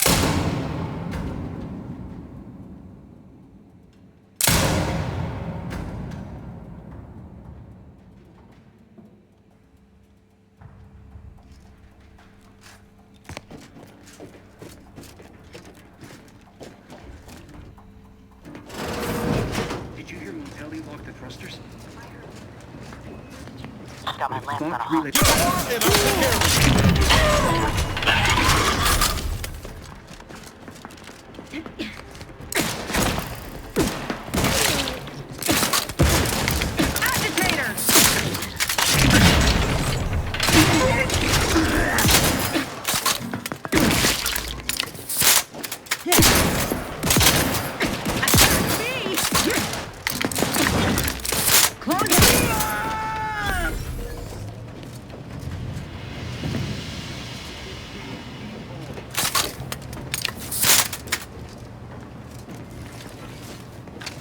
What are they up to? Giving Tidler and freeloaders in our midst!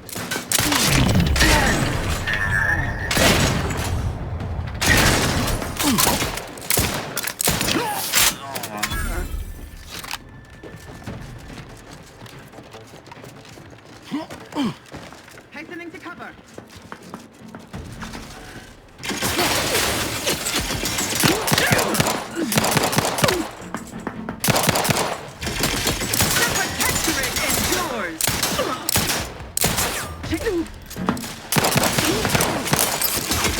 Commander, medic's orders.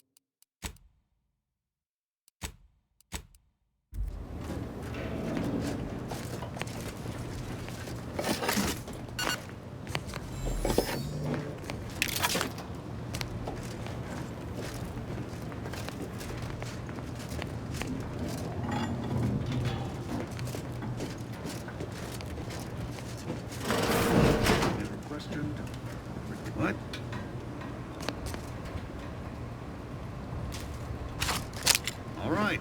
Calling it. Let me handle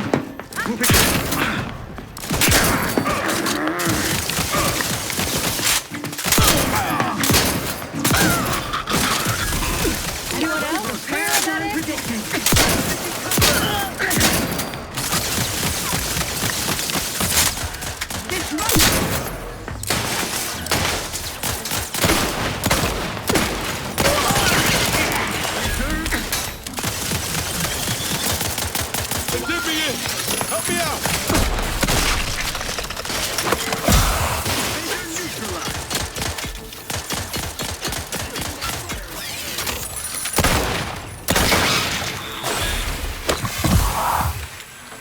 Realign with the paradigm. Archery road.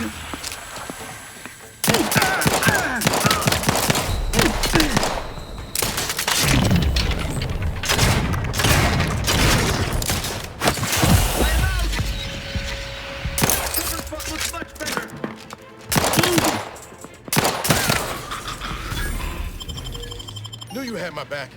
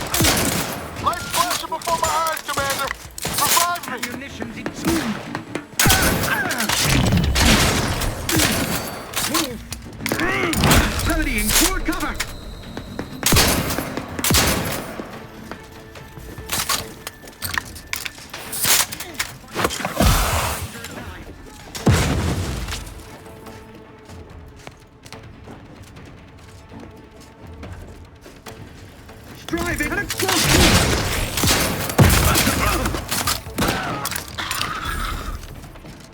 Knew you had my back. Practicing some battlefield.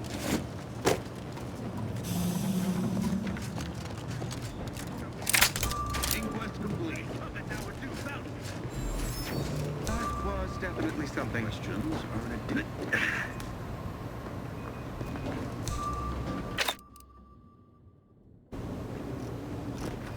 help you with something?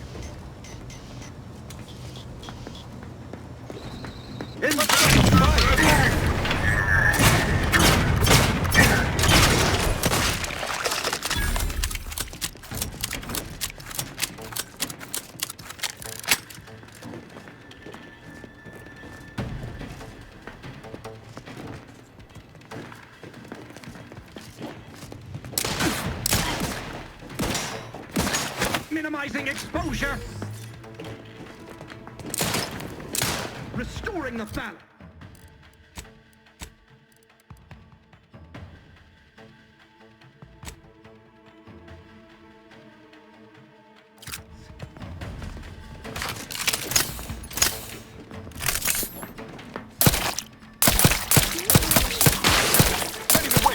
On your command.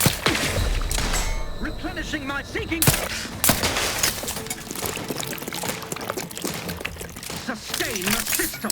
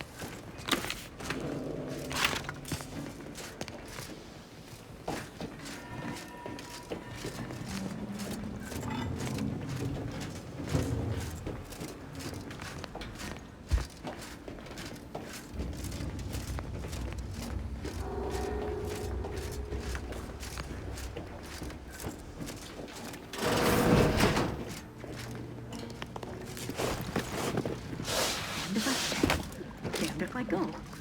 Can I remain unsullied under the command of a rambling, nonsensical persecutor?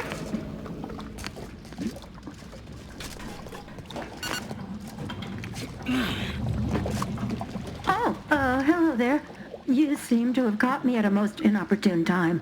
Was just, patrolling the sewers, monitoring for suspicious activity. Now, I must kindly ask that you vacate the vicinity.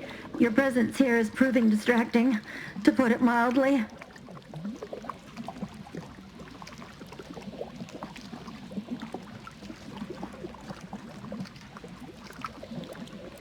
The what? Words the wise. A Protectorate station is hardly the place to be making light of one's affiliations. Brigadier Montelli would be ecstatic to hear you spout such humorous quips. You'd be labeled a heretic. But I'm sure he'd chuckle as you swung from the gallows. Forgive my unease. I thought Montelli sent you to see to my execution, or some other absurdity. I don't know what's going on here. The station's changed. It's become a damn charnel house, stained with the blood of my brothers and sisters. I don't know what to do. I just don't wish to die. I can't... That'd be a fine idea. If only there weren't a group of starving raptidons that saw fit to make a den so close to the grate. I can? Oh. I suppose I'm now off to a world filled with uncertainty. Savage wildlife. And miscreants always on your heels. Here. This key card should unlock a storage cache up above. It has some supplies in it that'll likely do you more good than they have me.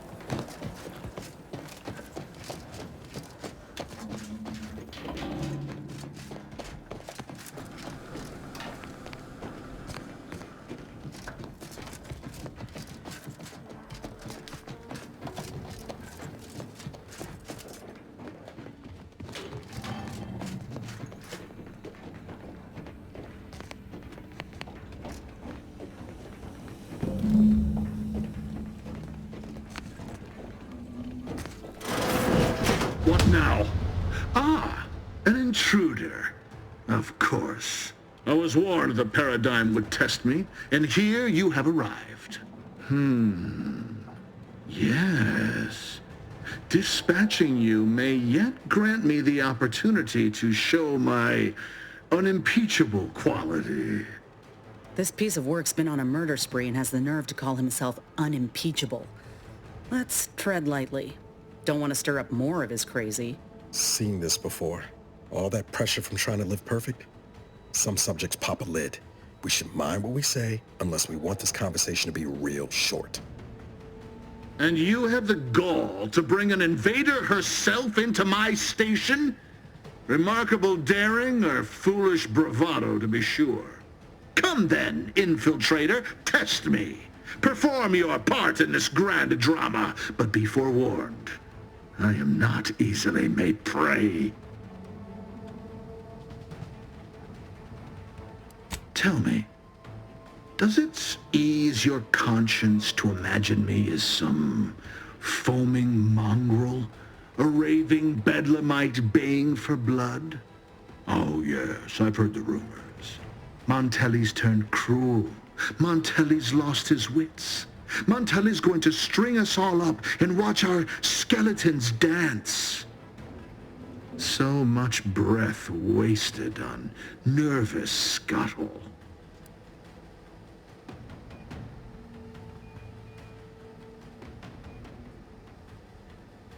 I'm killing traitors, seditionists. I am purging our prized garden of chokeweed and all manner of slithering things. My methods may seem callous, but a swift response to treason is necessary to prevent this crisis from worsening.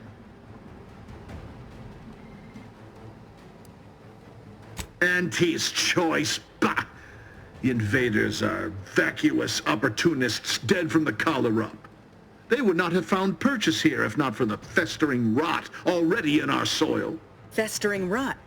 Hell of a way to speak of your own forces, Brigadier. Or perhaps your auntie's choice simply lacks the standards to separate out mediocrity. Nevertheless, I am not afraid to speak what's true. Our great protectorate has lost its way. Years of comfort and plenty without stricter enforcement have softened us, made us weak, undisciplined. If only the Sovereign heeded his consul's wisdom, he could restore the Protectorate's honor, instead of shaming his forebears by leaving such a grave task to others like myself.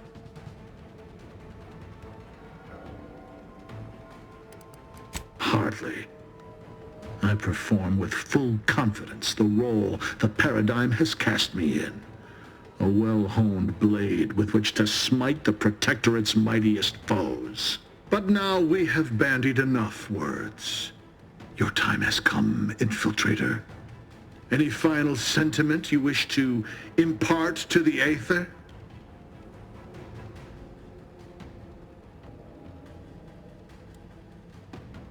An offer unasked for, unwanted, and summarily rejected. For crimes against our perfect sovereignty and conspiracy to commit the same, I hereby sentence you to death. Let me know when you need a stretch.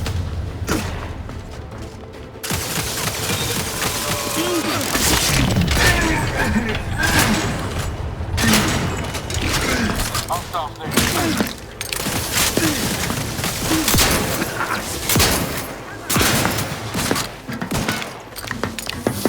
Maintaining perfection!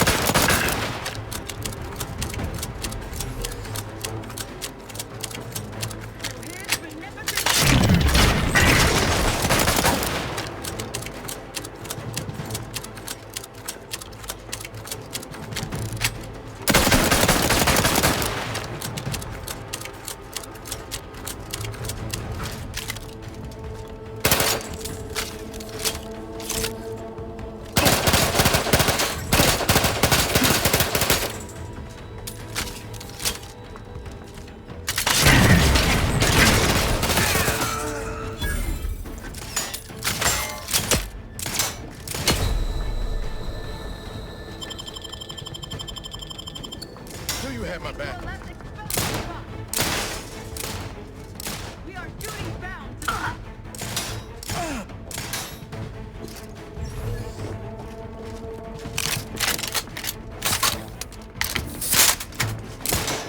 Seeking cover.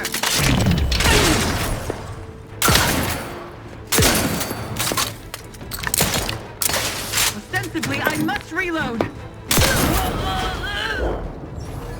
Back in business.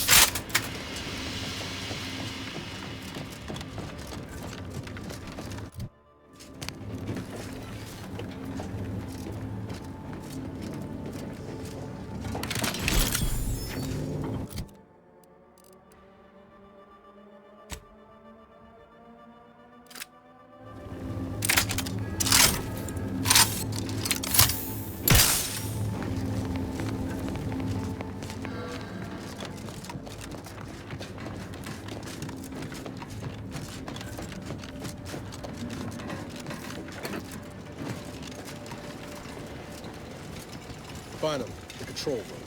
The Vrees must have left some evidence behind. Let's poke around.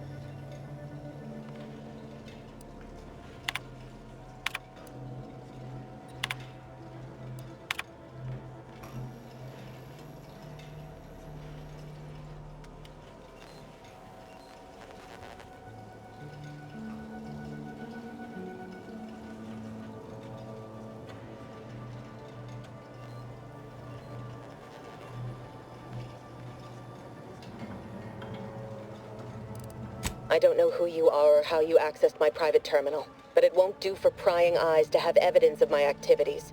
I've triggered the Vox Relay failsafe ejection routine. But worry not.